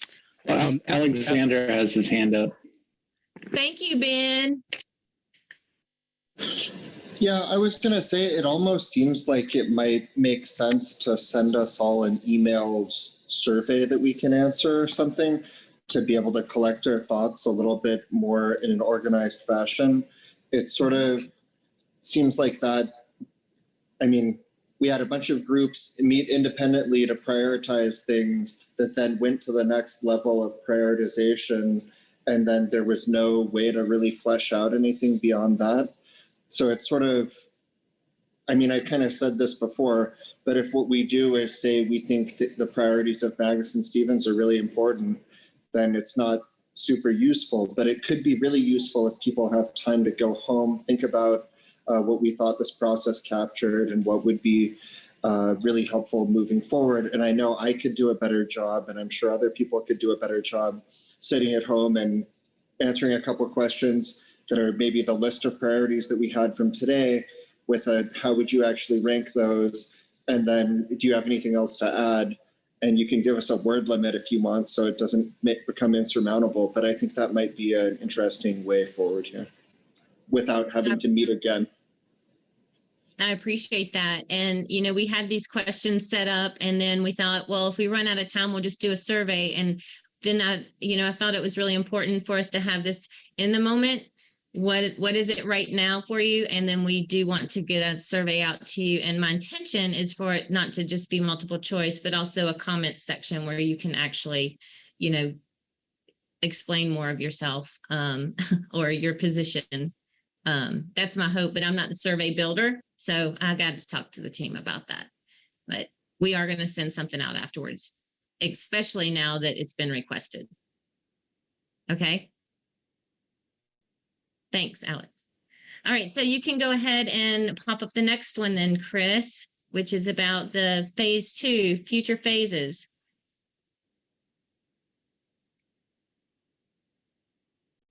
And I know that there's more than one that's important to you, but we're, you know, this is intentional.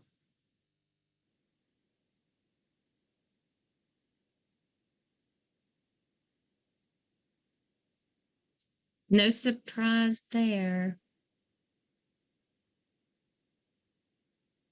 And we wanted for each of you to see what everybody else is thinking.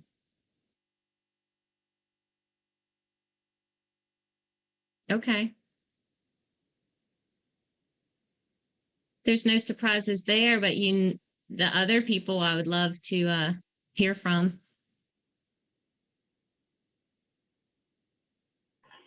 That was me. Who's me?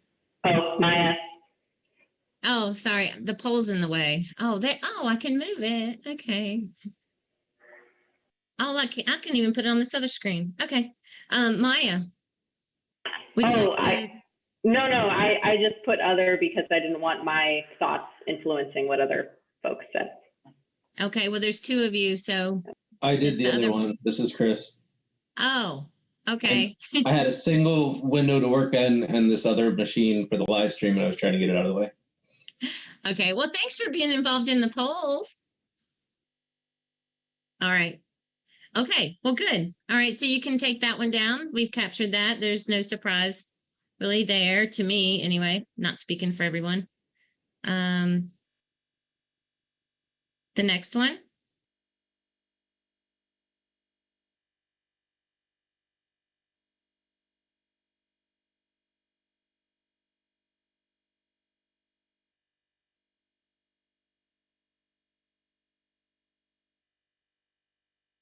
Next time we'll have to play some music in the background or something.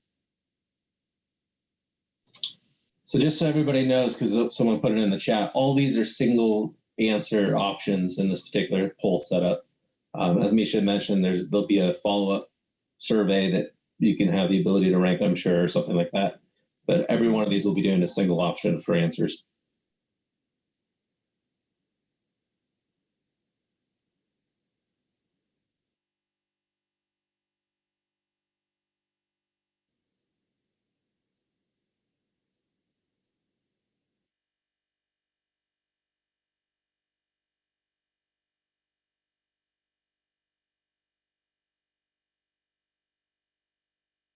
Great. We were just having a discussion how we were visualizing this maybe just like a, you know, particular topics, having like a 2-hour, you know, more in depth on like objectives or something like that. So this is good information for us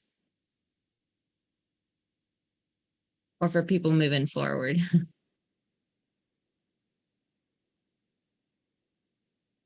I'm glad to hear that you, I don't need to hear participate anymore. Go ahead, Chris, for the next one then, because that's.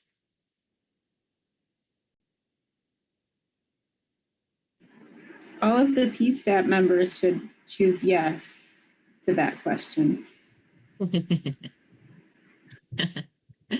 I know that a lot of the participants are on the computer app, the desktop application for Ring Central, but the observers who are using the web base can't see the polls. And so maybe just a summary of the results here would be useful to observers.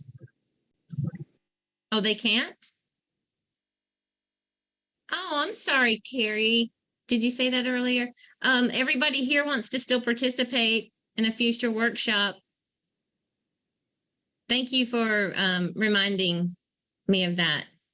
Do you want me to? People probably can't see what the poll results are, but we'll try to summarize those in the final report as well. Okay. I could have even read them out, but okay. My apologies. Okay, so thank you for that input. Does anybody have any more comments about, you know, kind of that future next steps kind of planning? No? Okay. We will send out another survey and organize that. And go ahead with the next one, Chris. This is not about future planning. This is just curious about your experience, the word that best describes your experience in this process here in the last 2 days.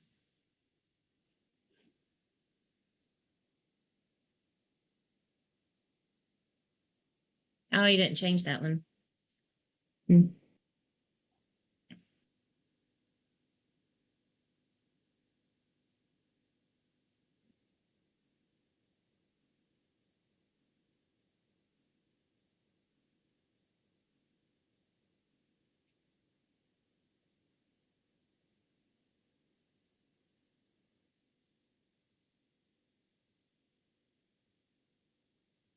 Okay. So people felt heard, optimistic, some confused, mainly engaged and collaborative. There's an other. I'd love to hear that. If anybody's willing to say what that word is, I would love to hear it.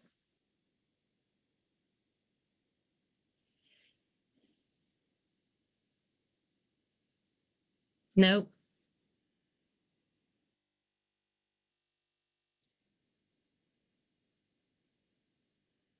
So for those that couldn't see it, the top response was engaged. Yes.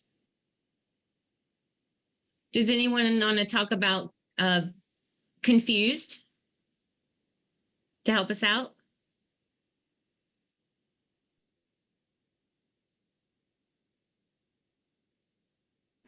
Or what the confusion is? And let me just say that we're open to this feedback. You know, if you don't want to speak up in the whole group, please reach out to us, the PSTAT leads, and we're happy to hear your comments privately as well on any of these topics, not just this one. I thought I had frustrated in there. I didn't make it on the list somehow, but sorry. We want to even hear, you know, we want to hear it all. So good. Engaged and collaborative. I'm very happy with that. That's awesome. Okay, you can take that down. And now I just want to take a minute to ask the group here and observers too, if you have anything to say, but just what you found of value here today or the past 2 days. What did you find valuable in this process? And you're welcome to jot it in the chat too, if you would like. But we'd love to hear.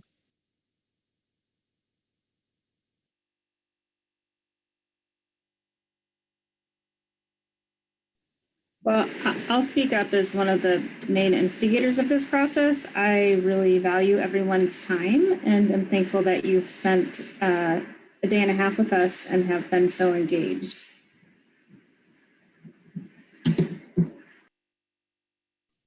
Okay, so I'm going to also read second. some. Okay. I'm going to read some. I valued learning more about Canada's management process, hearing from people in other regions, cross-regional perspectives. Great. I don't know when you put this in, but Corey's excited to see this happening. Corey Niles.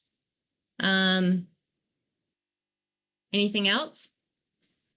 You can keep putting stuff in. Value hearing all the different perspectives and what is important in other regions, hearing how supportive folks are of the process. Great. All right. Well, I'm thinking that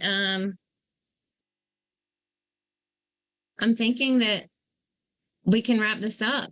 Is there any last minute comments or comments? No? Everybody's done, huh?